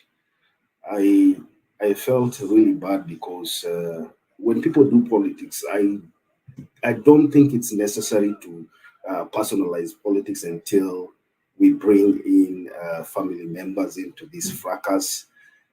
Having Ida Odinga go to a church function in Meru and having people heckle her when she stood up to speak was really embarrassing. And I just put it to our Meru brothers that if you don't like somebody, or if you don't feel somebody should be talking in front of you, then stay away from their function. It's very simple. The age whereby people settle political scores by heckling at each other are far much gone, and that is why I always believe that we should be doing politics of issue-based politics to move forward as a country. My last and final point is about the KK meeting in Mombasa. You know, I was listening to what William Ruto was talking in Mombasa, and I felt like I'm lost, or maybe I'm new in a country that I've been, you know, living for the past 10 years. William Ruto was talking about the government, the Jubilee government, spending over 1 billion shillings to try and buy MPs, just to have aspirants, you know, run on the Jubilee ticket. And I felt like he's being dishonest, like he has always been. You know, if people look at their options and they weigh their options and feel like they are not going to win a political seat with a certain political party, then I feel they are at will. It's their democratic right to choose whichever party they want to run on. And so he's being dishonest by saying that the Jubilee government, even Kimani Ichung'wah talked about somebody withdrawing 1 billion shillings from an Equity Bank. I don't know if these people are being how do you walk into a bank and withdraw 1 billion shillings, you know, in town? I don't know if these people are practical with what they talk, or they're just doing it for political expediency. And then he talked also about an issue that has been a thorn in Mombasa. Alisema wakati walijenga reli, their aim was to move cargo from Mombasa on the railway to inland, inland depots. Then he comes here and says their aim was not kusongesha port kutoka Mombasa kupeleka kwa shamba ya mtu. And you know, everybody knows the politics that have been surrounding the Naivasha depot. So I you know, it's so cheap to say something just to settle political scores. But then I believe when you run out of lies, you start a dynasty versus hustler thing, it fails. You start watu wa boda boda na mabonyenye ina fail. unaenda huko unaanza kuleta another topics zenye zinakuja kufail kabisa. Sasa inakuwa ni personal attack. And I told you guys, wakati tunaendelea, as we move closer to the general election, you will see who has an agenda for the people. These are the people who've been selling agendas ambazo zilikuwa zinaonekana ni kama zitasaidia wananchi, wakakuja gunduliwa they have nothing. Because if right now you ask somebody akwambia mambo ya bottoms up, hajui hata yeye mwenyewe hajui, Alice Wahome anaulizwa hajui. So these guys have no agenda for Kenyans, and I believe Kenyans should see them for what they are. Na watu wasikate miti peke yake, ukikata moja panda miti. So that at least wakati tunamaliza general election tuwe na mahali ya kukaa chini kwa kivuli tukikunywa soda tukisherehekea ushindi. I'm done then, but take it away. Temba, I've seen someone mwenye ameandika ati Uhuru alisema yake 10 ya Ruto. Alisema Uhuru yake 10 ya Ruto ngumi. So si 10, he meant ngumi. So ni wao wali understand vibaya. Yangu 10 ya Ruto ngumi, na ndio hiyo ngumi tumempea. Yeah, I wanted to answer that. Thank you for highlighting that. That was literature for me. When Ruto said, when they understood what Uhuru said, he said yangu 10 na ya Ruto 10, but he didn't say either it's concurrently or one coming after another. That was not clarified. Exactly. So, Exactly. so they Ndio have, hiyo they have tumempea ngumi. they have He done meant their time. ngumi. Ruto has done his 10. Wait, Viola, you don't have to keep. Don't come to tetea to just because it looks good kutetea. Tetea with points. Asanteni sana wala watu mko kule kwa comments. I like the way you guys are engaging. Bora msitusiane. Matusi ndio mweke kando. But try. A man can try. Nimeona mwingine hapa anatafuta contacts za Shiko. Hapa ingia kujo debate kama you can match the debating skill, who knows. Lakini kuja hapa kwa debate session. But as much as possible, wale wanauliza if you are coming here, uuliza ati Raila alisomea wapi? Surely. Hata hiyo ni swali. Look for something better to ask.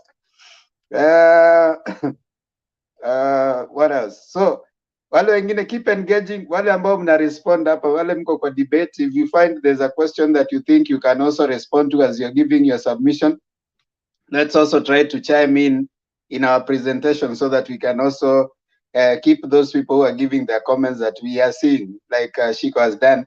At least amemwambia kwamba ilikuwa 10 na ngumi. Sasa hizo 10 zote zimeingiana, so hakuna deni. Deni ziliisha. Na siasa hakuna guarantee. Mwanasiasa apeani guarantee. There's a quote I saw somewhere that this one will attack John Adams kwa sababu ndio lawyers. Wanasema when we are talking to each other, we should be as gentlemen. We don't have to give each other guarantees like lawyers. John Adams, you know that quote. So lawyers have to give each other guarantees. So in politics, are the same. I mean, Viola, go read Mali Raila alisoma. One day we will look at all. By the way, we are looking at all those candidates and highlighting Mali alisoma, ile vitu alifanya, especially the leading one. So, and of course, Buzz pia atatusaidia. I know he has some.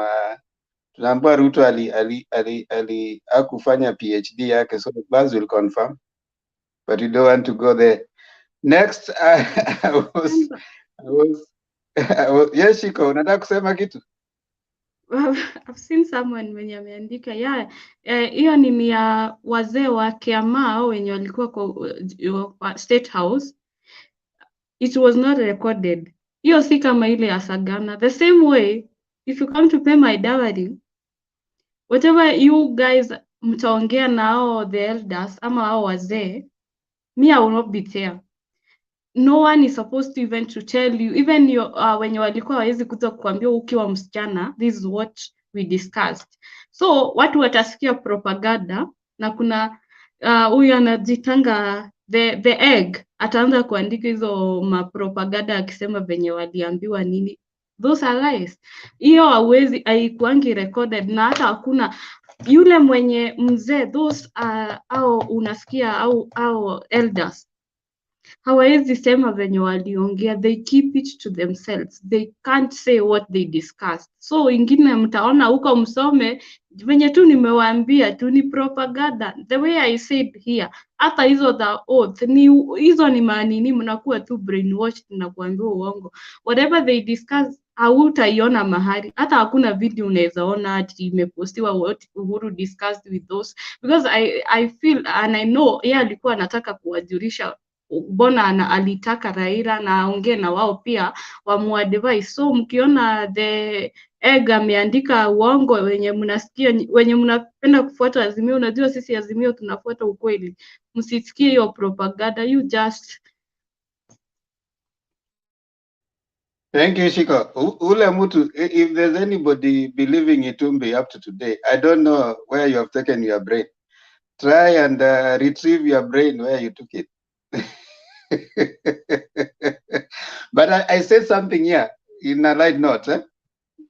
Could join UDA, then you pick Itumbi as your very credible source of information. Inamaanisha sasa you are hanging your reasoning capacity elsewhere. Now I want us to proceed on. I want to bring keep your questions coming. The panelists are also reading whatever it is that they can be able to respond to. They'll find an opportunity to do that. Viola, I'm not going to help you when you're lazy to go and look for where Raila went to school. That thing has been revisited many times, sure. And why do you want to go to prove? Call the college. Call the college Mahali alisoma. That it cannot be proven. What do you want to prove? How? What is the purpose? What reason? What will it help you with? Wewe kubali, ushaambiwa Raila alisoma kule, alisoma yuko hapa. Hata Waititu hatukujua nani alikuwa, inaitwa nini ile Shiko, walikuwa classmates na Kabogo na wakuonana, si ndio? Yeah, alisema walikuanga classmates na Kafogo akamwambia they had this they used to meet those African students, they used to meet hiyo shule nimesahau ni India. So alikuwa anamuuliza how comes we used to walikuwa wanapatana the African students, but na sana walikuwa wanajuana. How comes they never met with Waititu hata kwa corridors za nini za institution yenye walisomea. So Waititu yeye akasema yeye alisoma na ile mwaka yenye anasema walisoma na Kafogo ndio alikuwa huko, but they never met hata kwa corridors. Sasa Waititu, but I mean he was just a ghost student.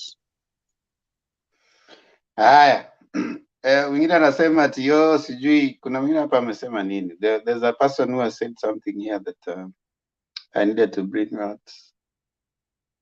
Just skipped it. It was running through my mind. But anyway, I think I'll see it as we keep going. Let me bring Julia. Asante Themba. Hello everyone. I'm enjoying this debate, especially nikisikia Shiko akiongea maneno ya Mount Kenya. At least she's on the ground, she's telling us what's happening. Saa zingine wengine wetu tukiongea tunaambiwa Julia nyamaza, haujui penye kinaendelea hapa.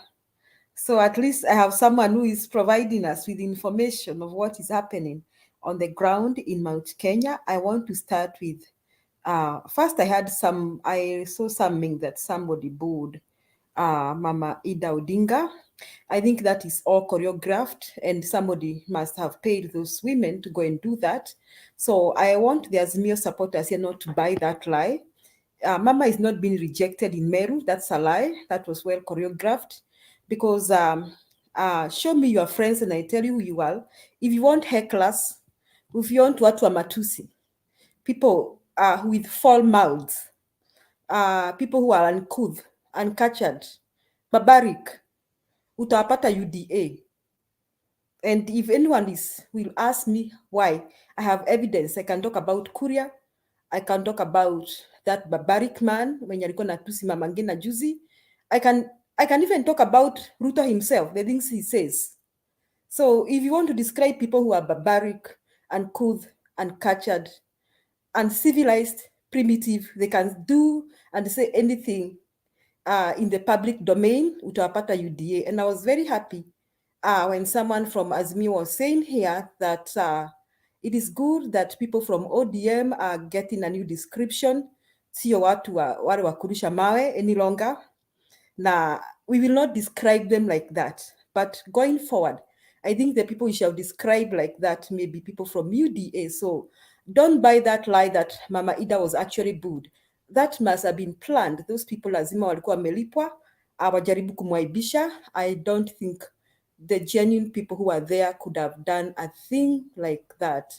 I also want to talk about, I watched Baba today I watched his trip in Western, and I was very happy to see the things he was talking about. Now, he was very articulate on the Azimio mission and what he wants to do for this country. He was very articulate until I went back to look at his 10 points agenda. And I found that this is what he was trying to say. I was impressed with that. He was not beating around the bush. He was talking about Inua Jamii, Pesa Mfukoni. That's about looking at the meek. He talked about the meek in this country and how the government is going to support them. And he talks about the 6,000 Kenya shillings. And he said that he worked as prime minister in this country and he knows pahali pesa iko. And he talked about these same people who are talking about bottoms up. They steal your money and then they come back and give you 200 shillings each. He talked about Baba Care. He talked about kazi kwa wote. He talked about uchumi kwa kina mama. He talked about hashtag inawezekana. He talked about waste no single child. That he was talking about education, equitable education for all. He talked about fukuza njaa, and he talked about growing crops that can be sustained in this country by the climate in this country. He talked about maji kwa kila boma. He talked about one country, one product. And he actually talked about us producing processed products rather than selling unprocessed products. And he talked about the principle of administrative continuity. So I went back to look at that because I was very impressed. Then nikaona, yes, Baba was campaigning, but he was very articulate. Something I've not seen in UDA. So that's a challenge to UDA. Lakini sitaki watu copy. So I want them to continue talking their nonsense and insulting people. That will do us good, because now Kenyans are coming to their realization that the only people who can benefit them is the Azimio government. Some people talked about Mother Karua, and I can only describe the unity between Mother Karua and Baba as I will quote in the words of Muthamaki, that welcome to the Rarua government. Ni kurarua corruption, kurarua wezi. It will be an action-packed, super powerful government. Now, I also had someone asking Shiko about why we are concerned about having more Jubilee MPs in Central, because we have an intention kufagia UDA. We don't want to hear any UDA in Mount Kenya region. By the end of this campaign, my desire is that UDA will be a forgotten thing. Tutakuwa tukulizana na UDA ilikuwa inamaanisha nini. We'll be trying to define UDA in Mount Kenya because we want to forget it. We want to wipe it. It is an insult on the face of the people of Mount Kenya region. Now, and if it is if Ruto does not, it's an insult, nataka aite wazee wa Mount Kenya mkutano. Those who are here, who are in UDA, tell Ruto to summon the Council of Elders of the Kikuyu community to Karen. And we see whether they'll go for his meeting, because he cannot be our kingpin. He cannot. And if you try to tell me he can be our kingpin, we are going to remind our people not to forget what they went through 24 years of Moi's reign. If you want us to go back there, tutarudi hapo ndio tutarudi. And we shall not forget. We can forgive, but we cannot forget what our people have gone through in Rift Valley. We can forgive, but we cannot forget. Na hatuwezi sahau kwamba huyu jamaa ndiye ameharibu uchumi. Speak of any corruption case in this country, his name is mentioned. We've not had Baba being mentioned in those corruption scandals. Now, someone asked here that UDA people are going around fighting the president. Until it is coming for us to ask ourselves a question, is the president going to be on the ballot box, on the ballot paper? No. President Uhuru's name is not going to appear on the ballot paper. It is Raila Amolo Odinga. So if you want to talk about corruption, tell us how many corruption scandals Baba has. It will be Baba versus Ruto.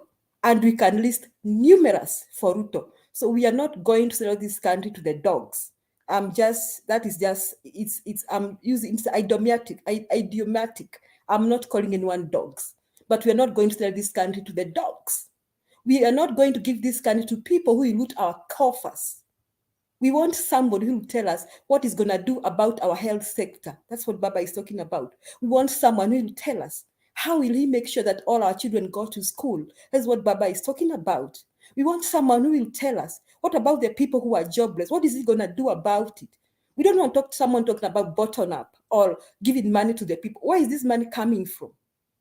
We want someone who can articulate that I'll take this money from this point and I'll help this group of people for this reason.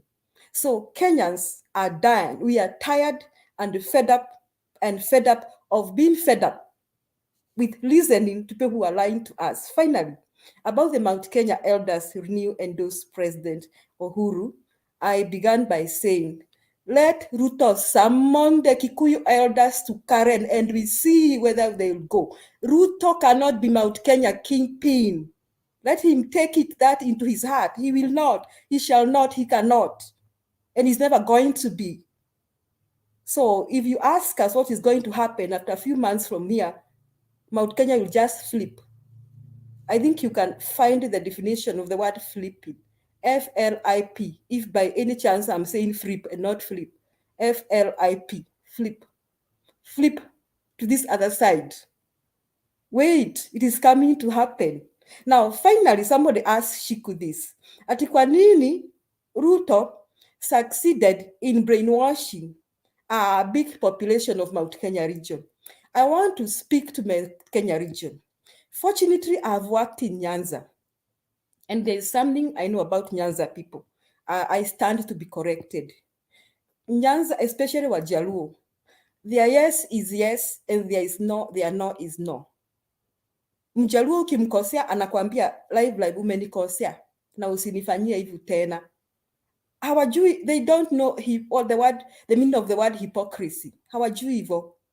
Now, on the other hand, I'm not saying that Mount Kenya region people are hypocritical, but I think there's this kasubaya, like the end justifies the means. Like it doesn't matter how I acquire my wealth, as long as I acquire the wealth. Sasa mimi naomba watu wa Mount Kenya, let us prove Kenya wrong. We do not believe that the end justifies the means. Let us prove them that we have worked hard with our hands all our life to be where we are. We do not need somebody to come and steal on our behalf from public coffers to give us 200 shillings or to buy us wheelbarrows. Thank you, Mr. Themba. Naona Shiko anawaka na comment, kuna buzz anawaka na question. Ngoja kidogo Shiko. Nitakuleta, just mute a little bit. Ni make nini hapa. Now Kiprotich ngeno aniambia Itumbi ako na 2 million followers kwa Facebook. 2 million followers kwa Facebook don't vote. Half of those are nini accounts are Pseudo accounts. That guy is a blogger, and bloggers can hire other bloggers to create even 10 accounts. So you're so backwards if you don't know how social media works. If you're coming here to say, oh, Itubia got 2 million followers. Now those followers do not vote. Wake up, smell the coffee. If you're on social media, stay on social media. If you get out of social media, votes zinapatikana kwa ground. So usikuje hapa kwanza kusema Itumbi yako na 2 million. Some of them wako sijui Pakistan, wengine sijui wako wapi, wengine sijui. I mean, you cannot carry that. That one you carry for marketing in a particular place. Unajua niko na 2 million followers, nipatie pesa nikumarketia kitu yako. Yeah, that one. Lakini ukisema kwa voting, my friend, utaumia. Half of those I can assure you 500 of them are pseudo accounts, and all those ones have created 10. Now if you get 500 people and each person creates, let's say 2 million divided by 500, how many accounts does one person create? You create like around, let's say 10 accounts, I don't know, something like that. So you can calculate. Hizo zote ni pseudo. So anawadanganya, anapatia propaganda, nyinyi mnakuja kupost up. So trust Itumbi at your own. You can never have a propaganda machine better than the government. Anywhere, any government that there's another person who can create a major propaganda than that government can be overthrown. Take it to the bank. The main handler of the best propaganda is a government. Once there's someone who has started beating it, that person can overthrow that government. And Itumbi cannot beat the government in propaganda. He can actually be given information that they want him to sell to you, so that you can come here and start making noise. Like Shiko has said, you have been told that Uhuru went somewhere and said things. Someone knew that is all of you are watching there, so that you can come and start disturbing us here. Understand how social media works. Now, Shiko, your question. Yeah, I wanted to tell Julia, kuna hii msemo tunasema na Kikuyu wenye wanatusikia Mount Kenya, kagotoika musie ati hakagwa mugeni, si unajijua. So hatuwezi, kama ni kukura watu wa kule, but sisi ndo tunajuanga mahali tutaika kura. And also I wanted to say something, to ask you something, Julia. The way I've said, the party leader, our kingpin, Uhuru Muigai Kenyatta, the main agenda wenye wamekuwa wakisema na Murathe, juu nasikizanga Murathe sana, amekuwa akisema the main agenda saizi it's to kick UDA out of Mount Kenya. Hizi zingine zenye Julia tutaambiwa ati after 5 years maybe we can start saying now another party inaweza kuja from another region na mchague mtu, but our main agenda right now ni kukomboa watu wetu and to kick UDA out of Mount Kenya.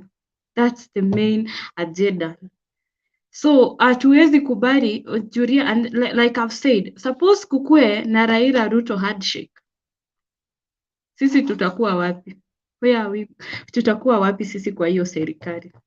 Na wenye sasa wanaingia UDA, those politicians from our region, their party leader is William Ruto. Sisi tutakuwa wapi?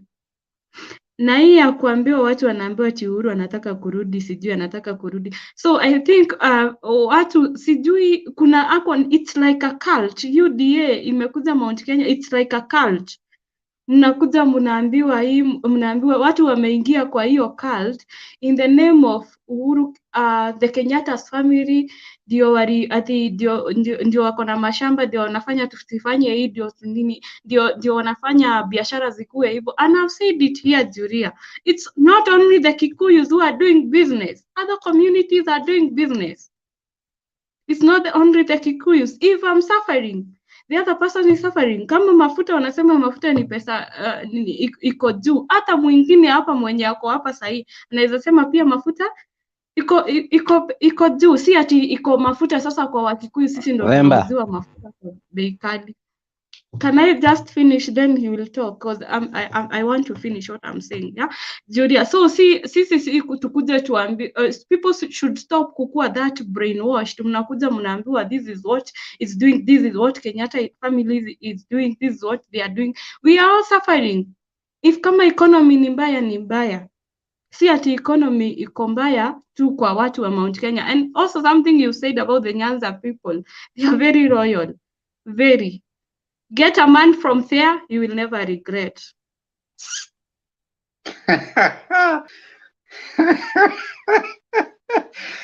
Hey, na haujataja mtu Shiko, si ndio? Those guys are very loyal kabisa na wanakuanga na msimamo. Na hujataja mtu. Sijataja mtu but najua kadhaa. Baza ako na swali. I think, Shiko, if you continue with that route, you are confusing them, but he is going to give you up to tomorrow to speak. When you do what you have just done. I had a question for Julia. Baz, what's your problem? What's your problem, Baz? Sijataja mtu. Hujataja mtu.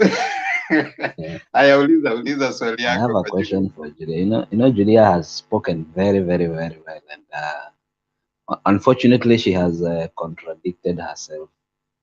She has said Uhuru is not going for. It's not about Uhuru and Ruto. It is about Raila and Ruto. Now, if that's the case, what were the elders endorsing Uhuru for? And why shouldn't they even endorse Mwai Kibaki in the same line if they were endorsing leadership? I think clarify that, what they were endorsing him for, if he is not in this election. Okay, I think, Baz, you are not the only stranger in Jerusalem, or you must be among the only stranger in Jerusalem. We have kingpins and we have political leaders. I said Uhuru is not vying for presidency. I stand to be corrected unless it changed, the constitution changed, and he can be allowed to continue. If the constitution has changed and is going to be allowed to continue to be president, then I think Demba needs to help me here. When the constitution changed, and Uhuru is going to vie for presidency again. So, Mr. Baz, this is very clear. There are no contradictions here. Uhuru is not vying for presidency. I said, and the only person you're going to see on the ballot paper is Raila Amolo Odinga. Now, if you want to ask me what Uhuru is doing on the campaign trail, he's doing what I'm doing to make Ruto doesn't become president. Is that not in black and white? And just what I'm doing here, to tell people not to vote anything that will come in the name of UDA. That is what Uhuru is doing. And it's my constitutional right to do so. Just like Uhuru is a Kenyan citizen, is his constitutional right to decide whom he's supporting for presidency. And Shiko said, Murathe alisema kitambo na nikashanga nini nabaya na Murathe. Uhuru haezi achia serikali mwizi. Those days I was thinking, is Murathe becoming disrespectful or something? Now I see his point. Me too. Mimi sijai pigia baba kura all my life. I have voted 4 times, Mr. Baz.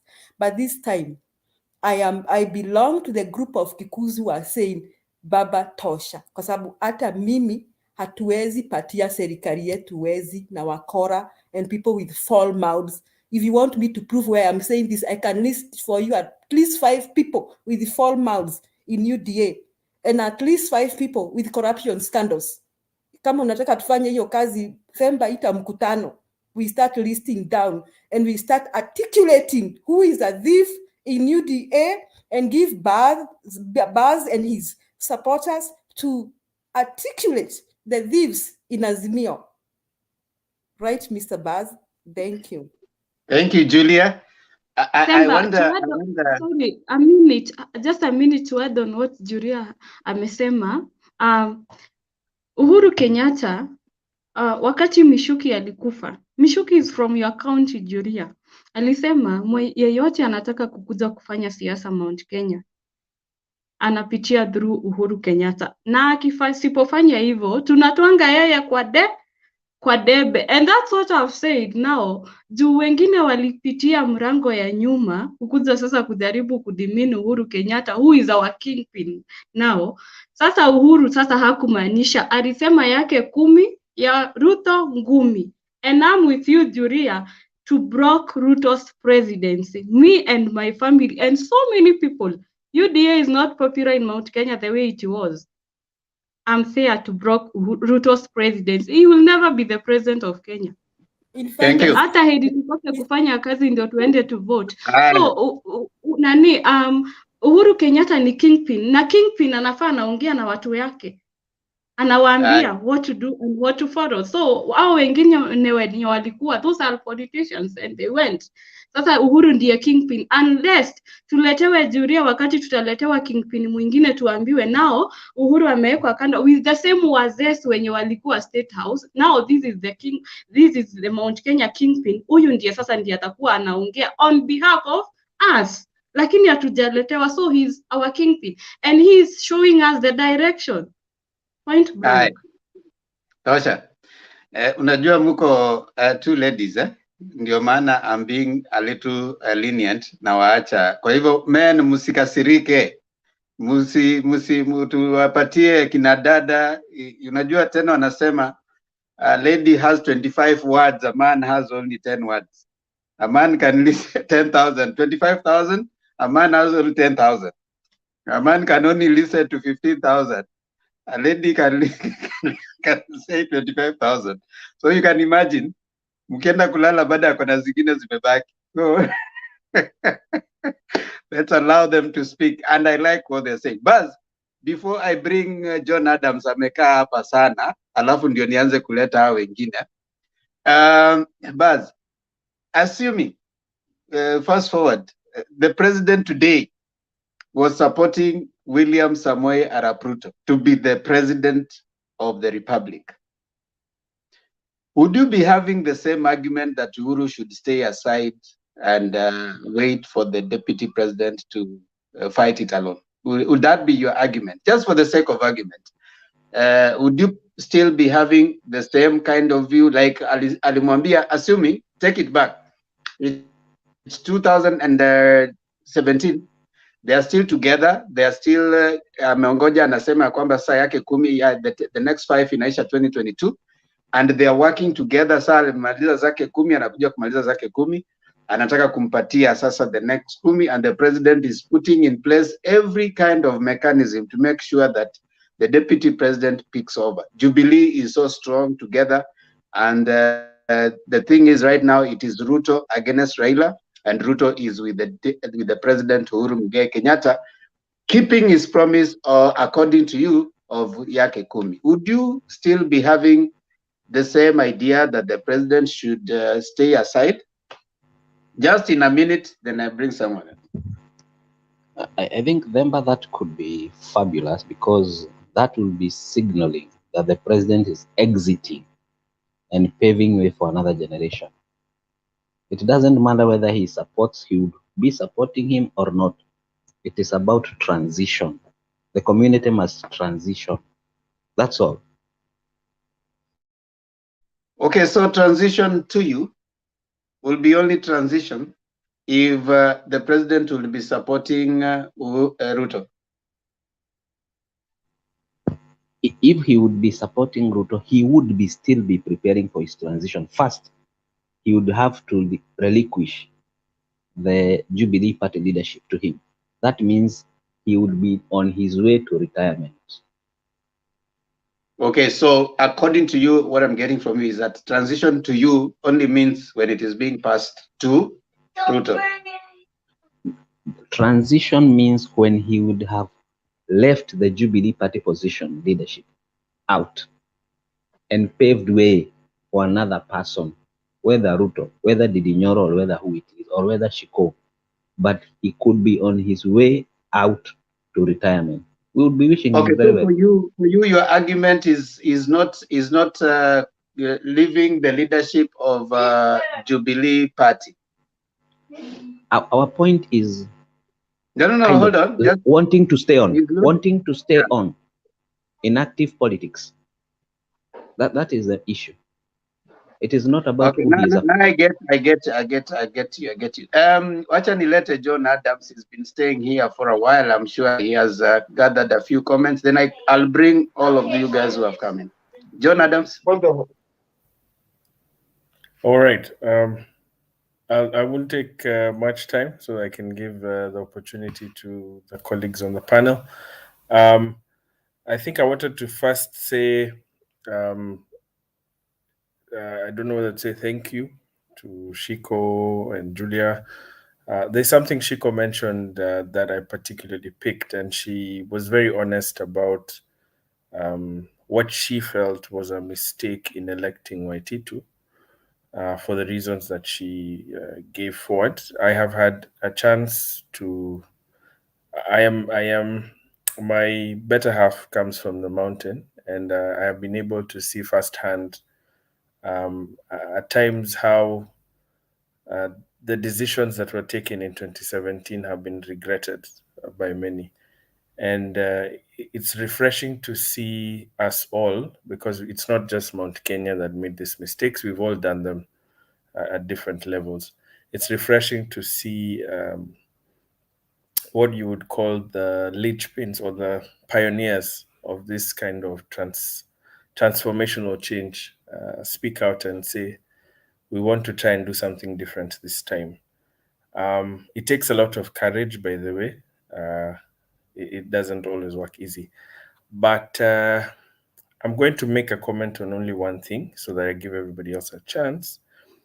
I happened to be in Mombasa today, and I had a chance to watch Ugandan TV. I don't know how that happened, but they were running a story. Actually, it's an African TV channel, and they were running a story on food prices globally.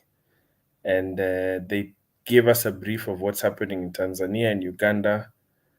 And to my surprise, the problems you're complaining about in terms of cooking oil are being felt in Uganda, they're being felt in Tanzania. The problem with wheat is a big problem in Tanzania as well. And when you listen to our politics, you would think that this is entirely a Kenyan problem. My issue with, I'm seeing somebody saying Richard touched on this regrets as well. It's good. My problem with what UDA is doing is there seems to be a deliberate attempt to pin everything negative that has happened in this country on Uhuru.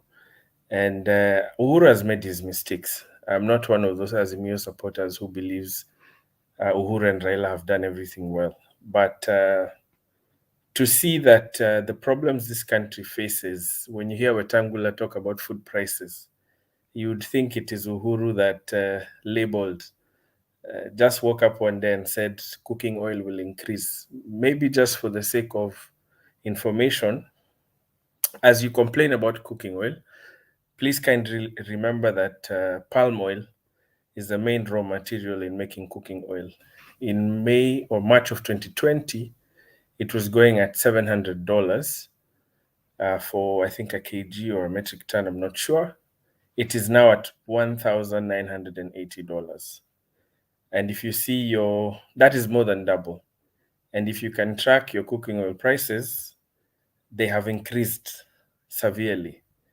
Ukraine is the main supplier of sunflower oil in the world, 76% of the market.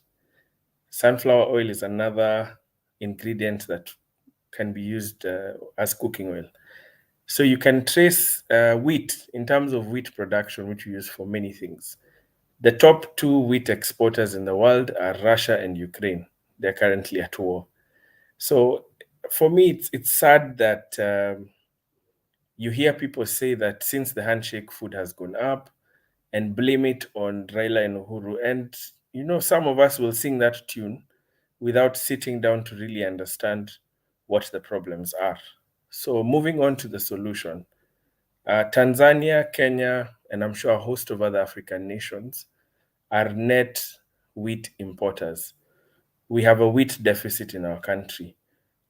I want to challenge people like Baz. I want you to take some time to do some research on why Kenya's wheat production has severely gone down, especially in areas like Rift Valley.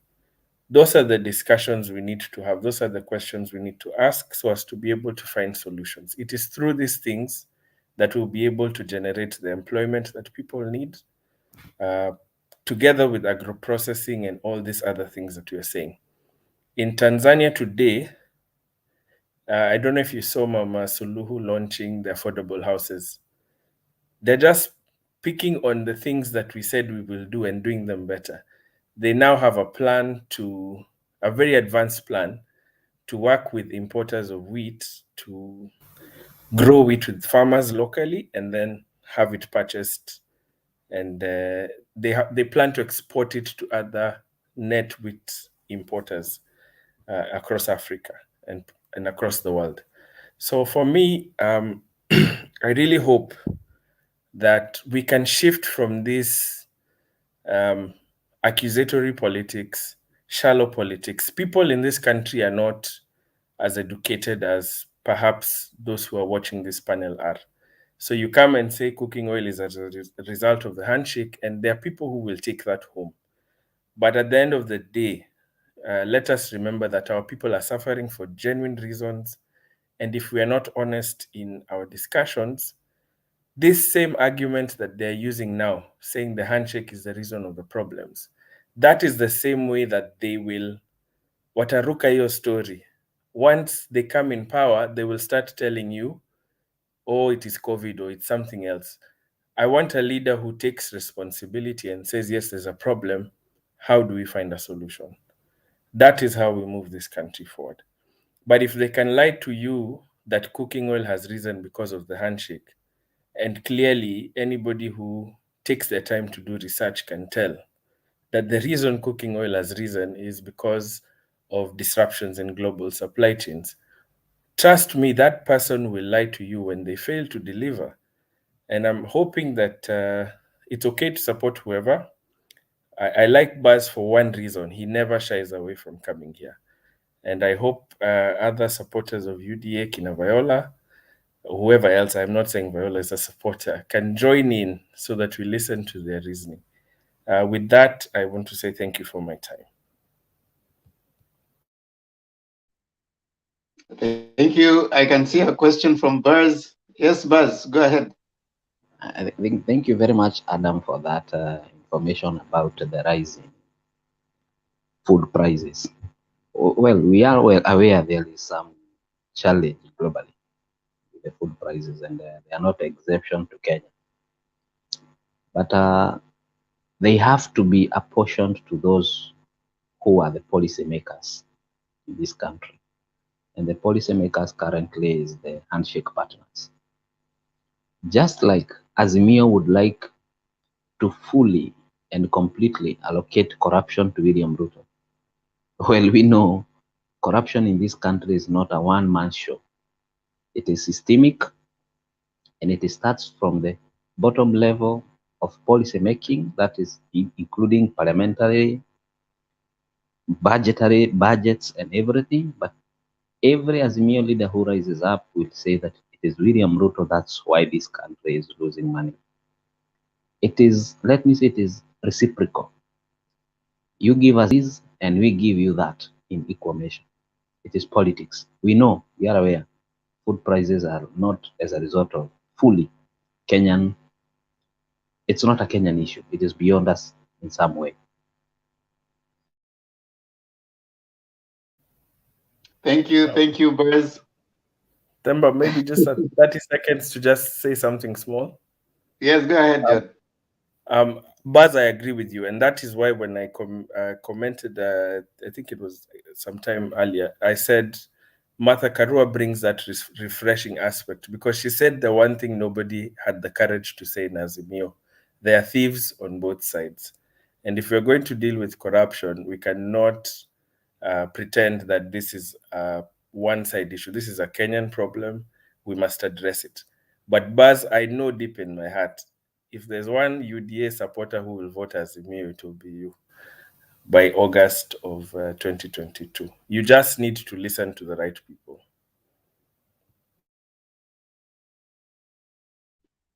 Buzz, you have something to say before I go on?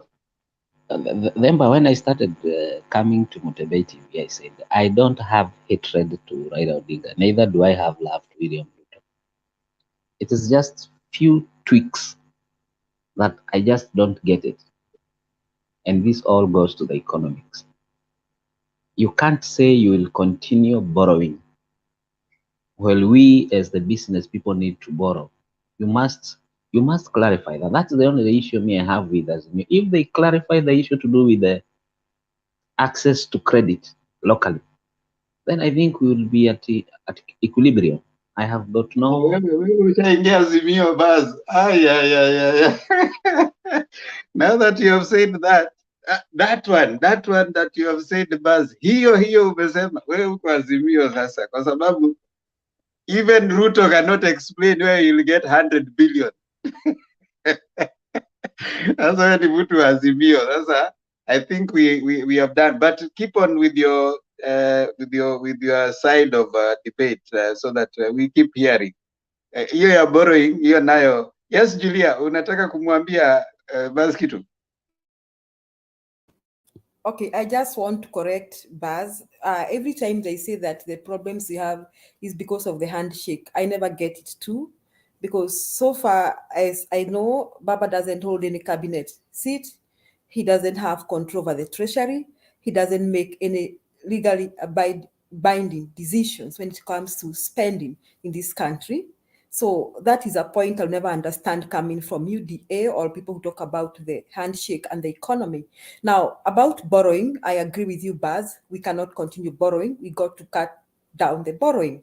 Now, the other thing about the economy, Baba said clearly, and I think now, Baz, because you are intelligent, the only problem that we cannot do this in Kenya, we cannot do that, we cannot fund this, we cannot fund our health well, effectively, we cannot fund education effectively, is because our money gets lost in corruption.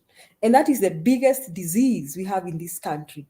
While I agree with you that corruption is affecting both sides, it is affecting more of the UDA side because it is sad to have a presidential candidate who is implicated with corruption. It's really sad for such a country. I think we should not even have Ruto in the first place in this presidential race. It's an embarrassment. It's a shame to this country. It's a shame for Africa. And I think this one should never happen again in this country going forward. So if going forward, if we don't have such presidential candidates, and we have the people of that's why you see there's an excitement about Mother Karua and Baba, because people are feeling like a combination of Baba and Mother Karua will fight corruption. Now, Baz, I want to tell you something sad that I learned yesterday. Someone told me yesterday that he was trying to raise 250,000 Kenya shillings for his brother, who was trying to get recruited in the police. I really felt bad about it. And I said, this is really bad, because if they are going to bribe with 250,000, I mean, how long will it take this police officer to get back his money? He's going to the roads to corrupt so that he gets back his money. So that is what is ailing our country. And you and me can agree that we will look forward to living in a corrupt-free country. Now, I want to tell you that there are Kenyans who are not corrupt. You know, somebody is commenting here, I don't know her name, she's saying that everybody is corrupt. We are not corrupt. I do not believe in corruption. And it is not every Kenyan that believes in corruption. I think we have more Kenyans that don't think corruption is right than those who think corruption is okay. I want to believe that. It's just that those Kenyans don't have the power to fight corruption. So two wrongs cannot make a right. If we think Uhuru has not performed to our expectations, and we think that Uhuru is talking about money getting lost through corruption, then we cannot jump from a frying pan into the fire and say this is okay to have William Ruto because Uhuru did 1, 2, 3. We cannot say that. We need to change. It is only mad people who don't change the way they do their things. We need to do an about turn and do a change and change this country and agree, all of us, that we don't like this. We have to do something about it. We need the right people. So going forward, we will not back Baba because he's a Luo. We will not back Baba because Uhuru is supporting him. We will back Baba because we think it's the right thing to do. And more so, if we get someone like Mother Karua, we hope that the coming government will have zero tolerance to corruption. And if we do that, Baz, you'll see our hospitals with the right infrastructure. We'll see our schools. Baz, I believe that. I believe that we can have the kind of hospitals we are looking for. I believe we can have our children going to school without paying a single coin. I believe we can afford to do that. I believe we can manage our treasury to make sure we have the best roads. I believe we can manage our treasury to make sure everybody has running water in their homes. I believe we can manage our treasury to make sure that everybody has power in their homes. We can do that if we seal all these corruption holes. So, Baz, our disease in Kenya is not that we need to borrow money. We do not need to do that.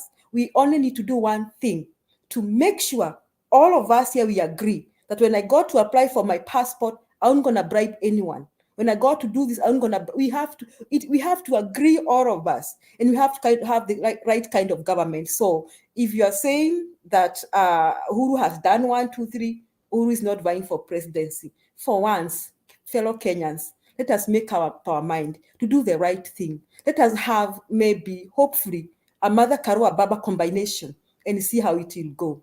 I know within 5 years, we'll see a big difference. So, Baz na kuomba uvuke sakafu, uje pande hiyo Azimio, tupigie kura wale watu wanasema zero tolerance to corruption. Okay, I'm hearing you guys saying, oh, you don't need to borrow, you don't need to borrow. Now, I just looked at the list of countries that, with respect to external debt, that lead in borrowing. Yeah? Number 1 is United States. Number 2 is United Kingdom. Number 3 is France. I want to go up to number 10. Number 4 is Germany. Number 5 is Japan. Number 6 is Netherlands. Number 7 is Italy. Number 8, this public information, you can access it. Also, there's someone who just comes to our Nini to post to us vitu zake. So please, calm down. You can go to other places. Number 8, Spain. Number 9, China. Number 10, Canada. Have you seen any African country? They're leading in borrowing. Now listen, borrowing is not the problem. Borrowing is, the problem is where you put the money that you borrow. How you manage the money that has been borrowed. A report released was saying that much of the money that came as a borrowing, most of it did not end up to the desired, what was actually projected. So that is the problem. You realize when they borrowed money to the dams, I mean Kimwarera and whatever, towers had been procured to build a dam. So you can't just say we don't want borrowing. And I think if you have listened to Baba, even as he has addressed himself to this thing, he has said part of the thing they want to address is how do you manage your borrowing and how do you pay back? And part of it is what you have called the animal in the whatever, in the room, the elephant in the room, corruption. So when money has come and has been borrowed, either internally or externally, does it go to what has been expected? And when you are borrowing that money, if someone like Jimmy Wanjigi would say that I'm the one who did whatever with the government gave me that tender, the money that was borrowed was taken by him. You see, those are some of the things that you need to start looking at. But you're just coming in to say that you don't like the idea that there's borrowing. You are not addressing the real problem. Did you use the money that you borrowed well? Did you repay within the expected time? Otherwise, even the countries that you keep saying Kenya should be like America, Kenya should be like Spain, they are leading in debt. But they probably know the best way of how to use the money they have borrowed. And it is serving them well. So just coming to say that we don't have, that is a misrepresentation of fact. Yes, I'll listen here, Baz, then I give to Honorable Speaker. And then I come back to Shiko. Yes, Baz. Themba, we have got no problem with borrowing. What we have a problem is borrowing internally.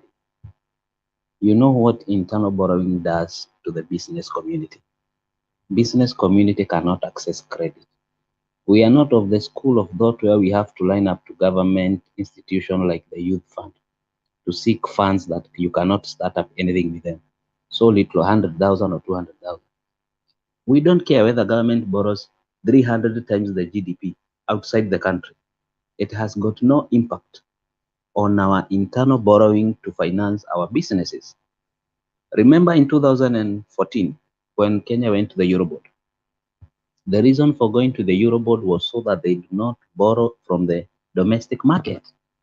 If that can be sustained, there is no issue. But when somebody says they will continue borrowing, both internally and externally, that is the issue. Internal borrowing hurts businesses very, very, very much.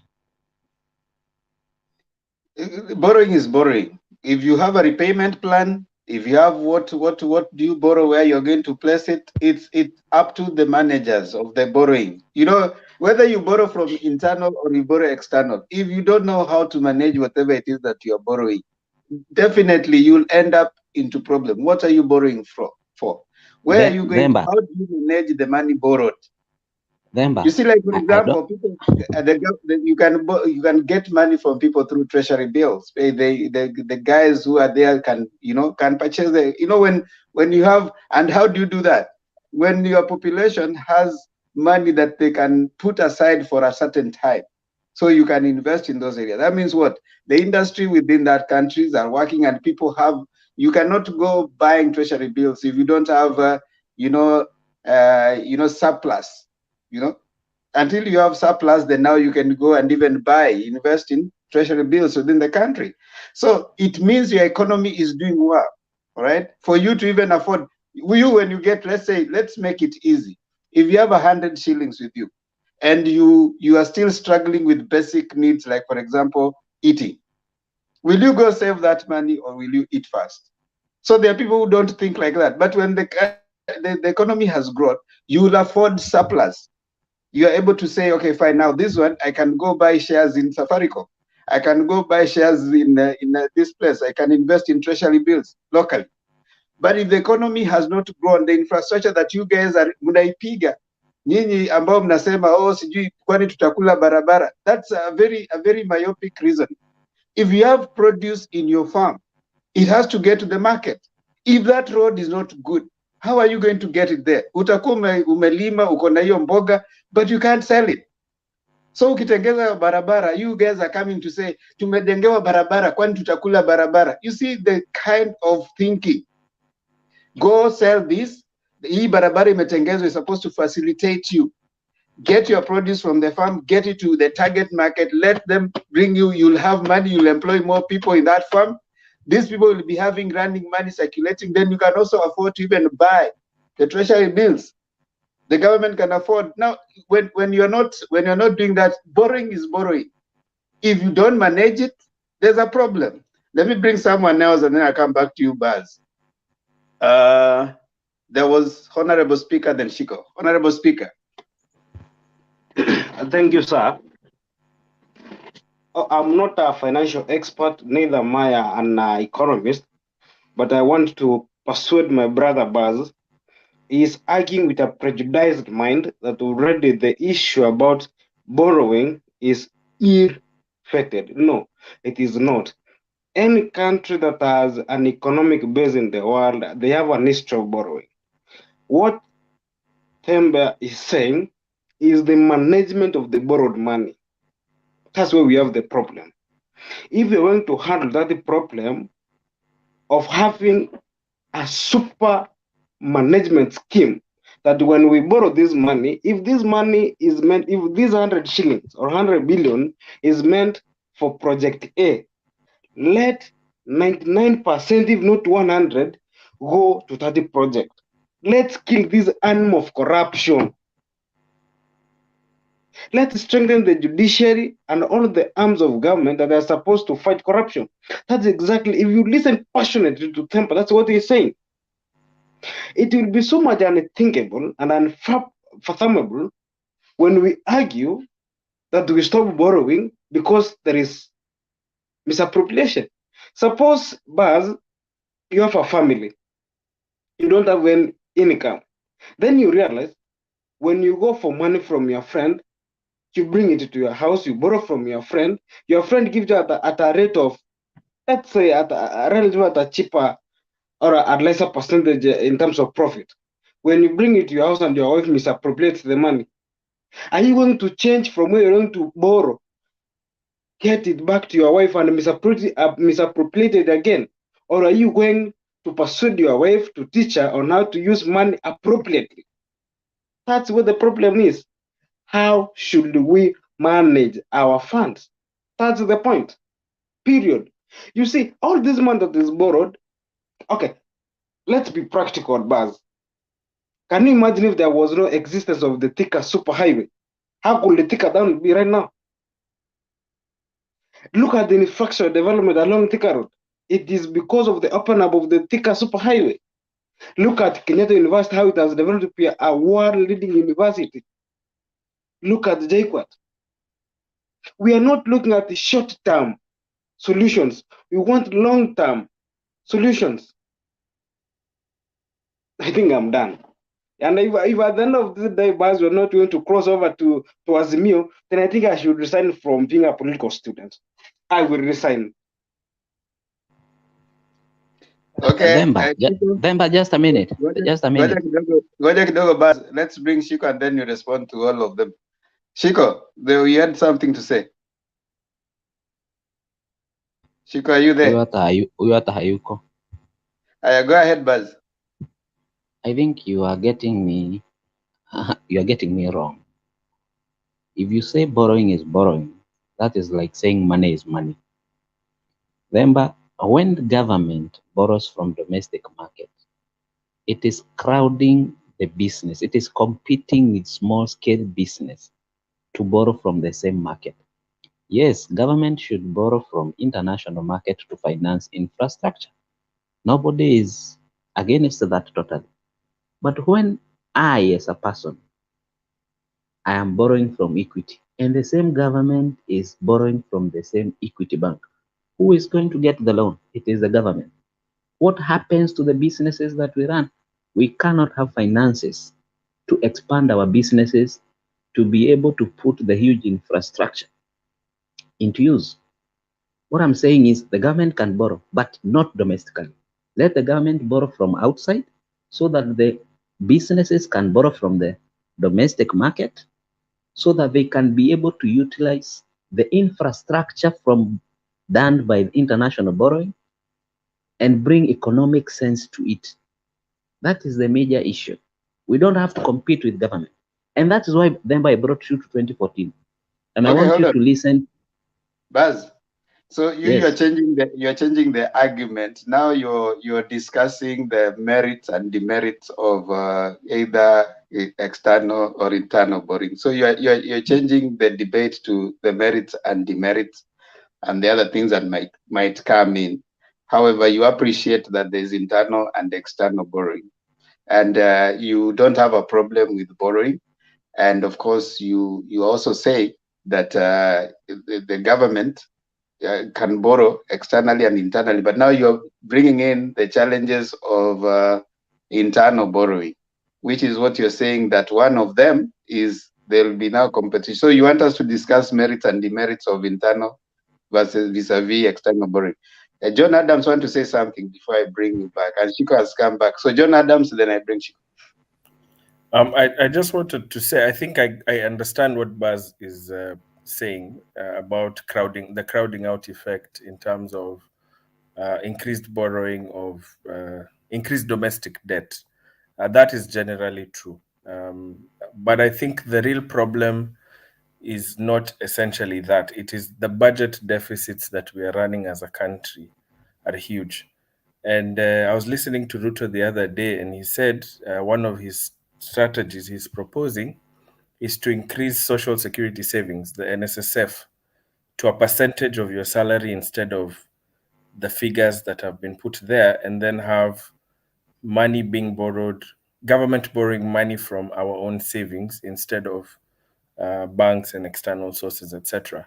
So for me, when I listened to Ndi and the team who've been articulating on UDA's behalf, they are proposing a shift in the spending that we're doing on the infrastructure spending to invest in granting of the SME loans, etc., etc.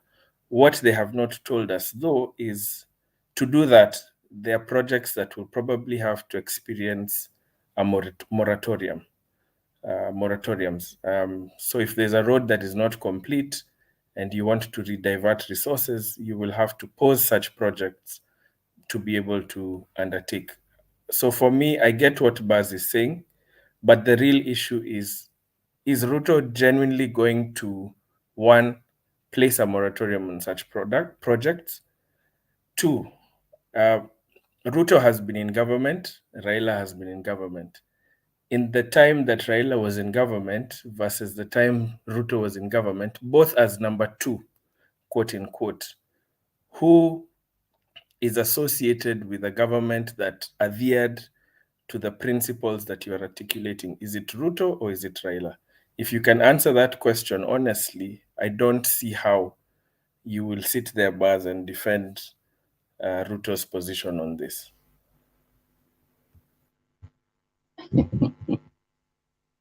Okay, wait, Baz. Wait, Baz. Shiko can talk, and then I bring in Richard, then Baz umalize ndio nilete wengine sasa wapige presentation. Shiko, then Richard, alafu Baz, you close that. So not done spoken my mind, so I don't have to add on what you have said. Okay, Richard. Then I think we're heading nowhere with this conversation about borrowing, because Baz cannot tell us where he wants the government to go and borrow money and at what cost. So I think we'll go around in circles, and I think we should just move on to something else. Thank you.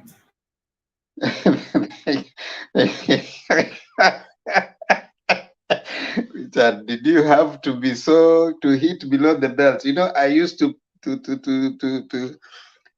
pretend that I'm playing boxing, and they used to tell us, don't hit below the belt. If you hit below the belt, there's no points. Why are you hitting below the belt? Okay, Baz, you have a comment. If I were you, I would not speak. I would just let it pass. But I'm not you, so go ahead. Okay, let me not speak. Let it pass. Thank you. Temba, please let Baz answer on both these people have been number two. Between Raila in his time as number two and Ruto, who would you trust and who performed better, even if you cannot attribute leadership to them in terms of domestic borrowing and financial accounting principles? Thank you very much. You know, when Raila was a PM and what you are proposing to be number two, he was under a master economist who could not let such things happen. So I believe we can attribute his number two to have been the best based on who he was under. And let me say something that even Julia said, saying that Raila is not in government. Raila is in government and he has confessed that himself. And he said this, you know, he doesn't have to say directly, he is in government since 2018. He said, I have been advisor to Uhuru. And being an advisor doesn't mean your advice will be taken. But the reason why we know that his advice was taken, he said, and I will reciprocate him to be my advisor. Because his advice was taken, so he is reciprocating him to be his advisor. So he has been advising Uhuru, and his advice has been taken, and then he will reciprocate. So he has been in government. That means also us, we have been in government, kwa sababu Uhuru has been listening to Mwananchi what we have said. So hata sisi tuko kwa government. If it's just listening to advice from everyone, hata mimi niko, hata wewe Baz umekuwa kwa government, hata Ikani, you know, everybody. Baz, hapo umesema uongo. Raila hakusema hivyo. Raila aliuliza Jakindu, kubaliana na yeye. Unajua amesema tu kusikiza tu advice. Hapana Zemba. Ngoja kidogo Jakindu. Usikasirike, relax. No, sikasiriki, lakini lazima nimwambie. Amesema uongo. Raila hakusema hivyo. Raila alisema yeye siku hizi anaweza kusema kupinga kitu. kusema hii kitu ni mbaya, si kwa sababu hayuko bungeni, so yuko nje, anapozungumza anazungumza kama mwananchi kama sisi. So huwezi kusema eti ana advice, ndio mahali kuna makosa anasema, lakini ina depend kama president atasikia ama asikii. Unaona, hiyo aliulizwa, yeye alikuwa kiongozi wa upinzani, ndio maana alijibu hivyo, lakini hakusema eti yeye anapeana advice na atapeana. Hiyo ni uongo bwana. Ninyi msiwe mna move goalpost. Kama huna point, ingia tu Azimio. Ni sawa Jakindu. Unajua hata Baz tu amesema ukweli. Amesema alikuwa na muadvise. Sasa hata sisi huwa tuna advice the president anasema ya kwamba anasikiliza watu na anafanya zile vitu wamesema. So hata sisi pia. Alafu president akichaguliwa kama president wa Kenya, yeye ni president wa sisi wote. So akona freedom wa kusikiza sisi wote. Kwa hivyo ni sawa tu, hata sisi tumekuwa kwa government, kwa sababu what is government? Government is you and me. So kwa sababu is the state, is the president of the state, then we have all been in government na amekuwa akitusikiza. Wewe nikuulize Baz, umeoa? Anyway, don't answer. You don't have to answer. Don't have to answer. No, bado. Kwa nini sijibu? I take that back. I shouldn't have asked you that. But in the event that umeoa, alafu uende kwa ndugu yako umuulize, nilikuwa nataka advice ya vile tunaweza kumanage vitu zingine pale kwa nyumba. Does that make your brother part of the arrangement that you have in your house? That is an awkward question to what you are talking about. No, you see, to you, just the fact that you can advise someone, you've already become part of their whatever arrangement they have that is legal. That's what I'm trying to say. The legal arrangement that we have, that is recognized and that we have right now, is the president has a deputy president that is called William Samoei Arap Ruto. But seeking advice from other people does not change the legal arrangement that they have. He can seek advice from, hata anaweza kuwa anaenda kule kijijini akutane na mtu wa bodaboda ampatie advice amwambie hivi na hivi. But as to whether he's going to implement it or not, that is him to take legal responsibility on the decisions he makes, right? So when he's seeking advice, so it doesn't change the legal arrangement. The legal position is that we have a president who is Uhuru Muigai Kenyatta, who is the president of the state called Kenya. And he's a uniting factor of all Kenyans. He can listen to anyone of his subjects, including Raila, because that is what the constitution demands of him, that he unites all Kenyans. And in his own way of leading, he feels that if I approach and reach out to someone in some developed democracies, they are bipartisan approaches to so many things. Bipartisan approach. I don't have to it is only, I think, this reasoning that makes us think that because we have gone to an election and because you are ODM and this is UDA, we should never even see each other talking about anything. In the event that we are seen talking, then we are thinking of decamping. So I should not meet you because we were competitors. I think that is a very interesting way. What I keep saying here is this. For lack of a way of getting leaders, we have an election. For lack of another way of getting leaders. If we had another way of getting leaders, then we wouldn't be having an election. But for lack of any other way, we have an election. An election is just a process of getting the leaders. Once we have gotten the leaders, the next thing we should be thinking about, development. Are there bipartisan policies that we need to cross? We need to meet and talk about, that is the way we should be viewing each other. Not that because you are ODM, you are UDA, ukiingia hivi, kitu yoyote ambayo inaletwa na UDA, kitu yoyote ambayo inaletwa na ODM, kata.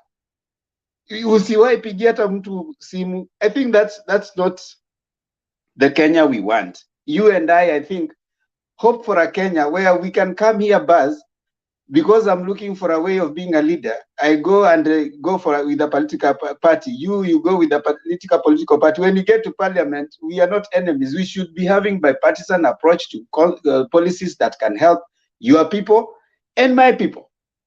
But you see, this thing of the president was with Jubilee should not have even talked. Hata asionekane akitembea na Raila, the president amejoin the opposition sasa. I mean, that's retrogressive. That's not the way we want Kenya to be. It is something that has been conditioned in us for a long time. But I think in futuristic thinking, we need to have a way where we respect people's views in terms of political parties that they used to come with to parliament. But after that, we look at what are the interests of the people that brought us here. Because the constitution says that these are representatives of people. So what do the people want? It's no longer about me and you, it's about what is best interest for the people. If it means I have to sit with Buzz for us to talk, let's talk. That's where most developed countries, I mean, they have conversations. Buzz, having a political party shouldn't make you not talk to me. Shouldn't make you cannot bring something that is nice.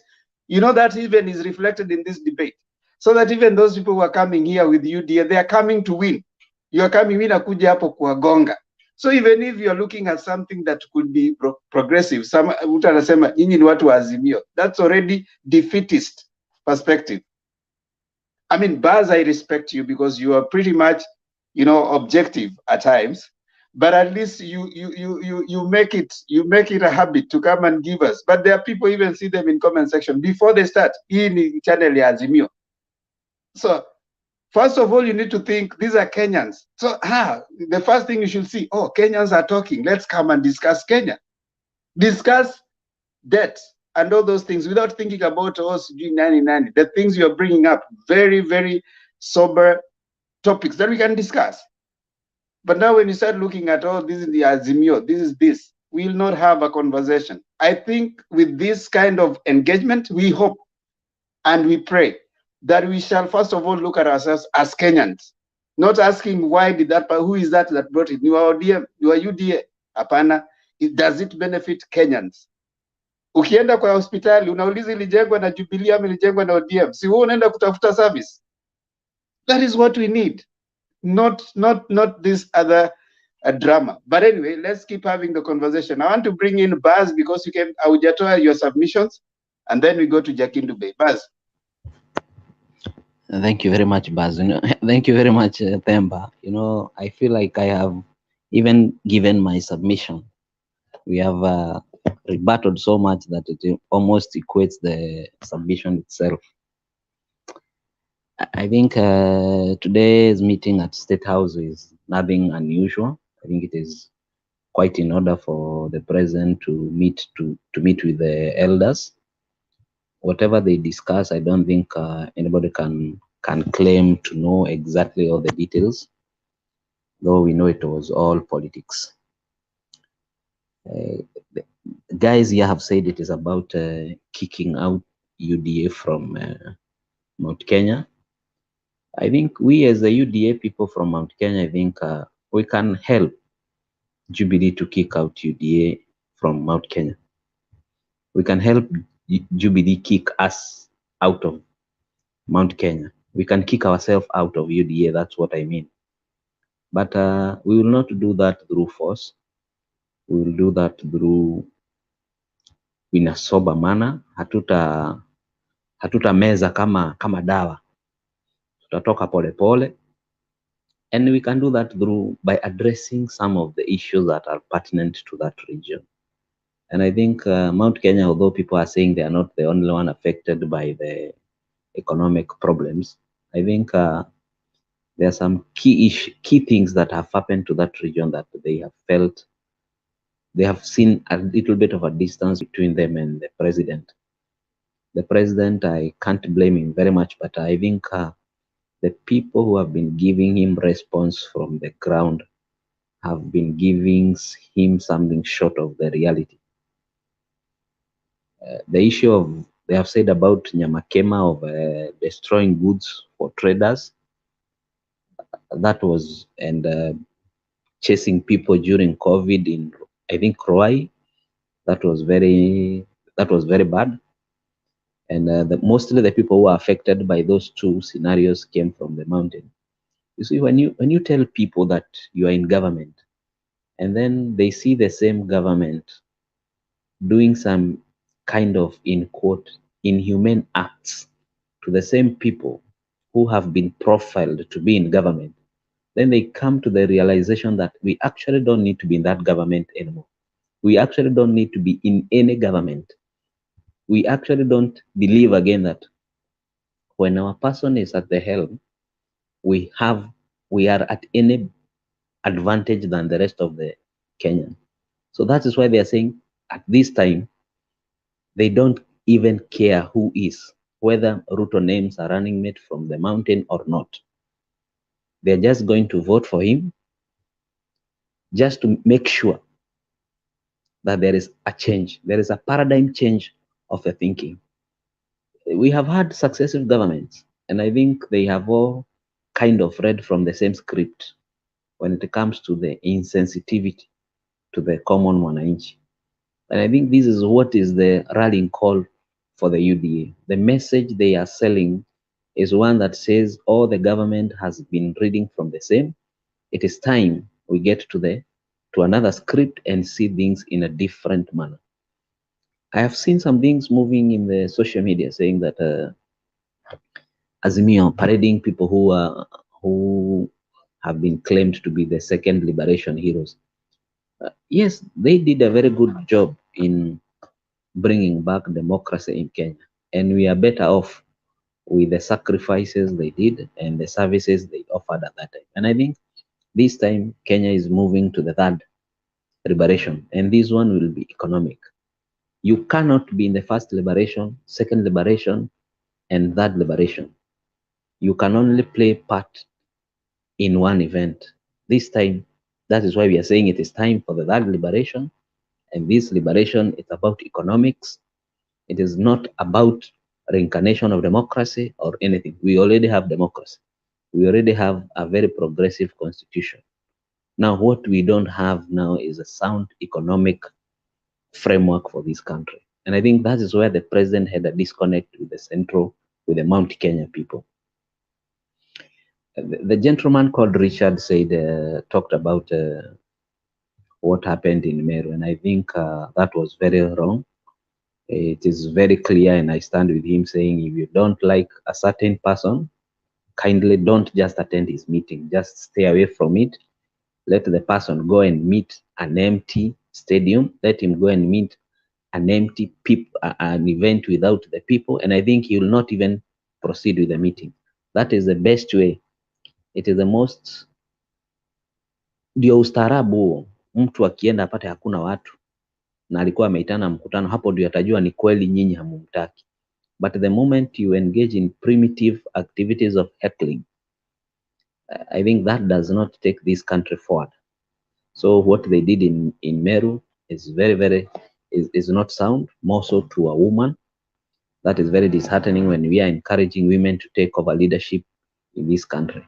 I think apart from some few instances, constituencies and where women have taken leadership, there have been some kind of progressive changes. You can look at the constituencies that are being led by a woman. You can look at the county governments that are being led by a woman. They have had some tangible development that people can see. So I think we should encourage, we should not heckle. We can heckle men, we can heckle Themba, but we should not heckle at any moment a woman who speaks up to offer leadership. We should encourage them. I think, Themba, that is where I end my submission, and I thank all the panelists. Okay, any question to Baz? Baz, why do you want me to be heckled? But I only made a reference and said we can heckle men, and Themba is a man if I can see, but let us not heckle a lady. Let us encourage them. No, I mean, you shouldn't encourage heckling. You should, in my view, we should see what I think you alluded to first, and then I think John Adams also said that a little while earlier. I don't know if it was John Adams, but I keep saying that I know, of course, some of this political, they called it the silly political season. Some people may want to arrange for heckling of their opponents to show that they have mileage over the others, which in my view, sometimes it can get nasty because in some situations and in some cases, people have been hurt, in the process of trying to heckle and all that. So I would wish for us to encourage our people. If you don't like a particular person or you don't, appreciate their view, just stay away. Stay away. Let them do what they have to do and leave. That way, whichever way heckling is not appropriate. But I think it will take some time for us to condition ourselves in that process. But I think we can, now that we are able to stay here without heckling each other and we are listening, if this can translate on the ground, that you can, and I'm seeing it actually taking place. I was privileged to bump onto a debate of MCS in a particular. There's a friend of mine vying as an MCA in what do you call that? There's some. So I have over 20. If you don't have a friend vying, then you need to look at who are your friends. So I I know that I have a friend who is vying, but they were conducting a debate. All aspirants. Like there were 6 aspirants in an MCA. What level? I was so encouraged and I really liked it. If we can go that direction where you can have aspirants having a debate, sober debate, and none of their supporters was heckling any of the rest. Each person was being given an opportunity to speak. I really love that. I wish we could replicate that in many other places so that you don't have to heckle your opponent. And even in that place, they were saying that once we go out there, let's not insult each other. Let's not arrange goons to beat the other person. Let's be sober and be civil in our engagement. I think at the MCA level, if that was taking place, I was so impressed. So I would want to tell you that let's not heckle. Let's have it, let's encourage people not to heckle, whether men or female. Men will fight. Okay, I give it to Jakindu Bey now and Harun. Harun. Yes, Mr. Themba. I want you to hold Forte for me for a few minutes. I'll be back. No, it's okay, it's okay. After Jakindu Bey nani? After Jakindu Bey ni Njiru. Alafu after Njiru ni wewe, lakini kwa sababu utakuwa wewe ni moderator, unaweza kuleta Okibo. Alafu nitakuja nikupatie, but I should be back by then. It's okay. Asante sana Themba, hata kama unatoka, najua una wakati mwingine unasema lugha inakuletea shida, lakini ni sawa tu. Asante. Lugha yako kidogo inanitatiza kidogo, Kiswahili kidogo nauma huko. Pole. So, Pole. Naona wacha nilete mwingine alafu nirudi. Lakini nipo hapa tu kidogo, mkutano mwingine alafu naje. Haya, sawa. Asante sana. Na wasalimia wote, hamjambo. Nashukuru sana kwa kuwa na ninyi tena. Mimi nataka kuanza na kusema kwamba mambo ya kusema kwamba madeni haifai tuwe na deni. Deni tutazidi kuwa nazo. serikali yoyote inaweza kuwa na deni na madeni, na hizo nchi ambazo zote Demba amehesabu kwamba zina madeni, angalia hali ya maisha ya watu wao na vile wanachukua watu wao. Wanaishi vizuri, watu wao wanaangaliwa vizuri, na economy yao ni nzuri. So ni lazima tuangalie hiyo deni inafanya nini. Hatuwezi kusema sitaki serikali kwa sababu imechukua deni. Ndio, kuna vitu fulani deni inaweza kuwa ni vibaya, lakini hatuwezi kusema. Lazima tuangalie hizi madeni yamefanya nini, yametufanyia nini, kwa sababu kama ikitengeneza barabara hauwezi kuwa na hospitali bila kuwa na barabara, huwezi kuwa na sokoni bila kuwa na barabara, huwezi kuwa na shule bila kuwa na barabara. Kila kitu unataka uwe na barabara. Huwezi kuwa na vifaa unataka kupeleka kwa soko kama huna barabara, unaona, au huna stima ama huna maji, ama hizo vitu zote zinatakikana tuwe nazo na zinahitaji pesa. Kwa hiyo ni jambo la muhimu kuwa na hizo kuwa na deni. Hiyo madeni itakuweko siku zote. Tangu nianze kuwa mdogo nimesikia watu wakilalamika, serikali ina madeni na nini, lakini serikali bado huendelea. Hizi madeni naweza kusema hata kwa mfano mahali ninapoishi hapa, walichukua madeni, na hizo madeni walichukua kwa sababu wakati wa corona walikuwa wanatulipa, tuendi kazi, wanatulipa na tuko nyumbani. Hiyo ilifanya kazi kwa sababu serikali bado ilichukua kodi yake, unaona, na hiyo pesa unapewa bado unapeleka dukani, hiyo bado inarudi kwa serikali kwa sababu serikali bado inatoza ushuru. So lazima tuangalie hizo deni zinafaidi kwa njia gani, unaona. Hiyo ni jambo la muhimu, tujue hizo deni zimefanya kazi fulani.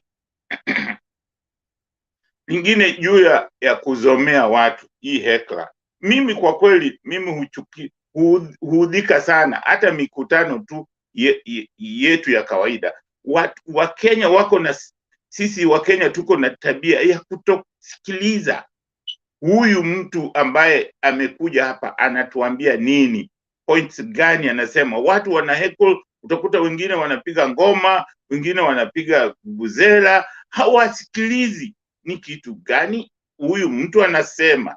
So mnatoka tu hapo labda na point moja, sisi ni hustler ama sisi, bila kujua huyu jamaa amekuja hapa kwa sababu naona mikutano nyingi tu watu wanapiga kelele, hawasikilizi mtu akisimama, hawasikilizi wanasema nini, mpaka imekuwa tu mtu akisimama anasema sijui sasa hiyo maana yake nini? Unamfanya yule mtu ambaye amesimama kuzungumza hazungumzi chochote. Lakini kama kwa mfano hiyo ni ile kitendo kimetokea kule Meru, mimi sioni ni ajabu. Huyo mama ashapambana na vitu vibaya zaidi ya hiyo, kwa sababu wakati alifukuzwa shule, mvua inanyesha na watoto kwa nyumba, hiyo haitoshani na hii kama watu tu wengine wanapiga kelele.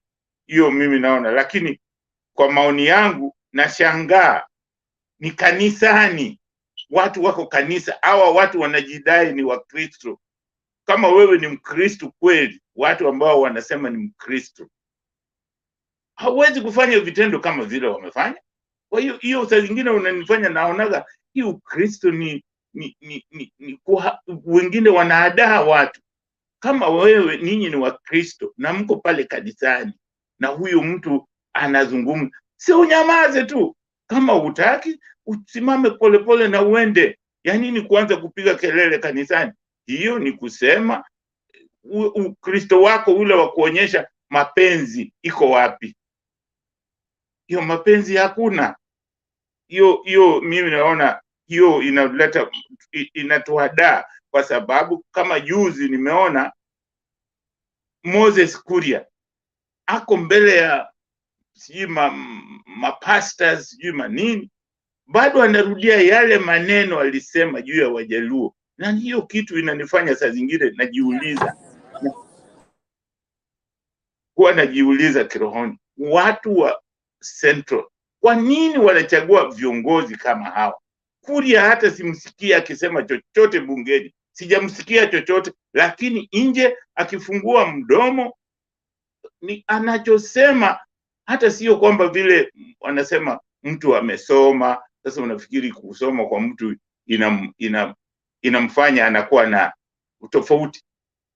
Sioni hata kidogo, sijamsikia chochote akisema bungeni, lakini nje akiropo anaanza kubagua wenzake. Unabagua wananchi wenzako ati kwa sababu wao hawajatailiwa. Sasa wewe uongozi una mtu, sasa hiyo maana yake nini? Unaleta vitu viongozi kama hao. Mimi nawaomba watu wa Central Province msichague watu kama, kwa sababu hawaongezi chochote kwa nchi yetu. Ni totally failure. Hao watu hawana maana kabisa. Mtu kama Moses Kuria, hawa ni watu ambao hawafai kuwa viongozi. Kuna watu wengi tu Central Province wamesoma, wengi tu. Mchague watu ambao wanaweza kufanya kuleta manufaa. Huyu Moses Kuria hakuna kitu analeta hata kidogo. Huyu jamaa alikuwa na mkashifu minister aliposema kwamba lazima tulete vitu standard ambazo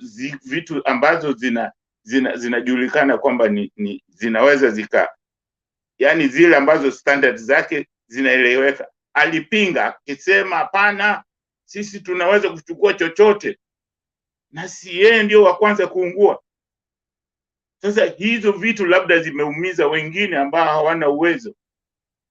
So mtu kama huyo hafai kwa uongozi, kwa sababu yeye ni mtu anaweza kufanya watu waumie kwa vitu ambavyo ni fake. Kwa hiyo ni makosa. Mimi nataka kusema narudia, na hii kitu nishasema mara nyingi, Bwana Ruto kwa sababu ashakaa katika presidency kwa muda wa miaka 10, haifai hata kidogo. Kama ninyi mnasema hiyo si ukweli, tuliona wakati wa Moi alikuwa amekaa na Kenyatta karibu miaka 15 au miaka 10 hivi. Ilikuwa karibu 13 huko, kama yeye ni vice president. Kenyatta alipokufa alichukua uongozi. Aliongoza tu vizuri kwa kama miaka 5 hivi. Baada hizo miaka 5 kukaanza kuwa na shida. Kukaanza kuwa na kama mapinduzi, hiyo fujo ikaanza hapo. Moi akawa dikteta. Kwa hizi miaka zote hizi kulikuwa na utawala mbaya sana. Na hiyo mimi naweza kusema uongozi wa hali wa pale juu inafaa only for 5 years. Mtu ambaye ni makamu wa rais akitaka kuwa president ni lazima akae nje, apumzike miaka 5 nje kama sio kwa serikali. Alafu akitaka ndio aje, lakini hawezi kufanya mfululizo. Atakuwa katika huo uongozi miaka 20. Hiyo ataharibu nchi. Hiyo tushaona. Ukikaa muda mrefu unaharibu. Utakuwa na uongozi mzuri tena.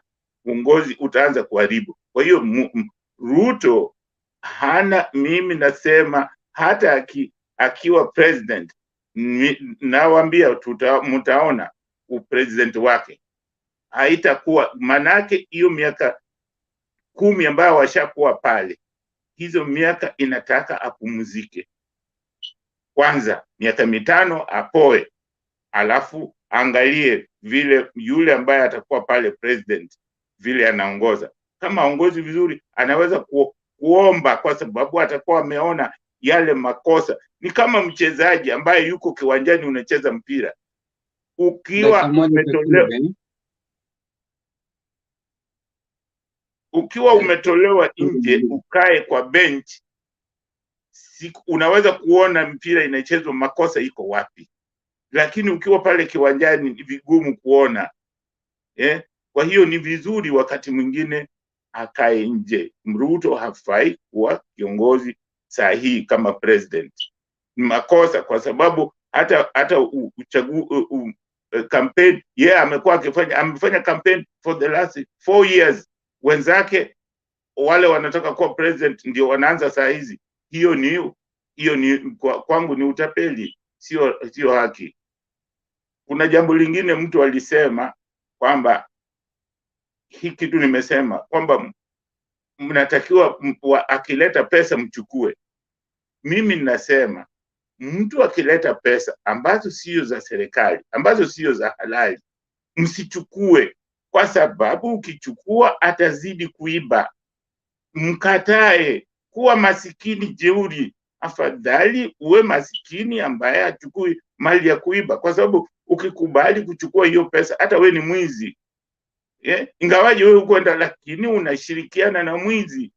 Tuacheni hiyo mambo ya kuambia watu kwamba pesa mtu akileta uchukue. Hapana, haifai kuchukua hiyo pesa, kwa sababu hiyo pesa ni pesa ambayo sio ya halali. Inatakiwa pesa ambayo ya halali, ambayo ni ya serikali yako. Kama ni serikali na kupatia pesa, chukua, lakini sio eti mjumbe anakuja na pesa, au makamu wa rais au rais mwenyewe anakuja na pesa kukupatia. No, hiyo ni makosa. Hiyo si pesa yake. Kwani yeye anapata pesa ngapi ambayo anagawa tu ovyo ovyo? Hiyo ni makosa. Tusikubali. Mimi nasema tukitaka mambo ya corruption ipungue, tuanze na sisi wenyewe, kwa sababu kuna vitu ambavyo hata sisi wenyewe tunachangia hiyo corruption. Sisi wenyewe tunachangia, kwa sababu mtu akikuletea pesa namna hiyo unachukua, na hiyo pesa ameiba. Si ataiba tena ndio anajua nitaleta, kwa sababu umechukua. Lakini ukikataa hiyo pesa, msipochukua, hawezi kuleta, hawezi kwenda kuiba, kwa sababu hata hakuna mahali anaipeleka. So ni lazima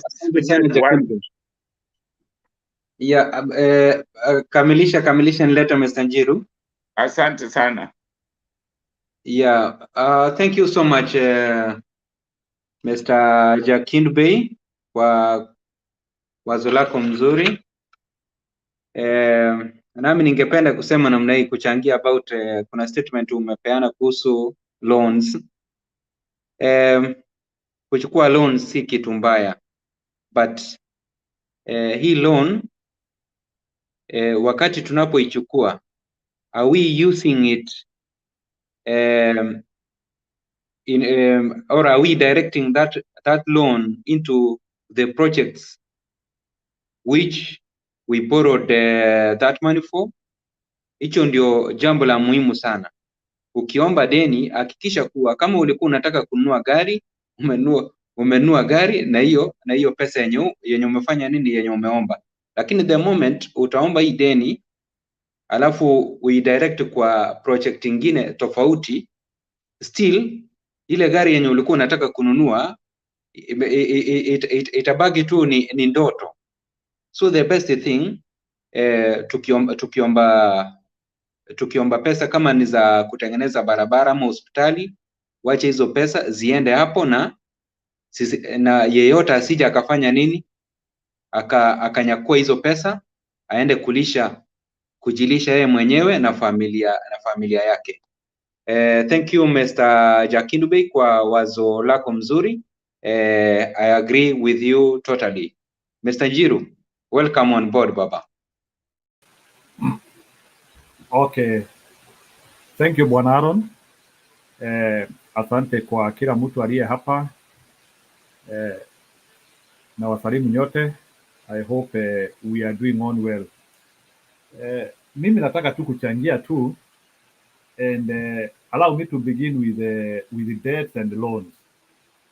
So kuna kitu ningetaka ku reinforce hapa, because I have some experience kwa hii maneno ya loans. Maybe I can offer some value and some information about it. naturally, when people are borrowing, we do not borrow from another country. Borrowing from another country, that one is just like the status of the process. But the reality is that when you are borrowing loan, you borrow from the next generations to come. Like, for example, when you are borrowing, it is the next population, they are the people you value what is the next generation, like maybe your next generation and the next generation, let's say 2 generations, you value your 2 generation and you quit that money and then you borrow that money, hoping that these people will come within that time, they will be able to help in servicing of that loan. Now, what happens is that when you are borrowing, you have to make sure where you are taking that money, the infrastructure which you will develop, those generations will meet them. So, like for example, our next generation, that is around 30 to 40 years. So, in the next 30 to 40 years, Kenyan population will have doubled. We will need a lot of things. So, ile swali tunafaa kujiuliza ni because like in 2050 and 2060, the Kenyan population tutakuwa kama 80 million roughly. Can the water infrastructure ile ambayo tutakuwa nayo, can it handle this population? Can the road network ile tuko nayo, can it handle these people? So you have to connect the next generation with the infrastructure, with what you are borrowing, because actually you are borrowing from them. So when we are borrowing, we borrow from the next generation. So that is one thing which I wanted to put it clear. So hata ukisikia watu wakisema ati tunaomba kutoka China, we are not borrowing from China. We are borrowing from the people who will come. And that ile swali unafaa kujiuliza. And I can tell you for in principle, and I have to tell people here, regardless of your political orientation, I can tell you majority of the Kenyan projects which we have developed with our borrowed money cannot serve our next generation. And I have to tell you, and I have to be clear with that. I can tell you, in the next 20 years, Thika Road itakuwa jam tena. In the next 20, because unajua most of the projects, that is usually the design life. Wakati unajenga barabara kama ni ya rami, design life ni 20 years. Kama ni concrete road, kama ile tunajenga pale Thika Road, design life in between 50 and 70 years. So I can tell you, in the next 50 to 70 years, all those projects will need a redesign. They will need extension. We will need like for example, a town like in Nairobi, we might need another satellite town to be developed. So ile swali tunajiuliza ni, when we will need to redesign and redistribute our infrastructure, will we be able to handle with those debts which are already running? Because some of the debts which we are having them, they are even busting the time of our next generation. Kama sahi kuna ndeni ina take 26 years to repay.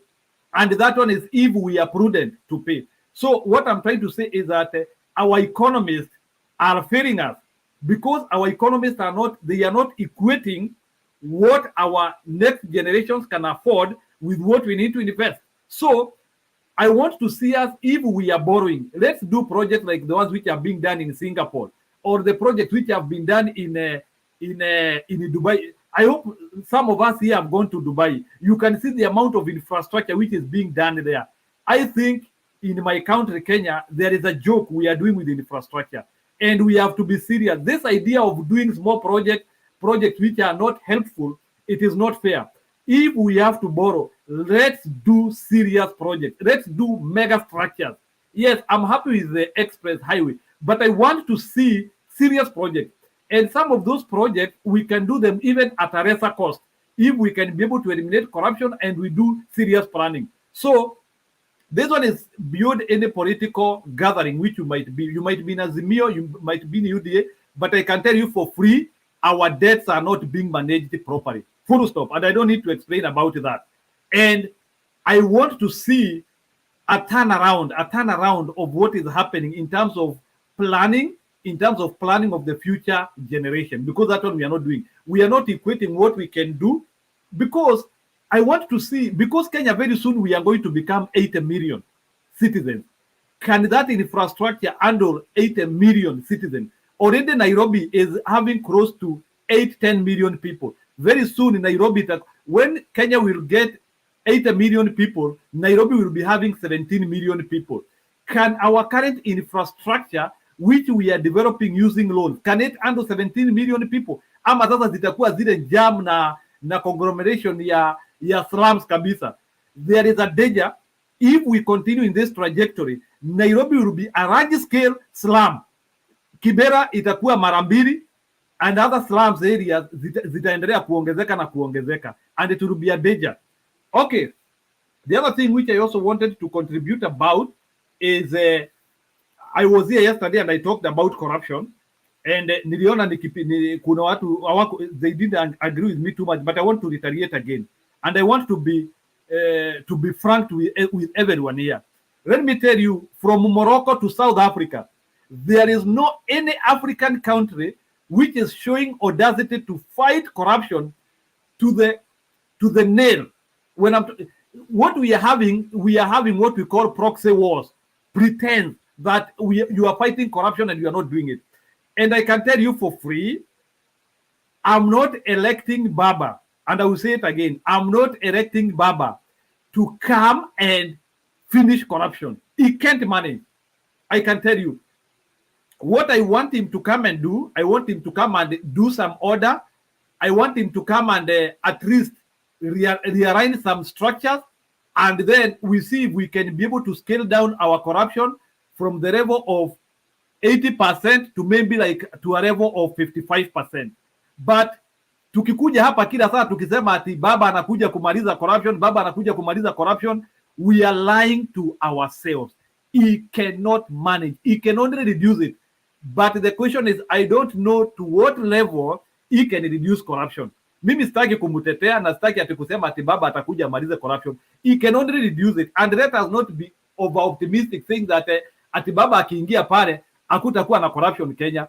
As long as kama ile wimbo iko Kenya ni ya mtu wetu, like for example watu kama akina Uhuru, watu kama akina Rotich, tumeshindwa na kuwa prosecute simply because communities always come out to try and defend people.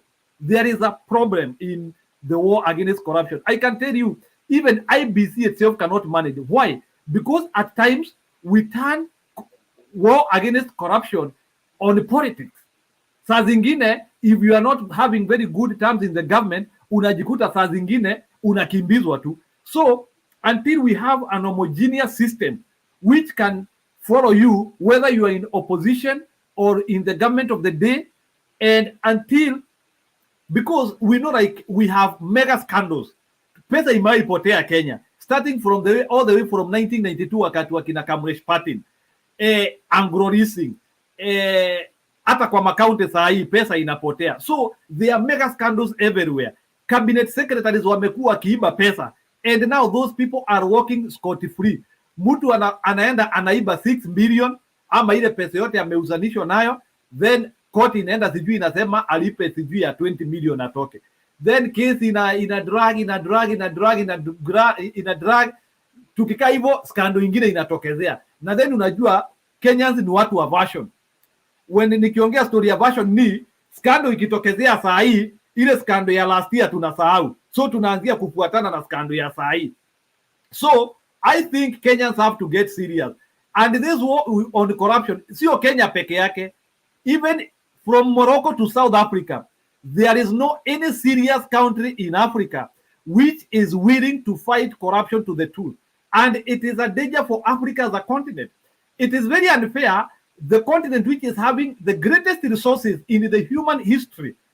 Ukienda pale Congo, all the microchips nini zinatengenezwa na vitu kutoka pale. Like in Congo, we have over 60 mineral elements wako nazo, yet that country is poor. In Kenya, we have resources. Tuko na kahawa, tuko na majani chai.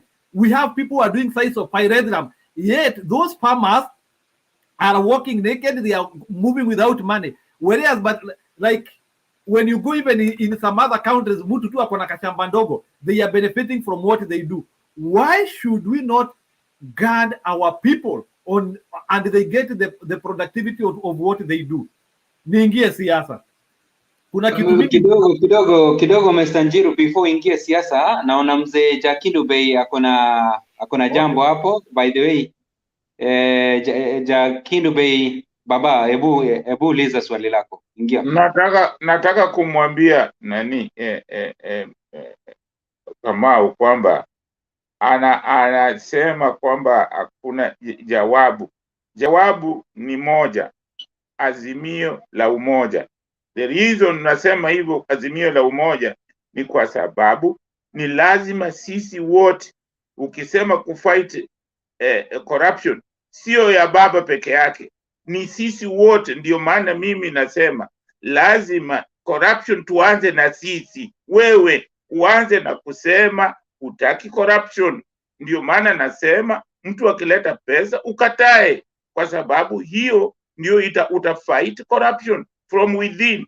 Sisi wenyewe ndio tuko na hiyo corruption, kwa sababu sisi wenyewe ndio tunasema mtu wetu.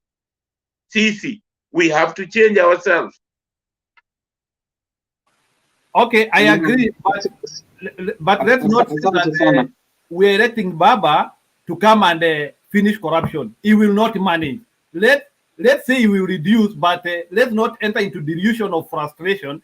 Tukimuingiza pale after miaka mbili, we are in the same frustration after kuona hakina kitu imefanywa.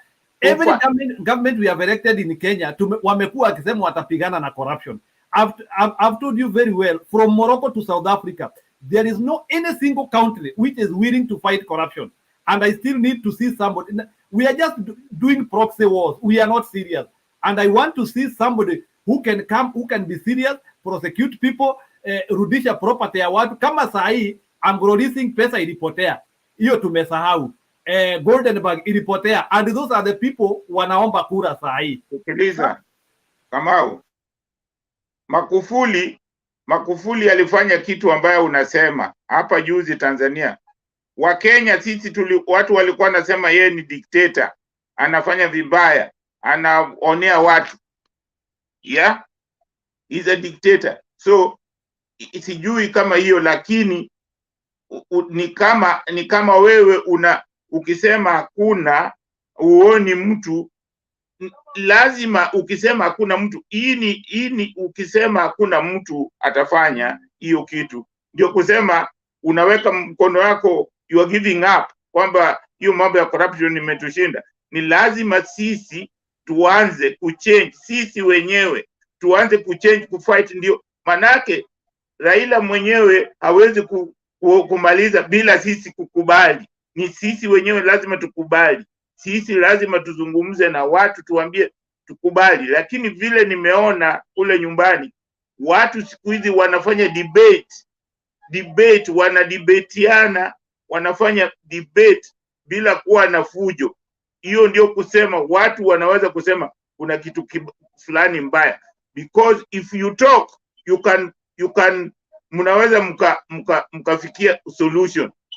Bila kuzungumza hakuna solution.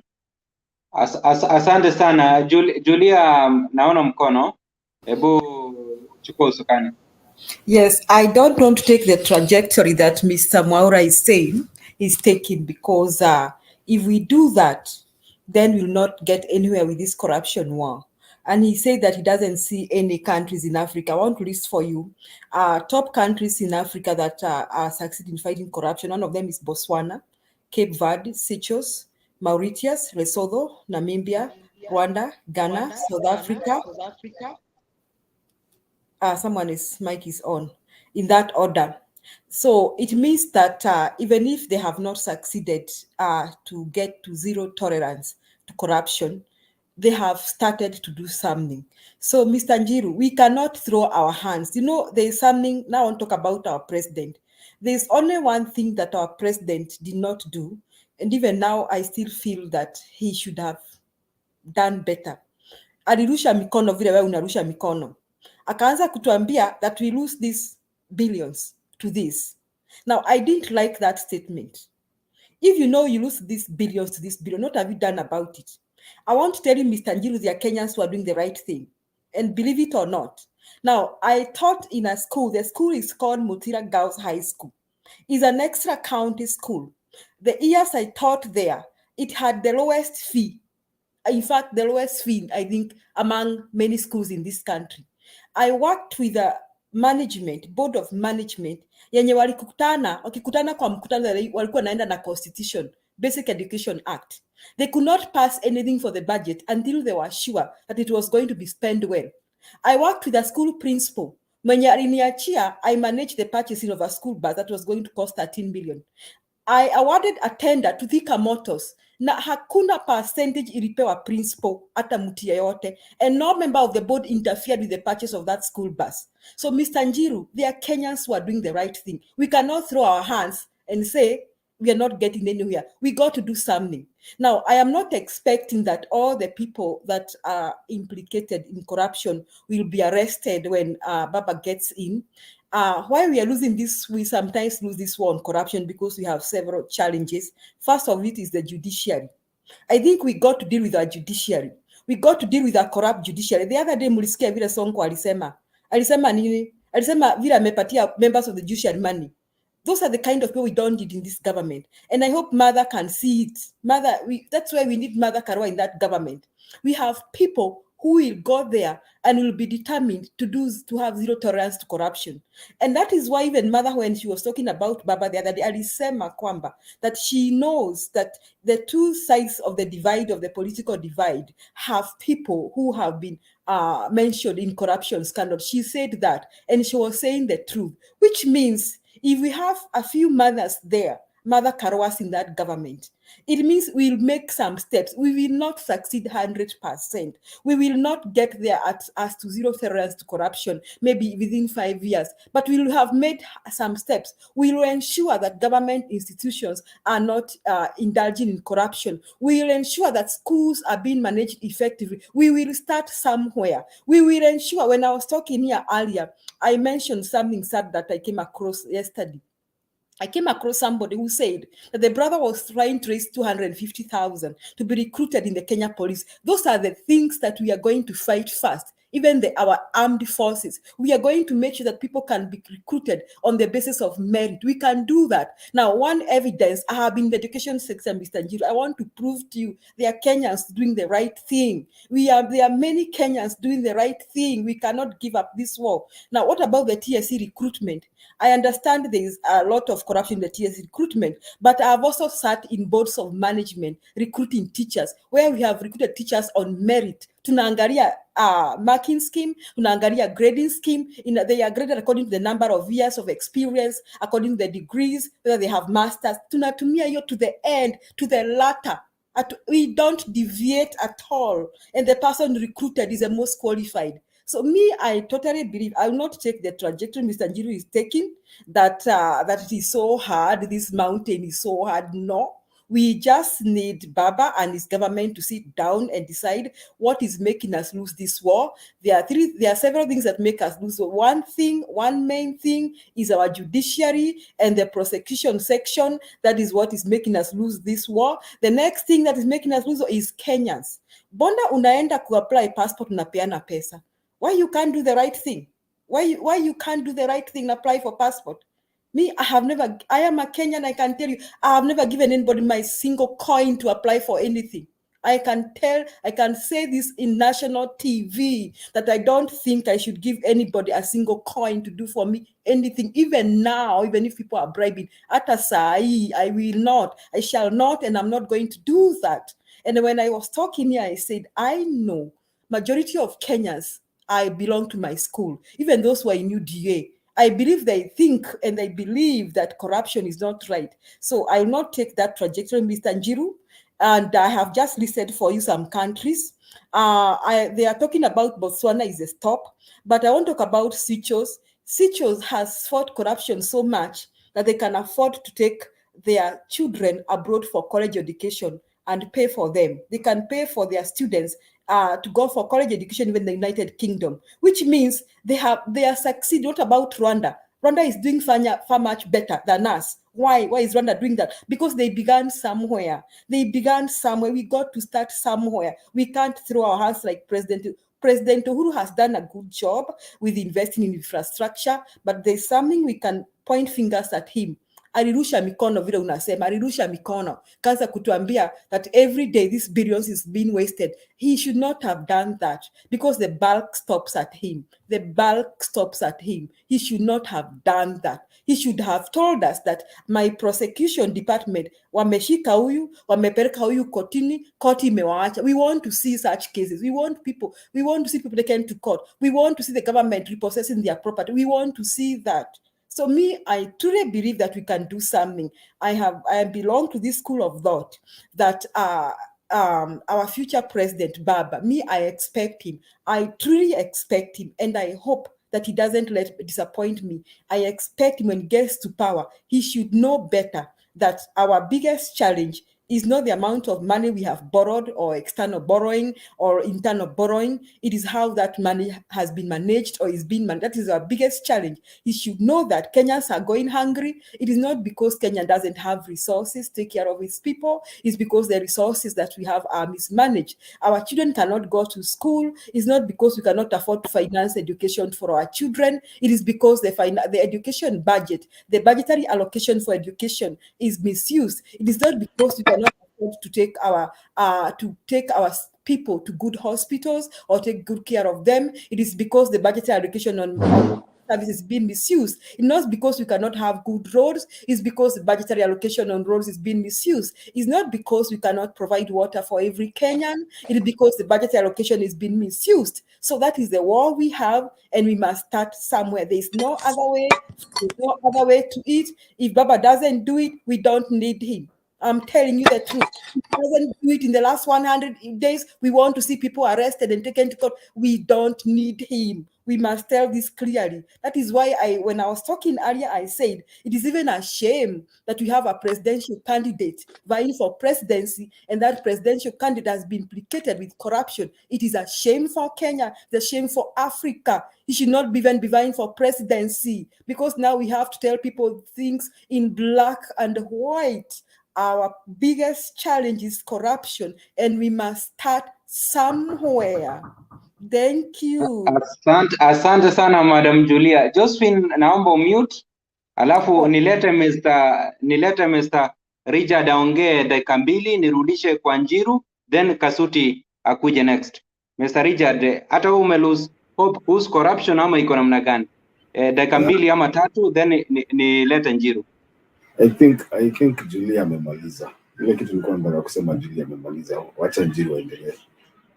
Yeah, so Mr. Njiru, ebu tuambie sasa hivi vile umesikia Jakindu Bey amekuelezea, vile Julia amekuelezea, je, unaona kuwa is there hope kuwa hii corruption tukiungana sisi wote tunaweza ipiga vita ama still na wewe unataka kuendelea kurusha mikono vile president alirusha mikono?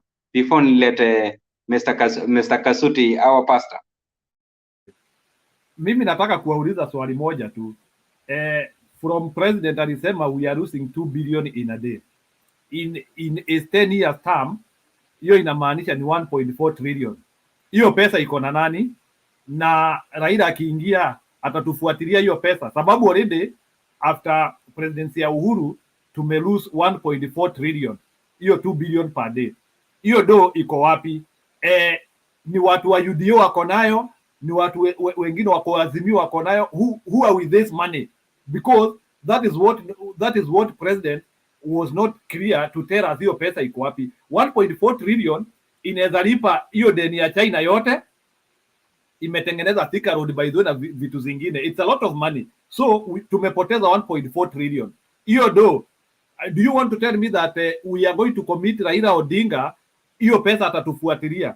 So I think that one is an illusion, and let's not overcommit Raila Odinga in the issues of fighting corruption. Yes, atajaribu vile ataweza, but kuna vitu kama hizo akina historical injustice na nini ni ngumu kufuatilia. And my question is this: kama ni marafiki wa Raila Odinga, let's say naileta tu, let's say ni Orengo ameiba, nasema tu kwa mfano, ni Orengo ameiba, ama mtu kama Kidero, ama na unaona watu kama Sonko sasa hivi wameanzia kuingia na backdoor, wanaingia through wiper pale. Tuseme watu kama akina Sonko wapatikane pia wameiba, ni wao wameiba hiyo pesa. Baba atakuwa na watu tuseme wamemfinance campaign, wametoa pesa, baba ataweza kuwafuatilia. Na unajua saa zingine mtu akikupea pesa ya campaign tunasemanga ni kama kukulamba mgongo, ni ngumu. So ama mtu alikusaidia to get leadership. So what I'm asking is, like for example, kama sasa tunajua Raila Odinga anasupportiwa na watu wengi sana. Kuna watu Mount Kenya, kuna rich people in Mount Kenya wanamsupport. Let's say some of those rich people in Mount Kenya, they are implicated in corruption. Can he be able to prosecute them? Let's say, nauliza tu kwa mfano, tuseme kuna mbwanyenye Mount Kenya, in the Mount Kenya Foundation, wale wanamsupport. Kusemekane huyu mtu ameiba 200 billion. Baba ataweza kufuata huyo mtu? No, let's be fair and let's prosecute the case the way it is. So, mimi vile naona ni hivi. Baba nitamupea kura tu as a human being.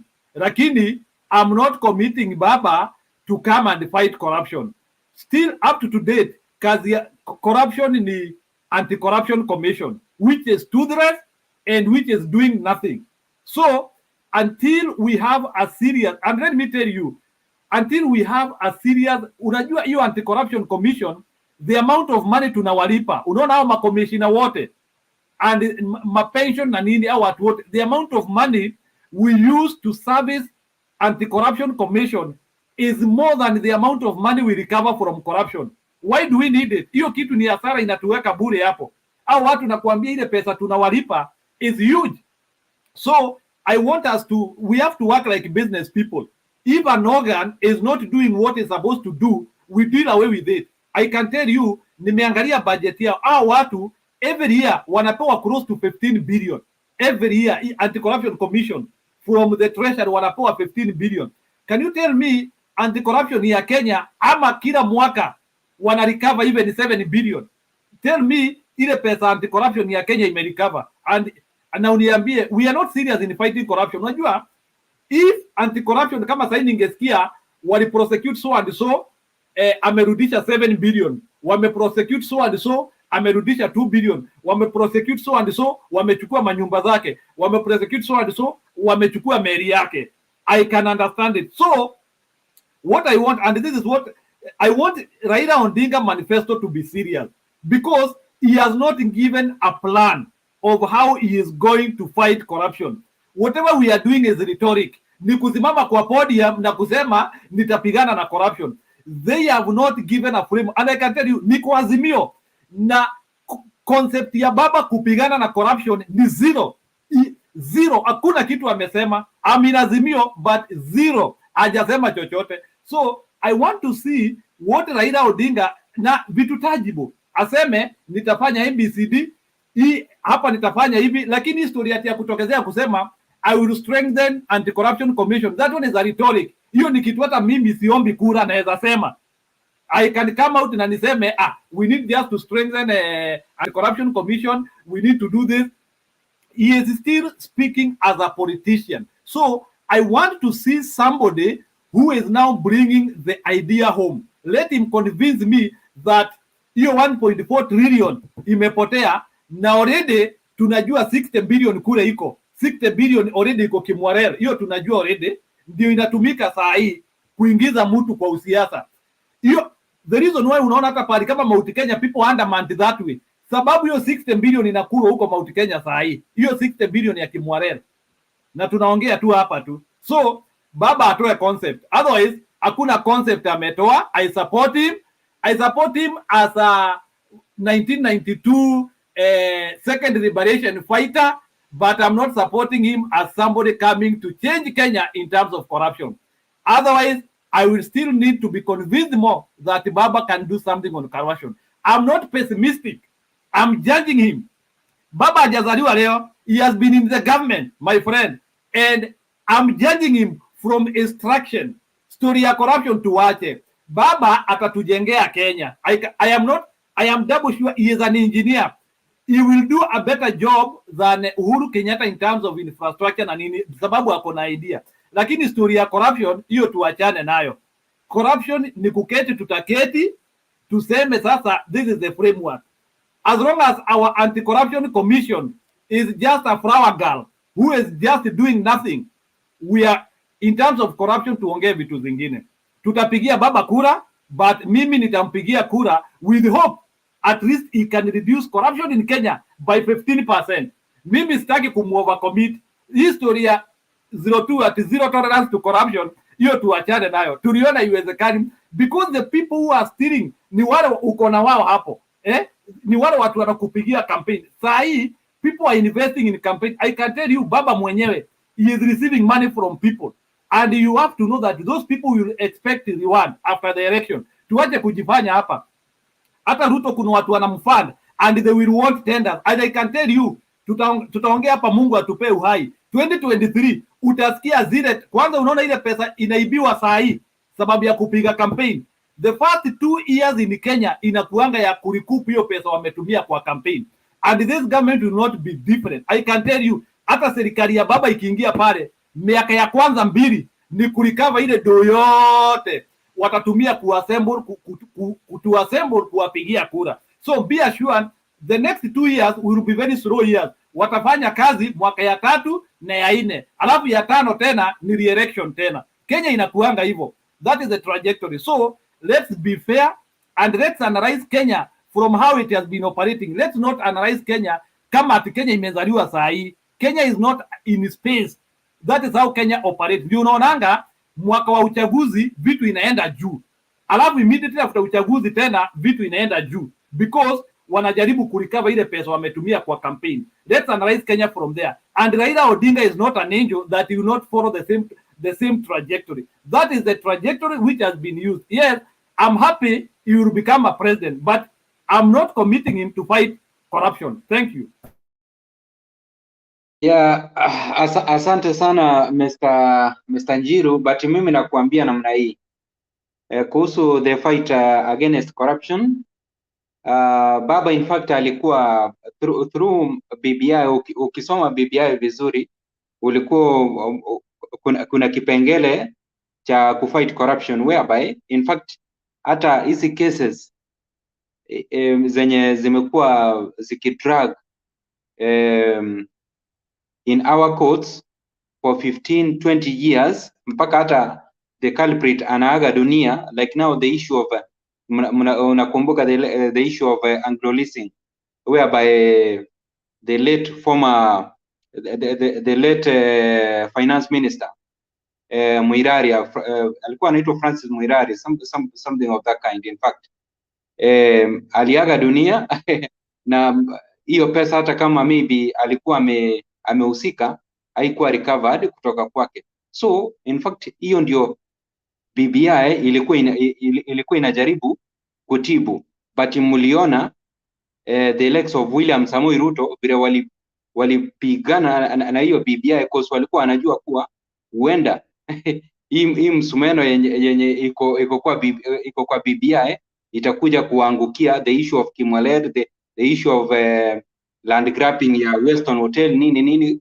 hiyo yote ingefanya William Samoei Ruto in fact hata achujo katika kusimama uongozini cause BBI kama tungeipitisha kwa referendum ingeanza kufanya kazi immediately, but now kwa sababu the dark forces waliipinga but mimi I'm hoping that Baba is going to live on his words. Wakati alikuwa pale ng'ambo aliulizwa kuwa the issue of fighting corruption, how are you going to conduct it or to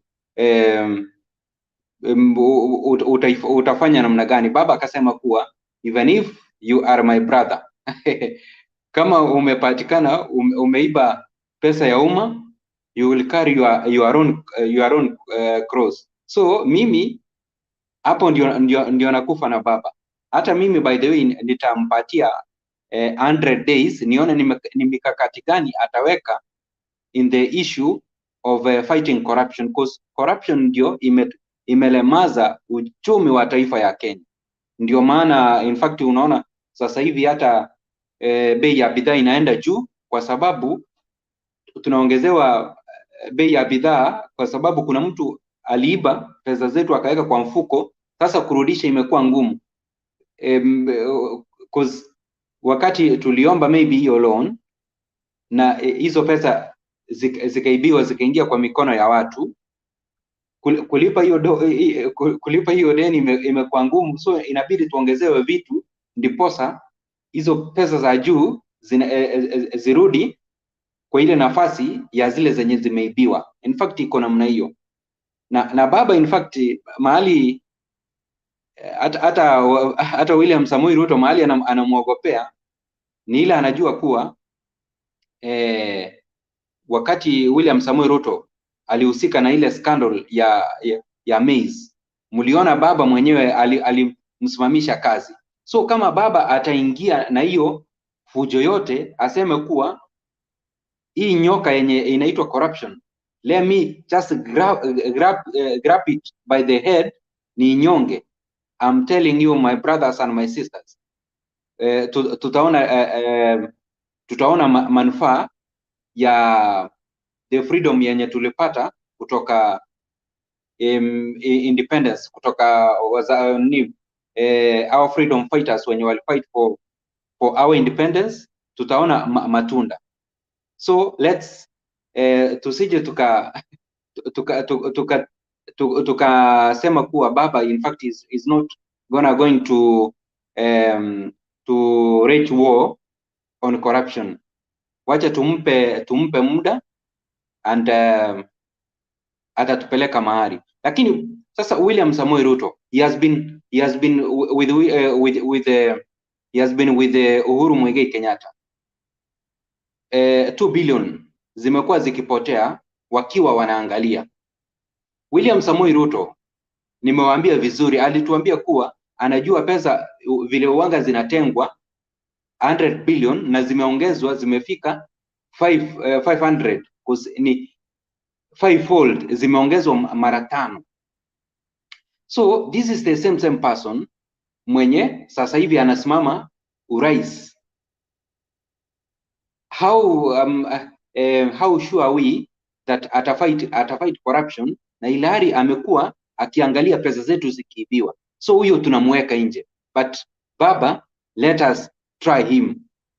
Na I'm very sure vile ya kina Martha Karua amekuja karibu, watamshika mkono wamwambie this is the right moment for us to reclaim Kenya yetu kutoka kwa mafisadi. Madam Julia, naona uliinua mkono before nilete Kasuti. So I'm just trying to convince Mr. Njiru. There are Kenyans who are doing the right thing, and I've been trying to give him illustrations. And I think now I want to go to the national government and give him illustrations. Somebody like Fred Matiang'i, I think he's doing the right thing. Let me tell you, Mr. Njiru, we must change this attitude. In 2015, mtihani iliibiwa sana. In 2015, I was a teacher. I saw with my 2 eyes a math paper being exposed by Citizen TV. Na wakasema tuko na mtihani na huo ndio mtihani unafanywa kesho. I almost fainted when the next day I actually saw the same paper. You know, I used to hear watu wanadanganya, watu kona leak, wako na nini. And me, I'm a teacher, na sijui hiyo leak iko wapi. And really, the leak was there. So people talked like Njiru. People talked like Njiru in this country. They said, Matiang'i hawezi maliza cheating in the exam. People said he will not do it. He cannot do it. Matiang'i said, try me. Alisema let us try each other. Matiang'i knew, alijua, wenye wanadanganya mtihani, first of the people watu wa NEC, ndio wanauza hiyo mtihani. What did he do? First he sacked the NEC boss. They were all sacked. The next thing he knew the police are the one who give out those papers. Ile mtihani inapeleka kwa police station, inafungiwa I think in some safe in police station. The same policemen wanatoa makaratasi they sell. Wanaanza kupiga picha, wanatuma. Matiang'i knew walimu ndio wanasaidia undanganyifu. He knew once these papers are out and the teachers are in school, these teachers wanachukua mtihani, wanafanya revision na wanafunzi, they revise them, they give them the answers. So Matiang'i knew the loopholes. So he sacked the NEC bosses. The next thing akatoa mtihani kwa polisi. Matiang'i akaweka mtihani kwa container. There were only 2 keys for that container. one key I think Matiang'i knew penye ilikuwa, na hiyo ingine ilikuwa na county director of education, na hata iko inapewa deputy county director of education. Even the key, hata kama huyo director ako mgonjwa, apelekwe na stretcher, afungue hiyo container kwanza. He knew that. So then Matiang'i knew our walimu ndio wanasaidia cheating of the exams. So he decided exam itafanywa without the teachers in the school. So it was only the principal and the deputy principal and the supervisors. Then he knew the principals are the ones who facilitate this cheating. Akaambia mwalimu, unajua nini? Hakuna supervisor nakuletea. You are the supervisor of this exam. If I hear hata leakage hata kidogo, first you lose your job first, wewe principal. So you will do what it will take you to make sure there is no cheating in your school. That's what Matiang'i did. Then he also implemented, so I think there are some SIM cards, those exams envelopes, once ukinifungua in a sent text, mtihani ya issue imefunguliwa. So he used some technology. So then Matiang'i said, try me. The next year, 2016, watoto walikariwa na mtihani. There was no leak. There was no cheating. And 2015, people are saying, hataweza, he will not succeed. He will not do it. This is Kenya. We've been doing this. We've been used this. We've been cheating. We've been cheating in the exam. We've been stealing. That's what people, the way Jiru is talking here is the way people, Kenyans who are talking. Didn't Matiang'i succeed? So we just need a few Matiang'is, a few Michukis, and a few Karuas. Then Baba being the president, we are going to do something. Now, corruption is not just bribing somebody. Corruption is lack of accountability. Ni corruption ni Julia akipewa pesa milioni 2 anunue vitabu, anatumia 1 million na milioni anaweka mfukoni. Those are we will start from where? There. We seal the loopholes. Where does our money get lost? We not talk about Kemsha billionaires. We'll be asking Mr. Haron, you are the cabinet secretary for the Ministry of Health. This ministry was funded with this amount of money. Tell us how many hospitals. Stop. Wacha hadithi defu. Wacha kutuambia ati governor walifanya nini. This money was supposed to be used for this purpose. What did you do with it? That is where we shall start. As we deal with the past cases, we shall start with there. Now, we can see some counties that have performed well. The evidence that we can fight corruption is we compare counties like Kitui, counties like West Pokot. Why are these counties doing well? It's because the people who have managed the resources of those counties are accountable, while the governors of other counties are not accountable. So we shall start there. Tutaanza hapo. We may not succeed. We may still have a few Kenyans saying, hamwezi tushika. Lakini nakwambia by the end of 5 years, they will be paying huge fines, like the other fine I had the other day in court. They will be paying huge. Na kuna watu, there are people who lose their jobs. There are people in the Anti-Corruption Commission who lose their jobs. There are people in the judiciary who lose their jobs. Watu wengi, there are people who will be jailed, I'm telling you. But we will start somewhere. So me, I know. I totally believe and I know. We just need a few Matiang'is, we just need a few Karuas and a few Mechukis in the country, and of course a few Julias and Harons, and we can do it. Right, Haron? Mami, asante sana. So nimefurahi. By the way, mi naona yenyewe there is light at the end of the tunnel kuwa corruption in fact tutaipiga vita vizuri. Na ile my urge to Baba ni ile tu akiingia, kama ataona the likes of Webukhala ama huyu mkubwa wa EACC, kama ataona they are not performing to the required standard, awapeleke nyumbani watu wapya ama kitengo kipya kifanye nini, kiwekwe into place, because this is the right time. Unajua hatuwezi tukasema kuwa we need economic revolution kama hatuwezi anza na kupigana na ufisadi. Hapo nakwambia tutakuwa tunajidanganya.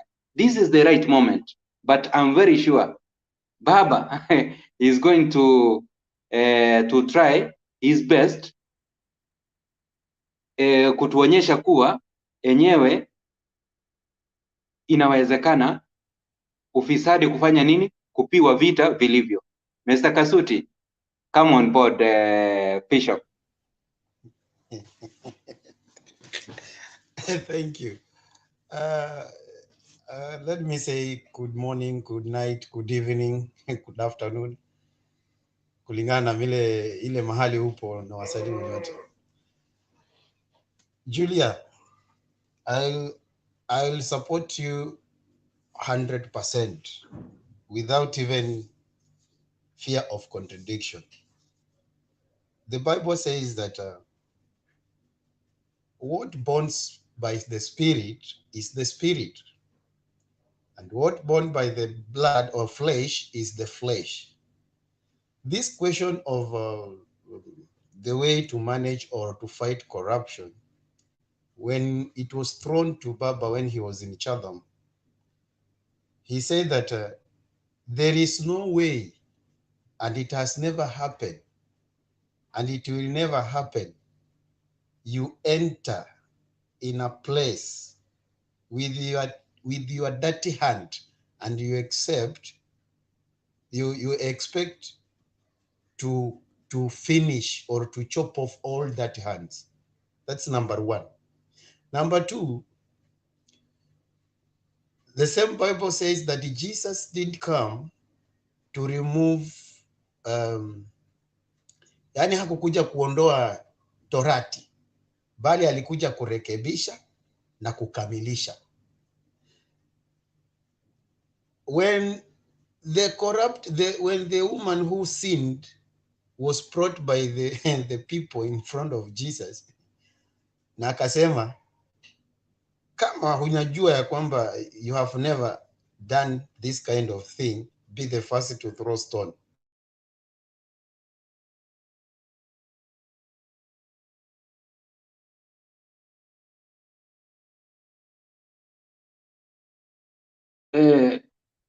Mr. Kasuti inaonekana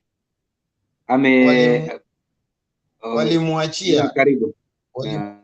Walimwachia ule mwanamke kwa sababu watu wote wale walikuwa pale, wale walikuwa wamemlete wote walikuwa wamefanya kosa moja ama lingine, na Yesu akasema hivi, nenda na usije ukarudia. Hii ya Baba hakuji hivyo, yeye anakuja kukamilisha torati, to follow inaitwa kukamilisha torati ile ilikuweko ya Musa hiyo, jino kwa jino, jicho kwa jicho, mguu kwa mguu. Wewe umesema what is the law? What is the law of Moses said? Don't steal. When you steal, either you be stoned to death or you be hanged or you must be persecuted. Na alisema hivyo, nikakumbuka wakati alisema eti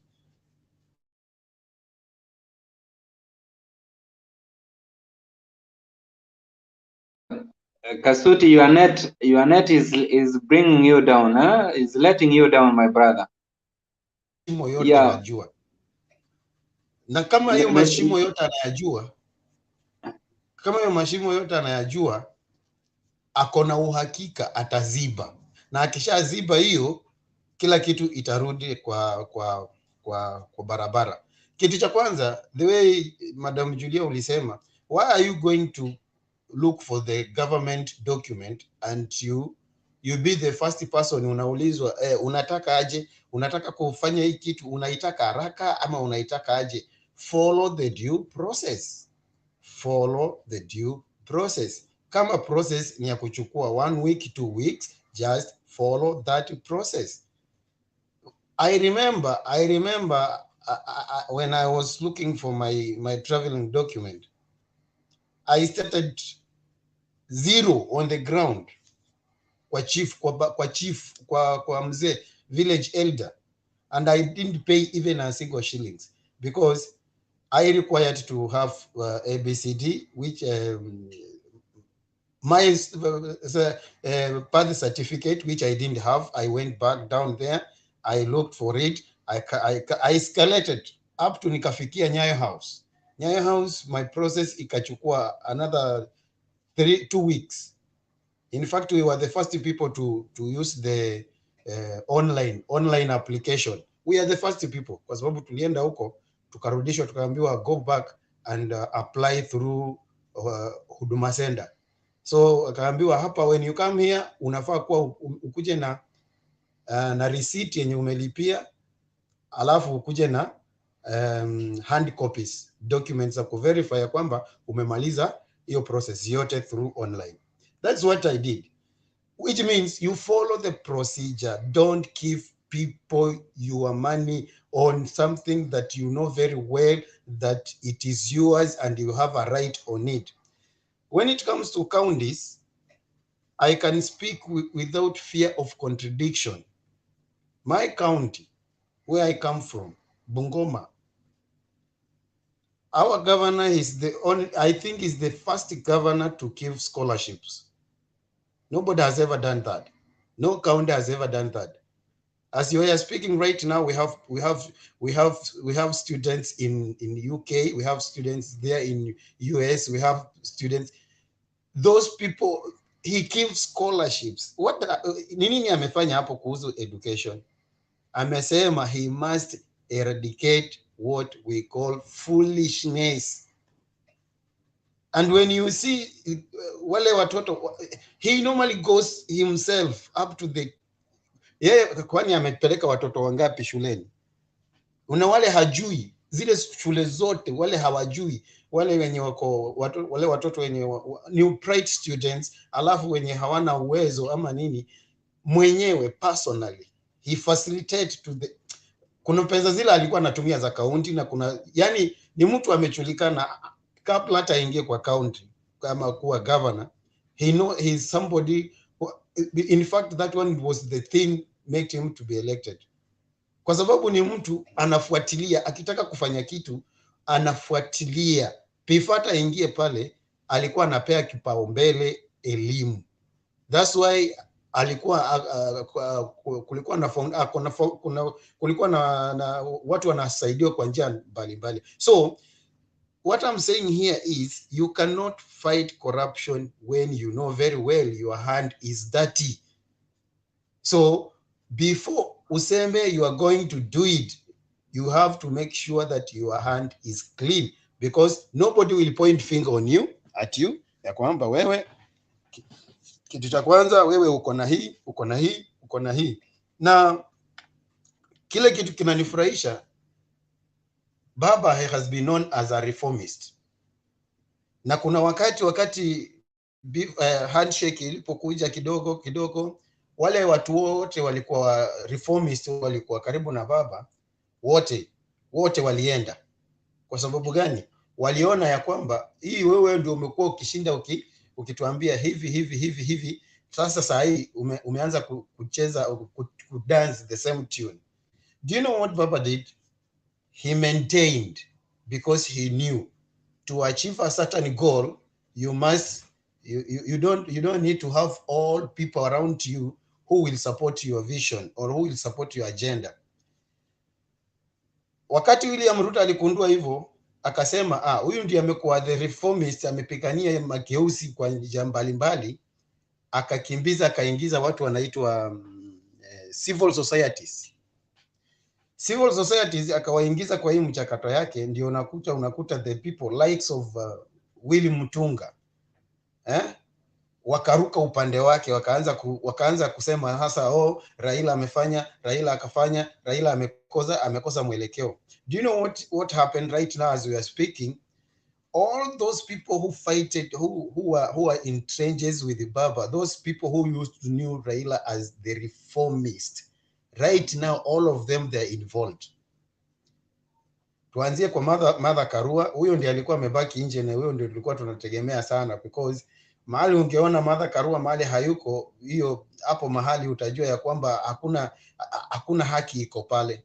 But alienda akapika hesabu yake na akaona ya kwamba all of them, Kibuta Kibwana, Mkhisa Kitui, James Orengo, uangalie Koiki wa Mwere right now is involved, uangalie kina all of them, kina Kitofe Manyara, hao watu wote, those people who are reformists, those people who are known, ni wale watu wanapikania makeuzi. What does this say ule tu Raila mwenye anajua alikuwa anasema hii ni lazima ifanywe, hii historical justice lazima ikuje, watu lazima waletwe into by books. Unajua, where there is leaders we have laws and rules, and as I know Baba, he don't do things by book, he do things because it's right. That's why they were called reformists, because what is written ikianza kufuatiliwa unakuta watu wengi wanafanya opposite with what the law requires them to do it. So kitu cha kwanza unaangalia, na vile huyo mtu mwingine amesema ati akiingia kitu cha kwanza ni kuvunja hii ACC itupwe mbali, kwa sababu anajua kufunja DCI kwanza waondolewe, inamaanisha all corruption cases zenye ziko kwa DCI right now, if you unasema hiyo kazi yenye imefanywa kwa hii miaka yote zipotelee mbali, inamaanisha unasema you tamper with evidence. Na ukisha tamper with evidence, now you start to recruit another cabal of corruption people. So to fight corruption begins with you. Are you clean? Or uko na doa lolote lenye kitambo inue rungu uniwekelee? Kwanza, kitu cha kwanza wanakuuliza wewe unapiga huyu jamaa, na wewe utafanya aje? So we believe the likes of Mother Karua, the likes of Baba, and he knows, na aliwaambia na anasiti kuambia, I know the loopholes, I know where the money is being taken, or vile kule zinafujiwa, hiyo mashimo yote expected, he will seal it, and after he seal it, we will be set to go. Hatutamaliza na siku moja, but will be set to go. Hizo zote zikifungwa, hizo mashimo zikifungwa, hakuna leakage, will be done. So back to you, Aaron. I think asante sana. Yes. Yeah, asante sana Mr. Fred Kasuti kwa wazo lako mzuri kuhusu the issue of corruption. So mimi naona in fact kuna hope manze. Mimi sijatingizika kuwa Baba hawezi weka mikakati mizuri ndiposa apate kupigana na hii jinamizi na hii ugonjwa mkubwa kushinda hata corona yenye inaitwa corruption. So Madam Julia, ningependa, kwa sababu nimeona umeinua mkono, ningependa uchip in. Ukishamaliza namna hiyo, Mr. Themba, our speaker, atachukulia kutoka hapo. Thank you so much, Madam Julia, welcome. Okay, I just want to keep on what Kasuti has said. Kasuti has said it starts with us. And me, I have a suggestion. One of the solutions that we can do with corruption so that it starts with us is addressing what we teach our children in school. Why the West has succeeded is because, for example, in the US, I've realized that these people, they have their challenges, yes, but their yes is yes. Even mwanafunzi akiwa class, ukimuuliza ulidanganya, anakuambia ngai nilidanganya. They don't know how to lie to you what they did. They don't understand.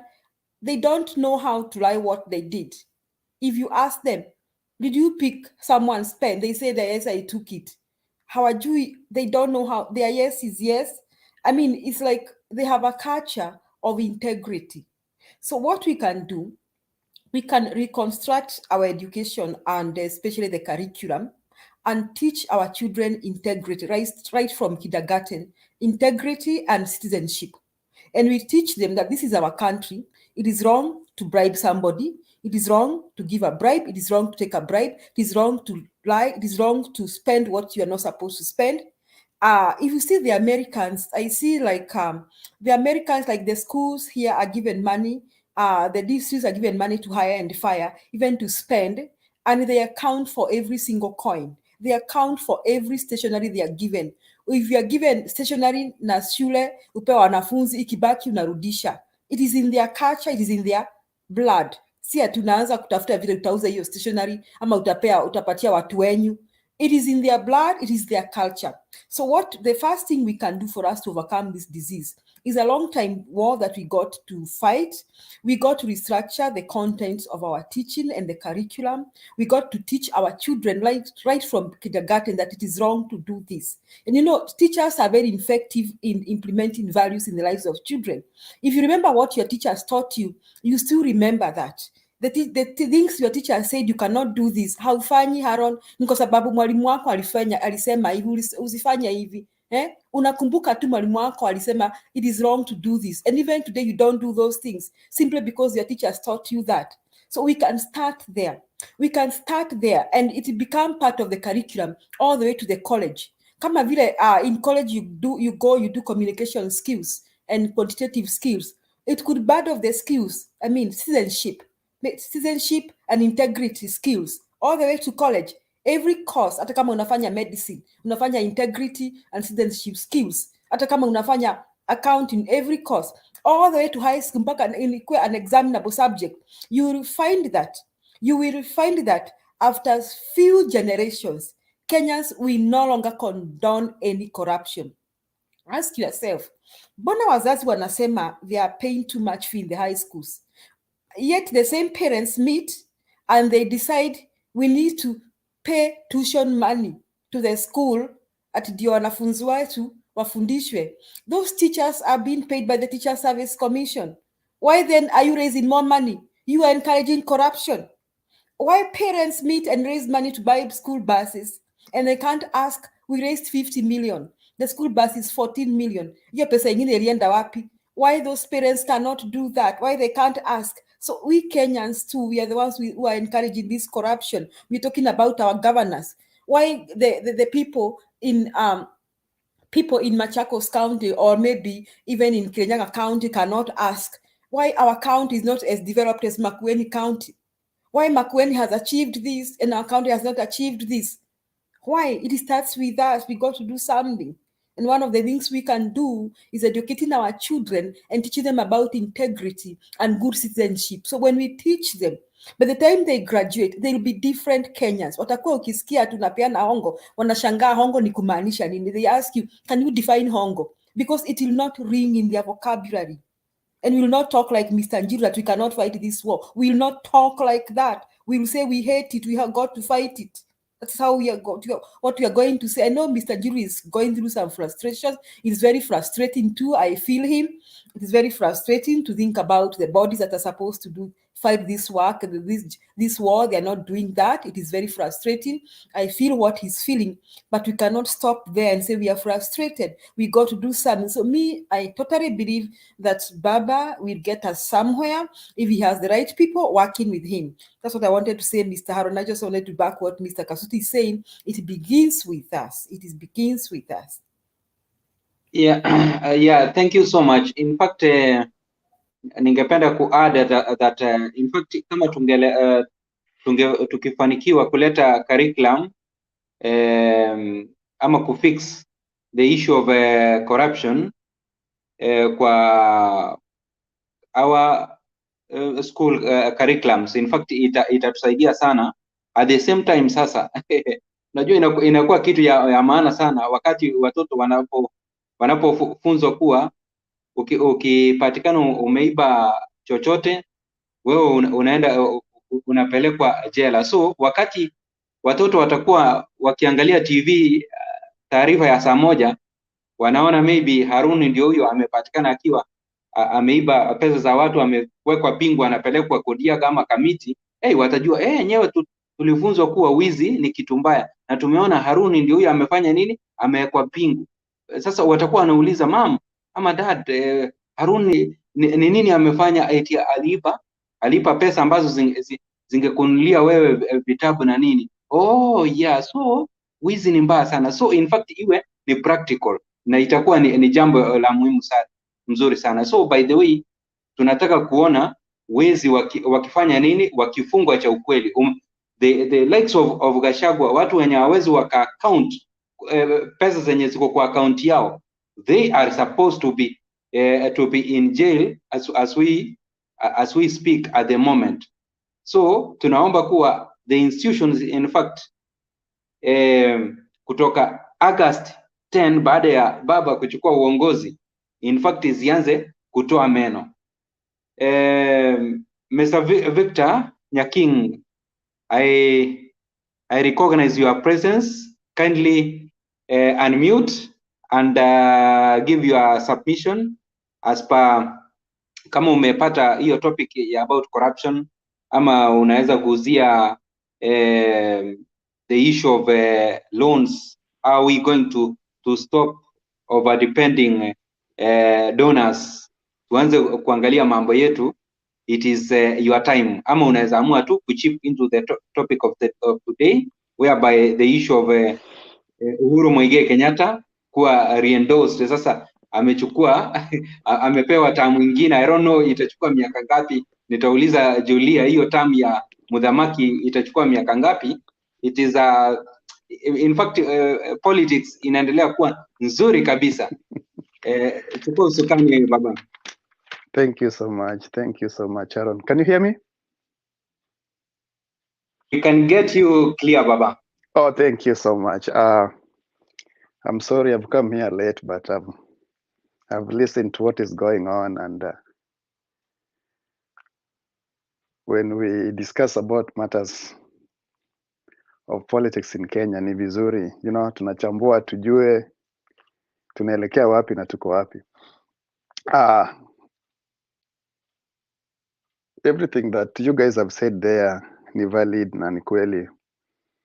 There are good things that can make us change as a country, Hakuna mwenye anataka corruption, but me normally the question I first ask myself, just the way Julia amesema hapo juu, yes, everything we can, our curriculum, we can say, hey, let's teach this. But the question I pose to ourselves again is, okay, who is going to teach that? If the teacher who is going to teach is the corrupt, if the system that is facilitating that new curriculum is the first one which is corrupt, so where do we start as a society? And if you look why we are Kenyans, tunasemanga, hey, we know our way of life as Kenyans, right? We love our country, we want things to work right.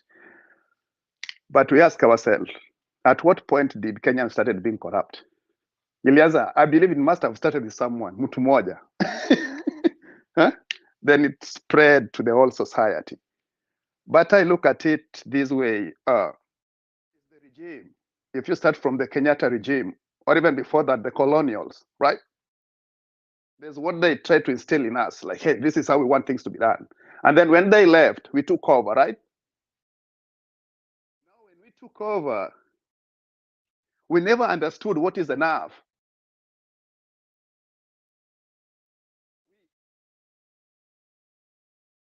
Kwamba ukikuwa na shamba nini, you acquire property, that's what makes you famous. You become, you are the man. And that's where corruption starts. Until we understand what's enough of me and what more can I help the neighbor next to me. Because in our tradition hakuna kitu kama corruption. Si ni kweli? Like me, from my tradition, we live in that communal, we help one another. What is there is for us. But this thing we acquired from, other people. Then we started having stages where we class. So that fight of class is what brings about the corruption in it. Because you believe like, okay, if I want to have this, I can do this, na nisafanya hii deal nikue huku juu. And when you get a job, you don't believe ya kwamba unaweza pata kazi freely, ya kwamba nimepata kazi. Hey, umepata namna gani? Kwanza yule mwenye amekupatia kazi free mpaka unakuwa surprised. So we always believe like I have to give something small. And then when you get that job, ama tuseme umekuwa, you are a procurement manager, and you retire poor, people look at you like, angalia huyo mjinga. Aliwekwa kwa pesa, alifanya nini? Unaona nani aliwekwa kwa pesa, angalia kitu amefanya. These are the things that we need to interrogate ourselves. So unaona ule jamaa, angalia nyumba yake. Akona nyumba kubwa. And maybe this guy is not honest. Just vile tumesema hapo, wetu wengine ukiangalia their salary and what they have, I can tell you 99% of our politicians plus other citizens are like that. Very few are working there honestly ya kwamba hey, this is what I've worked for. Labda mtu wewe umepewa kazi na huyo umekupatia kazi is a corrupt person, aliiba pesa ya mtu akakuja kaanza kazi, wewe pia umejikuta kwa hiyo line. You know, so it goes back to the way that my dear sister said up there. Yes, it starts with you and your kids. What do you teach them? And the media. You know, right now, by the way, with me, I don't support Raila. I don't support William Ruto. You see, these politicians, these people are the same. The media is selling us Ruto as corrupt. And that is what we know. Because that is what media is showing us over there. The media will tell you Raila, this is Raila is how much we know. That is what we know. But if you dig deep behind these people, kila mtu, there's much of interest groups behind all these people. Uhuru Kenyatta, why do you think he has to keep on his regime? That he cannot leave it, you know, to change. Yeah, I must want to continue my legacy. The person who can continue my legacy is Raila Odinga. So all these things we see in front here, there is much behind. And behind them is more of the companies trying to fight, you know, we have to keep this the way it is. So we as citizens, sometimes we come here and fight. We think, oh, so and so is the person who can take us ahead. But it's their personal interests, their interest groups that are behind all this politics. So how do we change it? If you look at our constitutions, things have been devolved into the county level, right? Okay, now how do we start from there so that we also form our interest groups, so that any politics, any political party, they represent our interest there, not of the big corporation and the companies that finance them.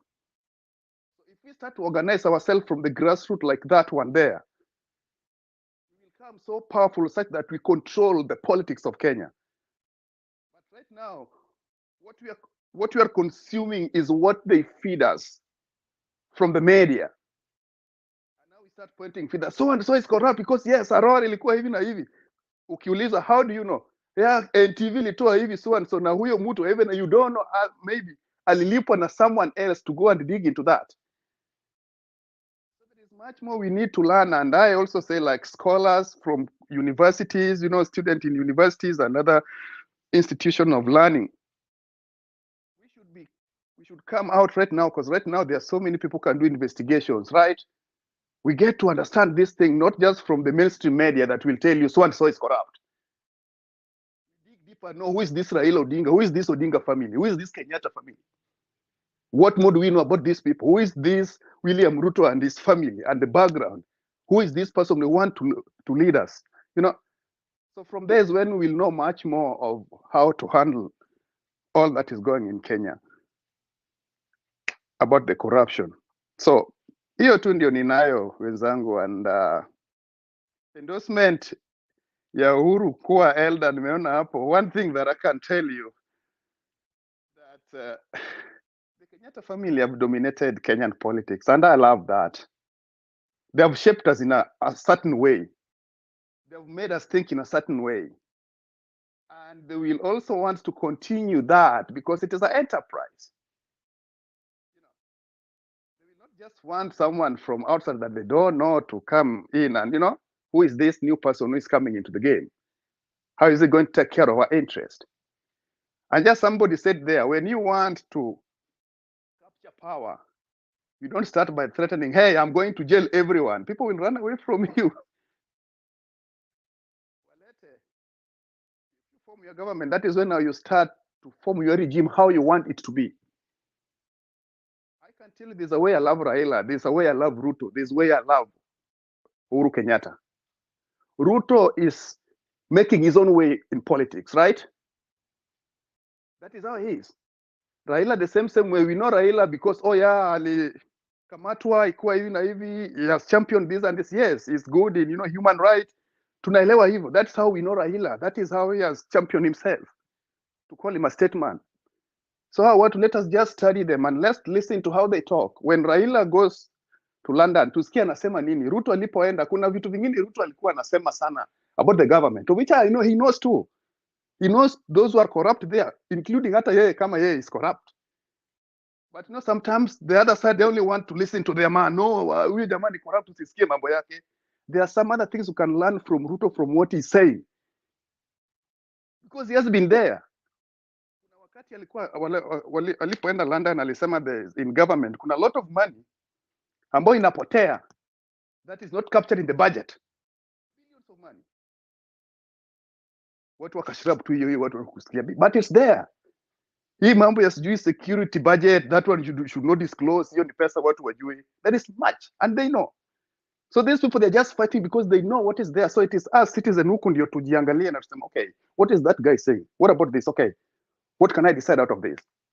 Ni hivyo tu wenzangu. Asanteni sana. Yeah, thank you so much Mr. Victor. Unaweza mute your mic.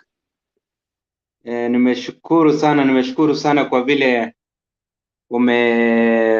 umetoa mawazo yako mazuri. Sijui kama Mr. Speaker Tempa, are you ready?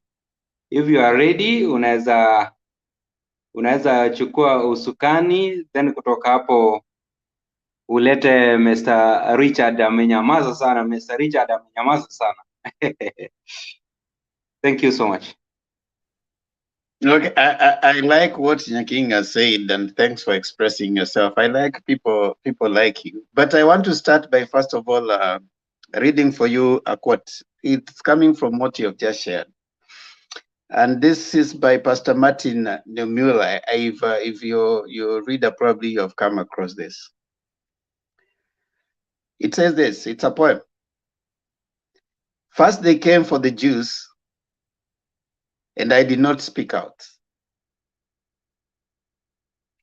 because I was not a Jew. Then they came for the communists, and I did not speak out, because I was not a communist. Then they came for the trade unionists, and I did not speak out, because I was not a trade unionist. Then they came for me, and there was no one left to speak out for me. Now, the reason I read that for you, because you came here and you started by saying, you know, I don't support either side. I'm not in Azimio. I'm not in UDA. And then you went ballistic about, oh, Kenyans are this, oh, these people are not doing this for, you know, such kind of rhetoric is tantamount to what Pastor Neumüller was trying to represent. People who do not want to speak for either side because they are neither any of those sides. And that's what I pick from you. Rather pick a side and speak on it. Don't tell us you Kenyans need to choose, you Kenyans need to speak. Those Kenyans are your brothers and sisters. If you are to help your brother and your sister and your mother listening to you, what would you tell them? Provide solutions, not problems. If you come to this place and then all you do is provide problems, these people are doing this, these people are doing this, give us under the circumstance. Who are the leaders that you, what's the kind of leadership you want to see? People are going to vote on 9th of August. You are a diasporian. And then you come and say, oh, Ruto this, oh, Raila this, I'm not for either of them. So how have you helped even your people? We have 163 people watching. They will want to hear, okay, fine. What are the things that we want to see? But then this standing in the fence, as if you're not affected by whatever decisions those people are making. Number two, I really don't like this this idea of telling us, oh, you know, the West is not necessarily the best. The things they learned and the leaders that we have today learned these things from the West, the people who colonized them. So when you come here and start telling, British are the ones who colonized Kenyans. And these things that they are learning, the British came and in British protectorate, they actually took land without nothing, you know. You know, the aristocrats, British aristocrats are the ones who came to Kenya. And now after conditioning those people into the things that they have today, now later, many years now, you blame them for looking bad. You said that your people, someone said here that Kenyans never knew corruption. We never used to hear corruption before colonialists came. It was after they came, and then they introduced that bad manners to us, and then they are blaming us for it. I really don't take it kindly. I am an Afro optimist. I'm not an Afro pessimist. An Afro optimist in the sense that I believe that not everything that is African and whatever is happening is bad. Let's come here, provide solutions. If you come in here and you say, oh, Raila is this, Ruto this, what solutions have you provided? I don't stand for either of them. So what solution? So who do you stand for? Tell us where you stand. Tell us I stand for so and so because of this and this and this. You're a Kenyan. You might be living abroad. Wait, Nyakin, I have to deconstruct what you've said, because this thing of coming to give us lectures on what? Wait, Nyakin. Like you give us lectures and tell us, oh, you know, you people, these people don't care about you, without giving a basis for where you are talking from. It gives us a sense like you are so far placed from it, but you're part of it. Give solutions. That is the kind of Kenya we want to develop, not a country where people come and only isolate problems and talk about problems without offering solutions. Among the candidates we have, what are the kind of things that you want to see? We don't mind even if you say Ruto is your candidate, and this is why Baz has come here. He stands with Ruto. At least he's offering a solution. We would want to have a solution-based conversation, not a problem-based conversation. Listen to yourself. What solutions have you offered? People listening to you, what have they come out with? Give solutions, not problems. The things you have talked about, there are things you have heard over and over about. We want to start having a conversation around solutions. These are the solutions. Now, by all means, the Constitution tells us that after 5 years, you have an election. So we do have an election coming up. In an election in Kenya, the person who has the majority and the leading is the one who is going to be the president. I want to give you an example. Martha Karua stood the other day and said, I've looked at all these teams. Both of them have corrupt people. Both of them have good people. I have chosen the side that I see has more good people. Take a side. Don't stand in the fence like Robert Mueller. They came for this, I'm not there. They came for this, I'm not there. It is not good, especially for people who stay in the diaspora. The diaspora does not mean that you get detached from your country. It means they are facing right now. Sorry about that. These are the circumstances that are facing them right now. Now, what do we do? Okay, I'm giving my view. There are 183 people listening to you. Don't lecture them on you Kenyans, these people are playing for you. No, you are a Kenyan, and that's why you're logged in here, I suppose. And therefore, as a Kenyan, you're putting words. Wait. I'll give you time to talk. I'll give you time to talk. Before you lecture Kenyans, know you are a Kenyan first. And that is why when we are ending this show, I usually start by saying, Ukenya, Ukenya. You're not talking as this problem like you're talking to some strangers in the utopia. You are living in heaven. These people are living down there. No, this is affecting you. You have relatives, you have people who stay in Kenya, you have friends, you have those are part of you. They rely on you to give them direction. Let's be solution focused, not problem. We've discussed problem many times. The things you're saying, we have had many times. It's time for us to talk solution. At least tell someone, I don't agree time to respond. Yes, I will. You talked all the time, and I listened to you, didn't I? Now, I don't want you to water down what I say. Hold on, Nyakin. Hold on. I have been here long enough to know that, and these people are in the diaspora to all these guys you're seeing here. Richard, Julius, Harun, and all these people, they have always come here. They have given the balance. They say, this is not working, this is working, this is my view, this is a position. Try to give people solution, give people something, help them. If your guy is third way alliance guy, tell us. I am for third way alliance, like someone is saying. If your guy is, what's his name? Ule jamaa wa bangi, come here, tell us that mimi jamaa wangu ni jamaa wa bangi. Wajakoya. Yeah. Wajakoya. Kama jamaa wako ni Wajakoya, tell them mimi ninakuja hapa na support Wajakoya, and for this particular reason. Yeah, some people have actually agreed with me. Themba enough, amesikia. I will not allow people to come here from Matio, sijui nyinyi Kenyans. No, if you are a Kenyan, hii problem tuko sisi wote, my friend. Whoever is chosen as a president, ataku affect. Akiran Kenya vibaya, unaumia, whether you are in mass or where. Yes, I have to. Those people who have a problem with that, we have to make people know. Can I have just 2 minutes to respond? No, I can give you response. You respond until you have enough of your response. But please, don't lecture Kenyans. Can you give me 1 minute to respond back, please? Yes, don't lecture Kenyans, though. Thank you. Give your views.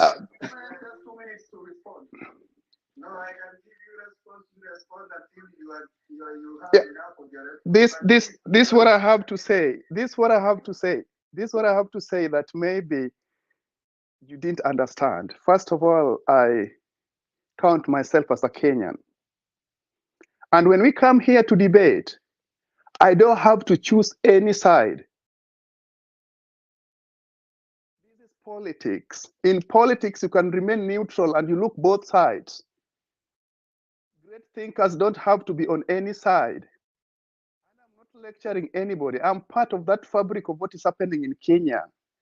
And there's no any point of whatever I say that Nyinyi wa Kenya. It's me and you. I was told to put my opinion. So I don't want you to take it so personal, and now you're trying to water it down that I'm lecturing Kenyans. You are making my point that I was trying to raise go away. That is not right, my brother. You get me? We are just discussing, and I'm trying to make us reflect both sides. That is how I handle my, I try to make you look at the Uhuru Kenyatta, look at all these guys. But Yakin, right now, Mali tumefika, we are not at a point where you are coming to tell us to, I'm trying to make you look. No, tell us, we have leaders, give us, if you don't have a position, sisi tumetoka your place. We've been here long enough to be given that. I'm sorry. I didn't know that I'm talking to only those who are in diaspora. And I don't have to know that everyone is in diaspora. I treat everyone as Kenyans. No, pick one side. Who are you supporting? And if you're not supporting anyone, that's okay. I am not supporting anyone, but I'm looking at the politics and the dynamics of what is happening in Kenya. And I ask myself, what is the future for our people? But if you are analyzing if you're analyzing under the circumstance, who is likely to make a better president between Ruto and Raila? I'm not going to answer you that. Okay, thank you. But I'll give you one solution to thank what you, you because should you see, listen, Nyakin, Kenyans are going to make decisions on 9th of August. And I usually say that this forum is supposed to help people make informed decisions. For example, let me give you an example, Nyakin. This is not a scholastic discussion. Scholastic discussions is done in a lecture hall at university. That's where you tell people stuff and you let them go think. This is not a scholastic discussion. This is just us trying to shape the views of Kenyans. They'll make a decision somehow, but you need to pick a side. Give us, I support Ruto. Under this and this, he will make this and this particular thing. If we don't support them, I support Wajakoya, because they have to make a decision. That is my point. But anyway, let me allow Richard to speak into it, and then Richard Karibu. Remember the issue of corruption. We always come here and talk about corruption, but one point of departure between me and most of the people is they don't offer any options or any other solutions. So, listening to my brother Victor, I agree with all his ideas about corruption and how it affects most Kenyans. But then the other side of the coin is I believe the big issue about why people are corrupt in Kenya is because there's lack of accountability. And like Julia said, in the US, whether ni pencil or manini unapatiwa, you have to account where where it went to. And if we can institutionalize accountability, that if a budget, Judy,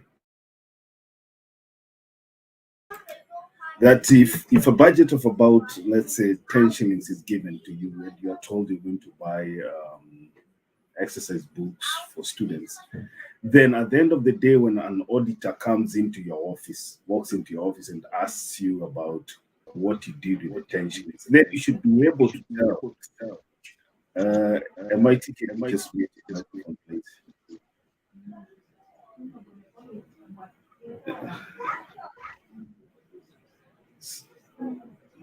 MIT, mute your mic. I can hear an echo behind. MIT. So you mute your mic. I can hear an echo behind. So you. Oh, thank you. So I was saying we should be able to institutionalize the issue of accountability, and that is why we have a problem in Kenya. In Kenya, what people think is there's a problem with EACC, and then what do? Politicians go there, they say, you know what, I think the best person to run EACC is Eliud Wabukala. They go to the ACK church, they bring Eliud Wabukala, then they install him as the chairman or whatever, CEO of EACC, and then the same thing happens. The same thing happens. Whatever we are trying to fight still happens. So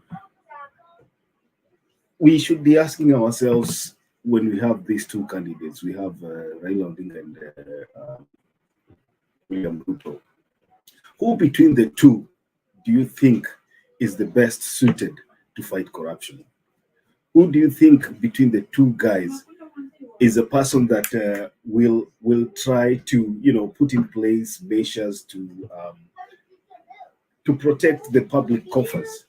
And from where I stand, I don't think William Ruto has any plan to fight corruption, and that's why I stick with Raila Odinga. I've seen his track record. I've seen what he did during the Grand Coalition government and how he tried to fire William Ruto and fire Sam Ongeri because of corruption. At least I have a testimony of what he tried to do. And we cannot just put a blank statement and say that every leader in Kenya is corrupt. That is why I don't believe corruption can be fought in Kenya.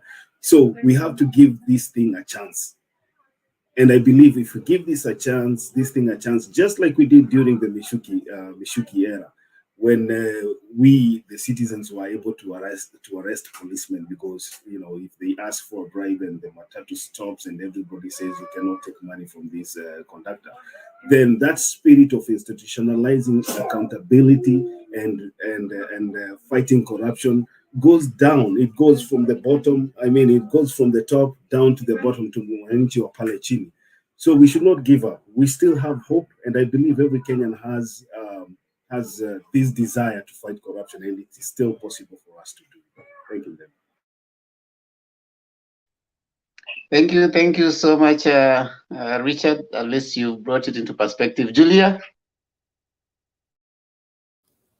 Yeah, I want to thank you, Themba, for directing the discussion in this Mutembei, because I'm not enjoying these discussions that we come out with so many problems and then we don't even suggest any solutions. So what are we doing here? Why are we discussing? And then we make the situation look so bad, like Kenya is going to the dogs and there's nothing that can be done about it. I think we are about 60 million Kenyans or something. I think we are so many. There are Kenyans who are qualified, who can fight this thing. And so I agree with you, Mr. Themba, that if we got to discuss issues here, we got to give solutions and suggest which way forward, like what Mr. Makiadi is saying, that we need to have institutions that can fight this corruption, and we need to have the right people in power. And then the question you asked, Mr. Victor Nyakeng, is that between Raila and Ruto, whom do we think is best suited to fight corruption? Me too, I will not buy this attitude that people come here and say that I support no one. I will not buy that. And I don't think that it is, I will not buy that, because you need to tell us, what do you think? Which principles do you believe in? Whom do you believe in? I mean, it means you could be the kind of a person who will not vote. By not voting, you are voting for the wrong person. By not voting. So those people who say here, I'm supporting no one, they're the kind of people who will not vote. And when you don't vote, you let the wrong person win. So I think I was just trying to emphasize your point, Mr. Themba, that when we come here to debate, let us offer solutions. Let us offer solutions. Let us make suggestions. Moving forward, what can we do about this problem? What do I think we should do? Like me, I talked about teaching our children the principles of integrity and good citizenship. And in the long run, we'll have a generation that doesn't buy corruption. Let us offer solutions. Thank you, Mr. Themba. Thank you so much. Yes, Harun, nafasi yako sasa, unaweza changia hiyo nini ya Nyakin. Tuache watu wanakaa kwa fence. Wakati wa watu wanakaa kwa fence hapa kwa Mutembei imekwisha. Ni wakati wa watu kuchukua side. Hii stories of fence sitting ati I'm not supporting anyone. Hiyo mpeleke huko kwa university lecture room. Hiyo enda huko kwa lecture room, you give lectures to students who are ready to research, waseme, you know, what do you think? Hapa, pick a side, give us why. We have corruption in Kenya. We have so many things that need to be dealt with. So come here, pick a side, tell us. Hata kama unachukua Ruto, tell us. Kama unachukua Wajakoya, tell us. You never know who is listening out there. That among the 50 people who are here, if you don't like Raila, if you don't like Raila because ako na Uhuru, that's okay. If you don't like Ruto, that's okay. If you don't like Wajakoya, that's okay. There's almost, I don't know how many presidential candidates. Go pick one of them, come here, give that person, tell me, okay, I don't stand with Raila, he doesn't stand for any revolution. I don't stand with Uhuru, I don't stand with Ruto, but I stand with this person. Now, this is why I want you guys to go vote for him.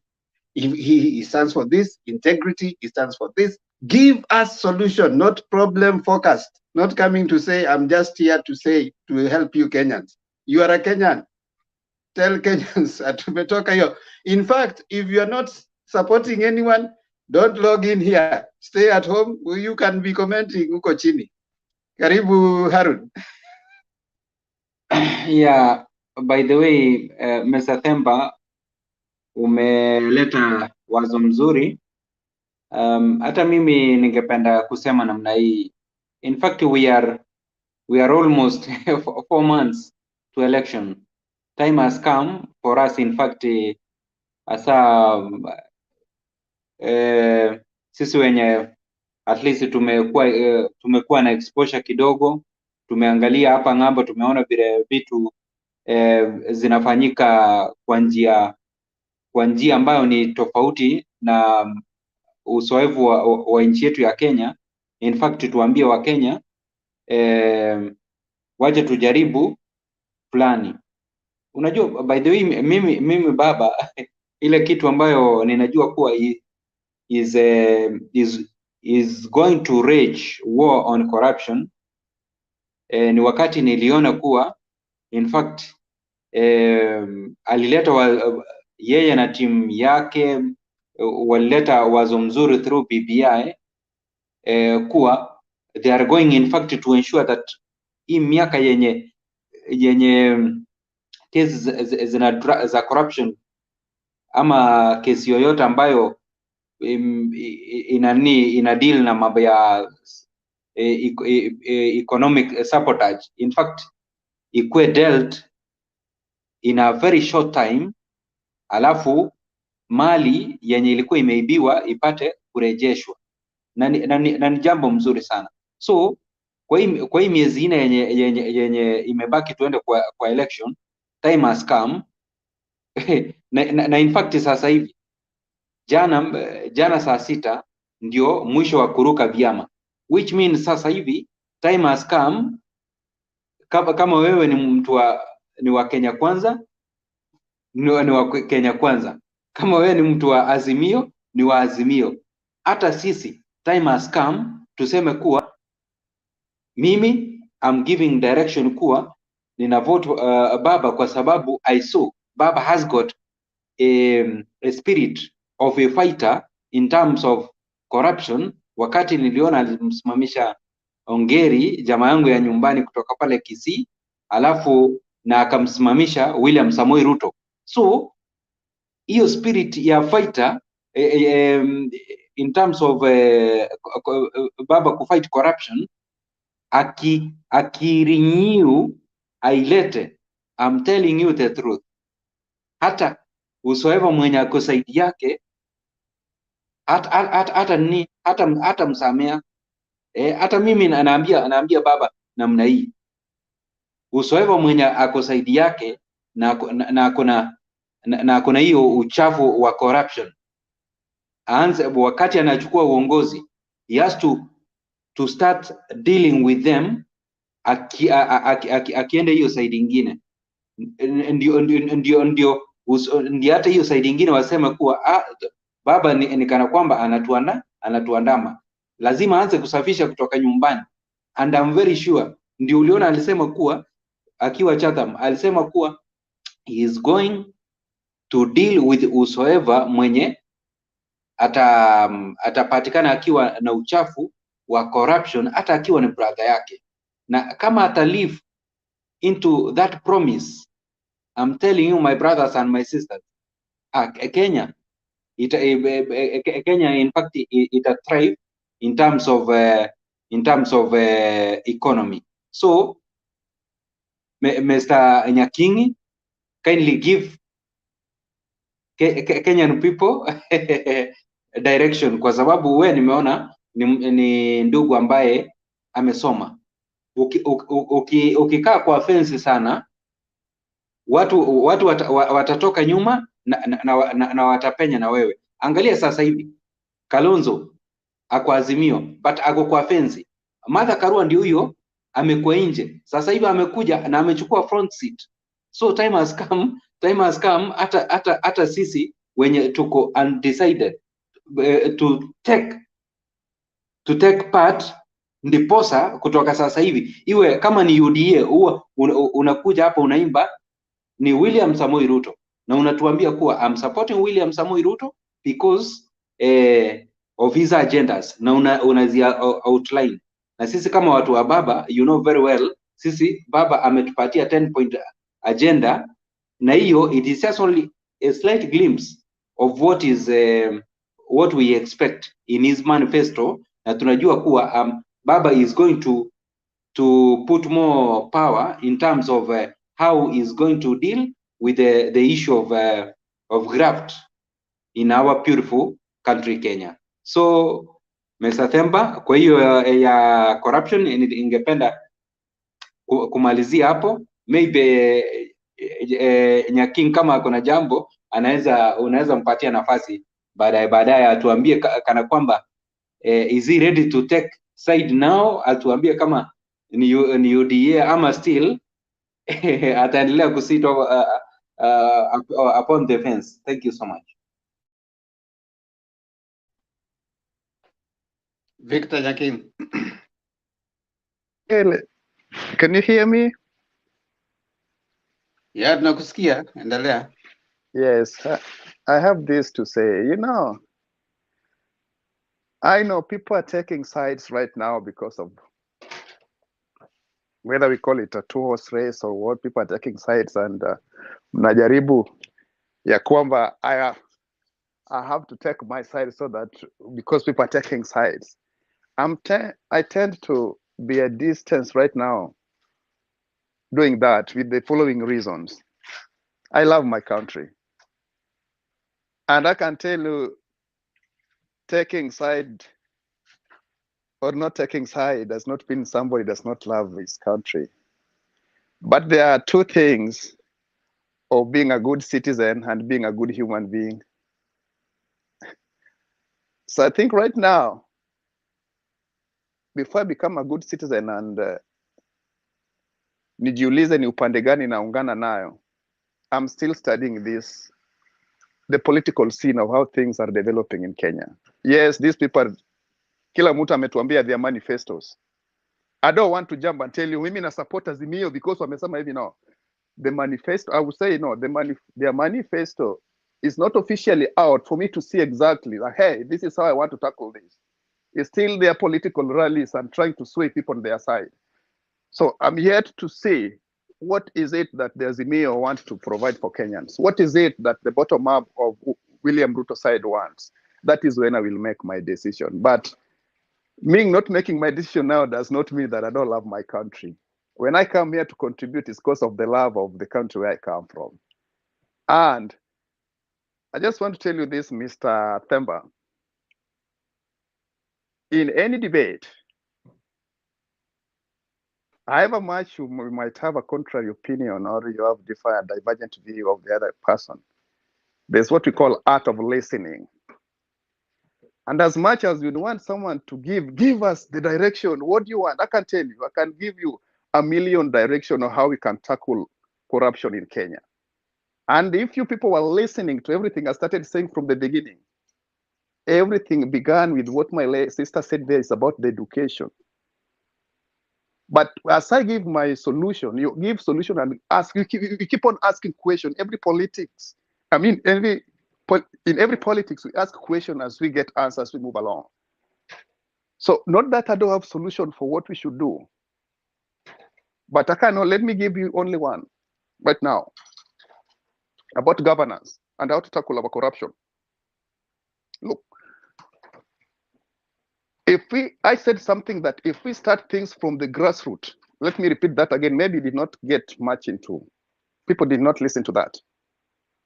Forming what we call interest groups at the grassroots level, very, very important. So it makes us feel that you are part of what is going on. But right now, the politics in my country, the interest groups are foreigners.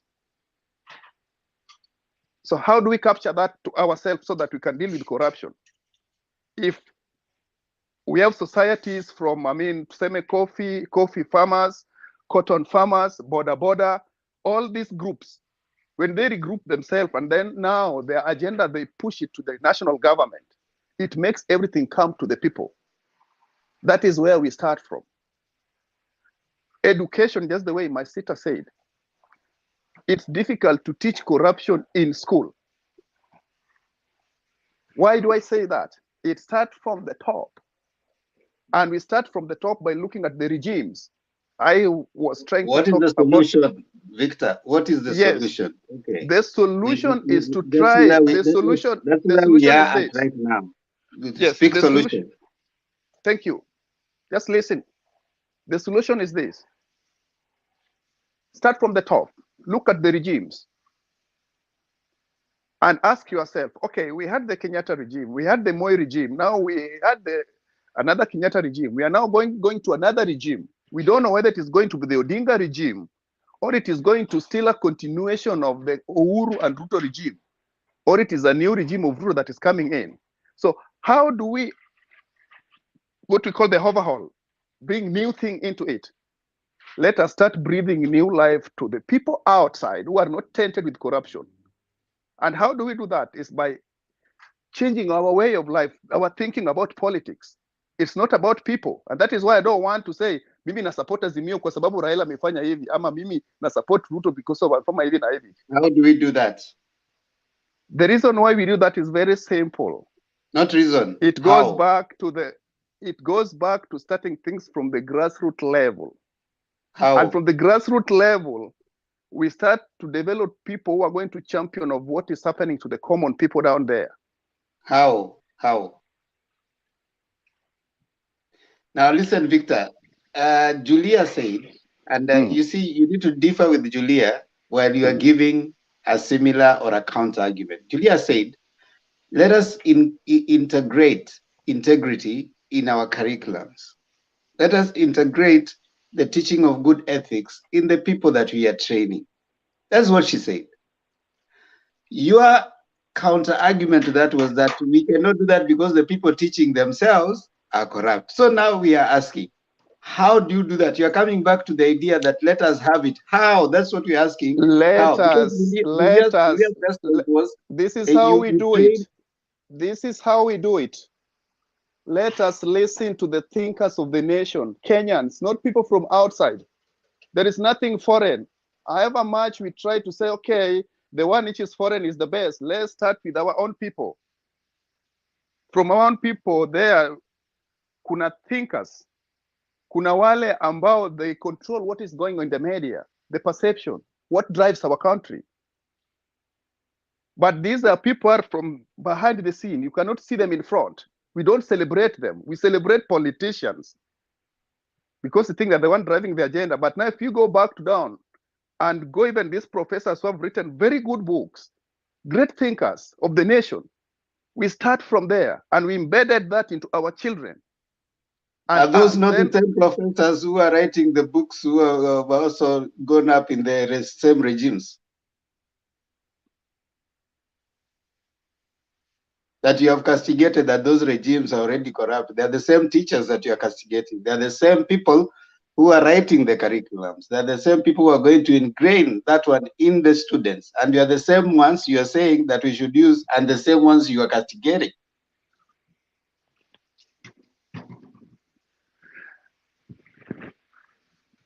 Can I answer you? Go ahead. I mean, we are all listening. We are trying to get the how. That's our trouble. And if you can do that in just a few minutes, so that I guess probably I don't want why it's making it becoming difficult for you to understand the how in me. But let me try to simplify it for you. Okay, maybe hold on, Victor. Maybe I'm not understanding. It is you. I don't think Richard, you are the one with the problem. Hold on, Yakin. Maybe I'm the one who has, and I'll admit, I could be having maybe a limited understanding of the how. Not at all. Someone else can educate me. Richard, kindly, do you understand what we are trying to get to here? Probably I'm the one who is limited of understanding. I think, Victor, you have very good ideas, but what we are trying to listen or we are trying to get from you is, so the corruption is a problem, yes. So how do we fight corruption? That's what we are trying to listen to you. You know, just give us a straight answer or give us a suggestion. If you want to fight corruption, it starts from your house. How did you get your job? Did you pay some money somewhere? I'm coming to how to fight it. I'm starting from the family. If you got your job through some deals, go and confess. Be clean. Then teach your child, you know what, it's not right to do this and this. From that, you will feel so free. If you start teaching your child, it goes ahead. Yule anaenda shuleni anafundishwa hivyo. It starts from the house. And because that is where the society starts from the family. And now it gets out. The more it goes out, the more we learn, because, hey, I remember that I learned that from my family. But we are trying to say, you know, corruption is bad. We want to fix it. But the big elephant in the house, the job we have, we are holding. Maybe you are the one who is more corrupt in the house here more than even outside there first. So it starts from the house before we even go to school. Because education starts from home. So until we come out and confess Victor, okay, it starts from the house. Corruption starts from the individual. Even not the house starts from the individual. It starts from the whatever, so that person can get it. Now we are thinking solutions. So how do we reverse that? Okay, you are reversing it. Julia said we need to integrate integrity in our curriculums. We start teaching that, right? I mean, she is offering a solution. Now I get to probably you are saying people in the house, should cease, appreciating corruption. That's probably point number 2: educating the community about issues of corruption, which is okay.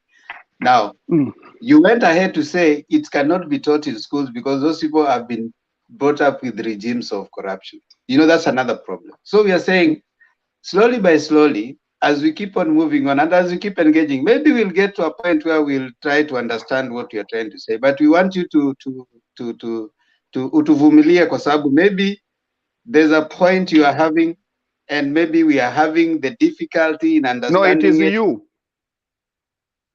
Hey, I'm alone here now. Okay.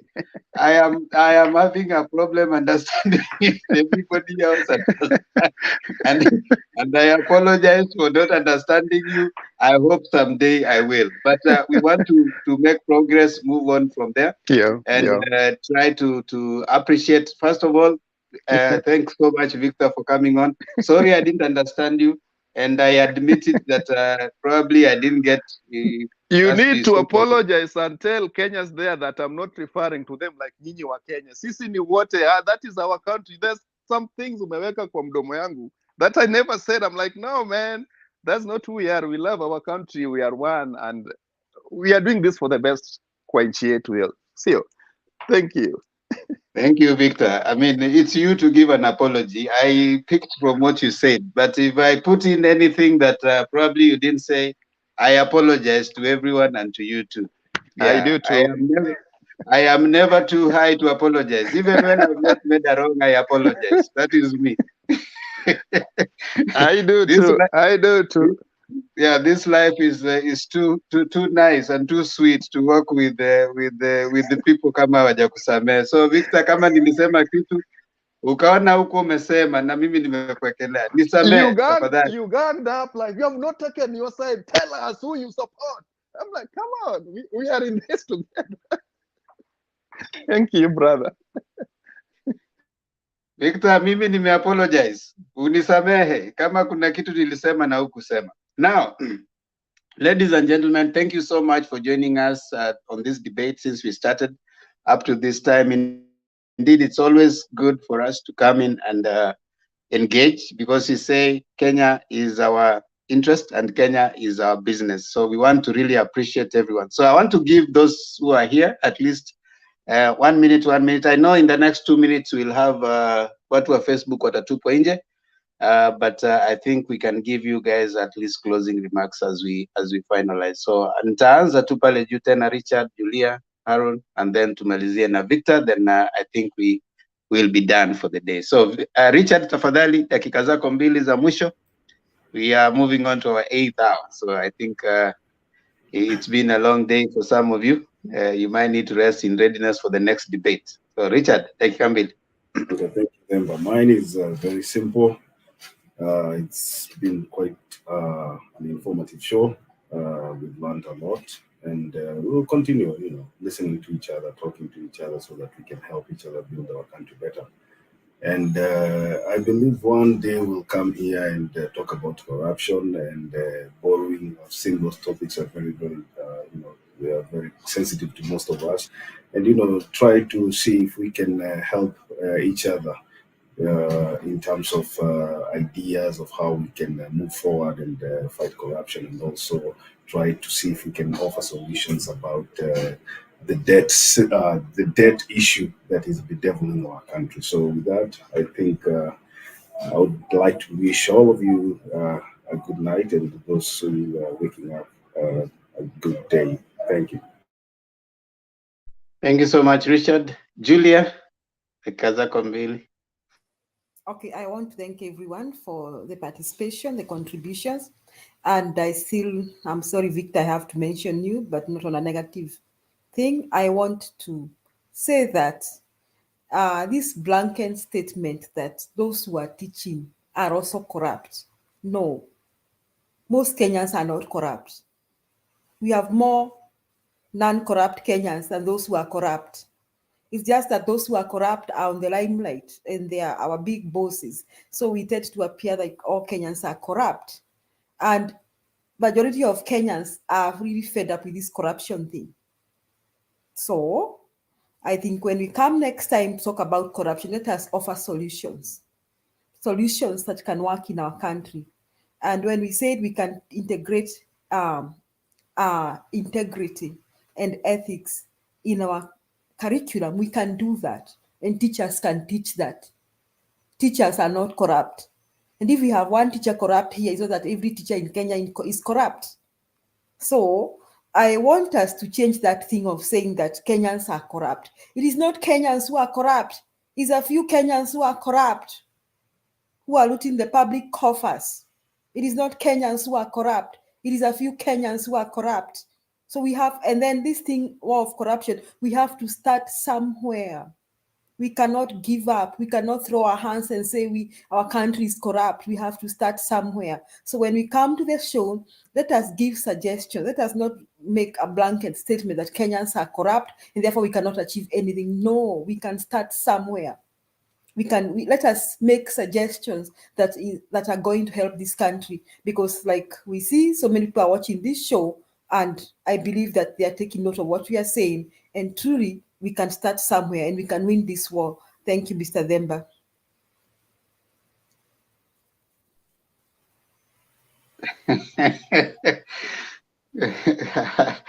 Harun.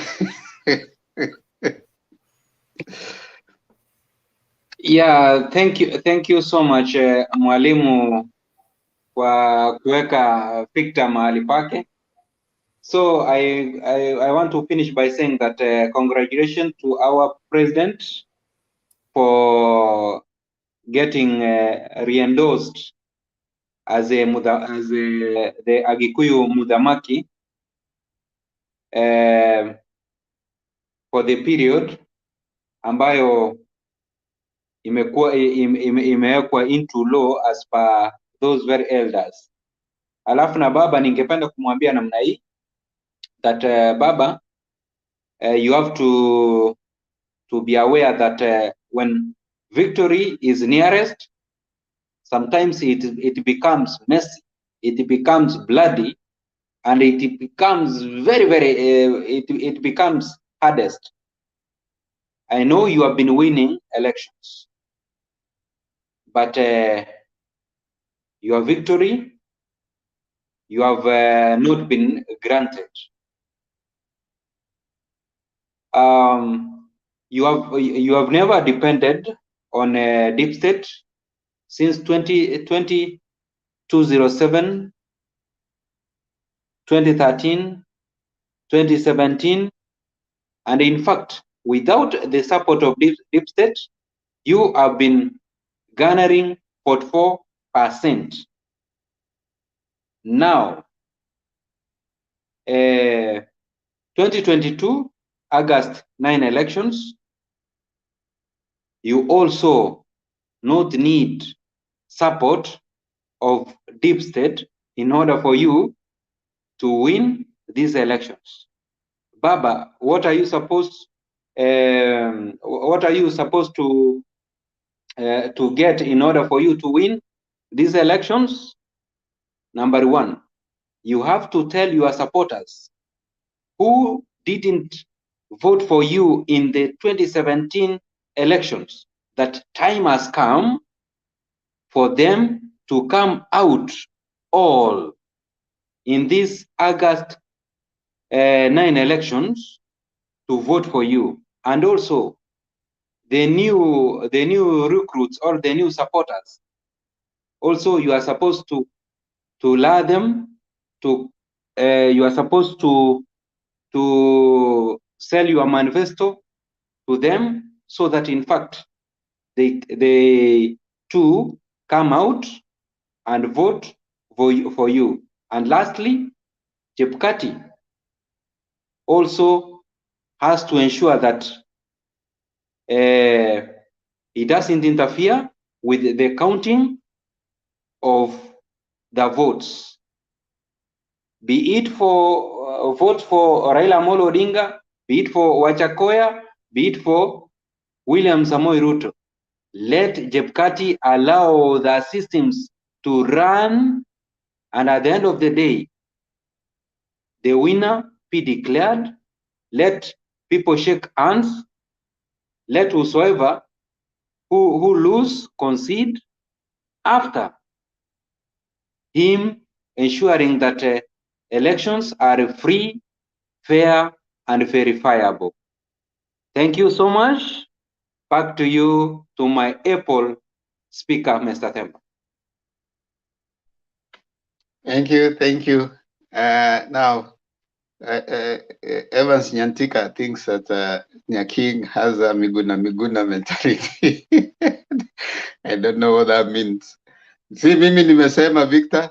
Sasa lakini kuna mtu amekutetea huko chini alisema ya kwamba moderator ndio hakukuelewa. Yeah, you know, I might not have understood him. Yeah, and I admit so. That's also okay. I mean, nobody knows everything, and I don't have to understand everything. All right, and that's why we come to debate so that I can understand. So ukisema sikuelewa, nimekubali tu. I can handle it. Na nime apologize kwa Nyaking without reservations. Yeah? So Nyaking Victor, karibu utoe maoni yako ya mwisho dakika mbili. Thank you guys so much. It's a pleasure to be here and, you know, just debate about things that are happening in Kenya. We say that everyone is entitled to his opinion, and when it comes to politics, we all have different views. My parting shot, just like I said last time, in politics, there is nothing like morality. And in election period like this, there's a lot of promises that is outside there to capture the crowd. So I leave it to Kenyans that I know are so educated, are talented. The fact that we are here does not make us to be so smart that those who are in Kenya. We are just changed. We only change the location, but we are still the same because our mind, we have much power to analyze what is going on and choose the right direction. So I tell my people back home, study all these people. Go to the rallies of Azimio, listen to them. Go to their website when their manifesto come out, read it. Go to the other side to read it. Make a choice. I will come back at the right time and I've read everything about these people and I will tell you guys the side that I support. But right now, it's still early. I'm still going my way to read the manifesto for both these people and I will come with a solution which side I support. I love you all. Thank you. All right, that's a good place to finish. And the good, at least you have given us some level of hope that you will come here with that decision. Yeah, I agree with you. We have people who are yet to make a decision, and that is very true. They're undecided. That's why when they go polling, there comes people that say undecided, and we know that they're there, and we believe that at the right time they will be able to decide, and that's okay. That's okay also, and we respect them for that. So thank you so much, everyone, for coming in and also giving your view. Thank you, Victor. Thank you, Harun. Thank you, Julia. Thank you, Richard. As always, we say that the Mutembei debate is a place for us to come to share, and these people come here, they have immense information, they have a lot of experience, and they're also having something to share that they hope that everyone listening, over 100 people listening, one of them will be helped in making appropriate and informed decision come August 9th. And that is the purpose of this place, so that we can at least help someone make an informed choice. Informed choice. We are not telling you which choice you're picking, but at least whatever choice you're going to make, it is informed. You have looked at it, you have analyzed it, and you have decided this is the best choice I'm making at this time. Because every 5 years, we have that power to either repeat the same problem or change it through the vote. So that vote is very important, and this is your time. Welcome yet again tomorrow from 9 p.m. Kenyan time for us to have this debate. And as always, we finish by having Ukenya.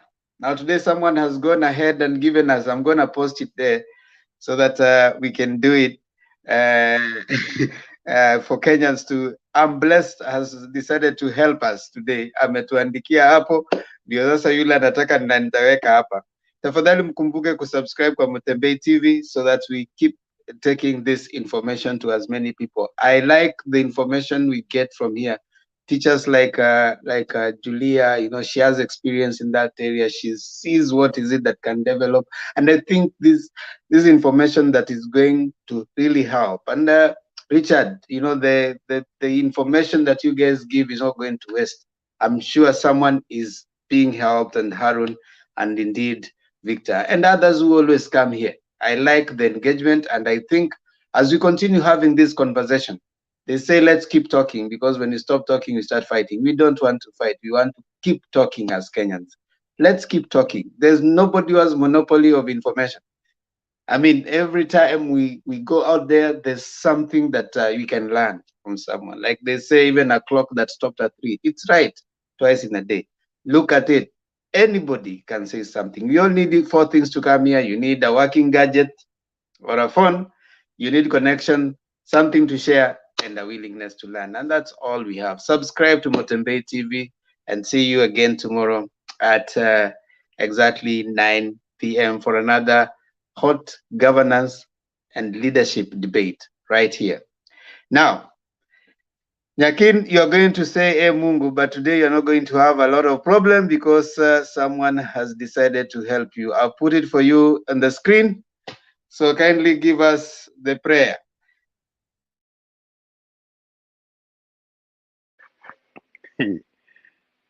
Okay, we go.